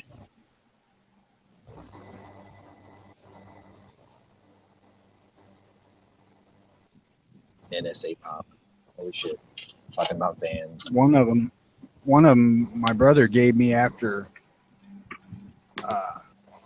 He got something new, but he had a motor put in it and blowed the second motor up, and it had about 160,000 miles on it. Those 4.3s are pretty decent engines. They are if you take care of them. But yeah, that's with any engine. I had one that had 160,000 on it. That was a Seed Cord Company's van, and that thing ran great. I had it for a number of years, and then I sold it to a friend of mine, and he let his kid drive it one time, and he blew it up. I'm like, that motherfucker wasn't even using any oil. How the hell did he blow it up? Kids, they find ways. Rev limiter in neutral, drop it into drive. What he did was dropped it into first gear at 55. You would think most of the newer ones, they won't down. Even if you drop the shifter down, it won't do it. Like it Well, won't this one electronically shouldn't have shift down. done it either, but he dropped it into first gear and then mashed the throttle so the passing gear override kicked in. Kicked off. Yeah. And it blew it right there. Like, I'll bet it did. It's probably doing about 7,000 RPM. Yeah, this is before they threw rev limiters on them. Like even when I had my BMW that did Bluetooth, insanity mileage, I never ever once hit the rev limiter. I just chickened out every time because I bumped it up to like 9,200 RPM. I wasn't chancing it. I would always chicken out. I'll tell you, G-Webs, if he's looking for a van, he needs to look at a GM with the either the throttle body fuel injection right before Vortec or the Vortec version. That's what he was looking at before Clay fucked They it up. got. If they Did you got, see this one I'm looking at, Tony? It's a 1998 Chevy 1500 van, 5.7 liter V8. Yep. that's a 300,000 mile motor for sure. Easily So it has 69,000 miles on it, 70,000 miles on it right now. broken in. Now, granted, it did a lot of idling and low speed, so I mean, it will have worn a little Well, bit. its job was they had a bunch of cameras on it, and then these like sensors, and they drove the streets to check potholes and gutters and trees and signs and shit. So they just had a bunch of cameras on it. And the back of it is like an office. It's like for a guy that's sitting there watching, monitoring all the equipment. So you're sitting in a chair, just exactly what I want, a little office in the back. And then the driver's side looks like somebody drove it once, I don't know, a week or something for however many years. And I talked. Go ahead. I strongly suggest you try to come up with another grand and be willing to go 3,500 on the thing. It should be freaking well worth that. I don't know if I have that much money. I'm trying to keep it under what it would cost me to swap the engine and what I got now, so that I'm like working within my budget or whatever, sort of. And then, because it's anyway, so that's, I don't know. I don't have it unlimited stuff on some money, but I do think it's a decent deal. I talked to the guy who was in charge of buying a replacement. So they bought a replacement because there's better stuff, there's better sensors and shit, and not because the van was breaking down, but just because they needed newer sensors. So they bought a transit van. He said it was like $1 million.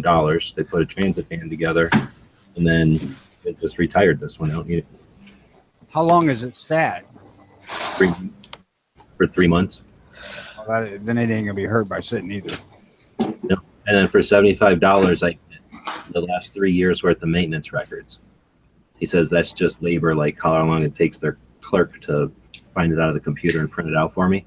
But then I have all their maintenance records for the last 3 years. So this is the first owner, 70,000 miles. And I went over and looked at it this morning, and there's like a little bit of a weep, not like a drip or nothing. Just, you know how like there's a little bit of a weep on the front. Actually, I've got video. I'll do a van chat here whenever this one's over. Before we do the timing cover seal. That's nothing. Is it the time? Yeah, it could be. So it's right just behind the harmonic balancer. Those are cheap and easy. Yeah, to fix. exactly. But it's almost like it's just wet, like like the seals become saturated and it's wet on the outside, but not drip or nothing. And then nothing behind it. There's no drips. The entire bottom is nice and dry. The only issue is that they added a whole bunch of these sensors, so down all over the place. It looks like doing something to the roads, and potentially there's a bunch of extra wires down there. You know, I'd have to get rid of them eventually. Just hunt them. Yeah, little engines are everywhere. But it's pretty fucking good otherwise. It looks all nice and tight. All the inside looks pretty neat. So it wasn't like used by people who were doing road maintenance or nothing. It was just people like nerds sitting in there with like suits on. nobody ever got it dirty. It's really nice looking. I really love that motor. Yeah, you have that motor. Well, that's good to hear. So I'll try to put a little bit more into it. I'll go try to talk to my money people and see if I can. It's a good motor, G. Especially if you did you get to look under the hood? Yeah, I got Is video. there a campaign sticker on the firewall, or not on the firewall, on the front balance? If you saw like a little square sticker that said campaign sticker, that means it already had its recall done too. Because those had like intake gasket leaks, but almost every one of them should have been fixed by now. Well, if there was an official recall, this is a fleet vehicle, so I'm not sure that they had to. You know what I mean? They can't more stuff. The one question I forgot to ask is if it passes emissions. I don't know if the city is exempt, so they don't bother. So I guess that's my only issue. Is I don't know. I bet it does. I made damn good money back then doing those recalls. I can't imagine at 70,000 miles it would be below any emission standards yet. Well, that's the thing. Even if it does, that's what I was thinking. Even if it doesn't need to, like if the city's exempt and they don't have to, it probably just isn't because it's a new van. And why would it if it's barely using it? That's true. Does it say it needs anything? Yeah, For the because they exhaust? took all the batteries out of the front. They put the batteries in the back for all this electronics that they had. They say that it has to.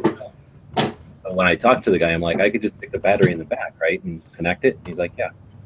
So they put in there it needs to be towed, and I'm hoping that's why nobody's bidding on it. He said nobody's come and look at it except for me. So the only person that was bidding on it was some fucker in New Mexico, some like used car lot in New Mexico. And then as soon as Clay posted it this year, fucking Sharon started bidding on it. Some chick. Fucking Sharon. Sharon! You don't need to breathe. We're going to have to get the bar of soap in the pillowcase for Clay. Blanket party. Full metal jacket. Just kidding. Break shaming this person? Yeah. Why? You're going like 20 miles an hour. Oh, I Why just are we found her breaking too. around? She's fucking running some kind of charter school for kids. Fucking kids. Even when you're Yeah, I know. Kids, Yeah, it is. terrible. Thanks. Yeah, kids. Like, pay some taxes or something. Get a job. They're not my future. Not my future. Yes, I need my taxpayer. money. I don't know, man. 200 a Bentley and 20 grand in food stamps a month. I'm set. Listen to this. Sharon used to send her kids to district schools, but says she witnessed inappropriate behavior there, including bullying, and the values she taught at home were constantly being undone at school. She enrolled her son in an online school after he finished 5th grade. She's using this van to homeschool her kids. What the fuck? Sharon. That's a tax write-off. Fuck that. It should be a tax add-on because she's fucking me out of my van. Fuck There that, you go. dude. Fuck that, dude. Come on, someone else. Gotta do it 5 times. If everybody I'm not. can't hear me, move to the front of the van. Story time. You know, she's not even going to appreciate the cool desk in the back or like the fact that the batteries are in the back. Maybe she's gonna school the kid in the van, and that's gonna be his desk. She's going to make that kid live in that van. Probably have some kind of sweatshop in there that the kid has to accomplish every day. Sharon She'll like can't drive ride it yet? up to places and make the kid do whatever. Sharon works. I don't know Sharon, but I feel like she's evil. Like she does.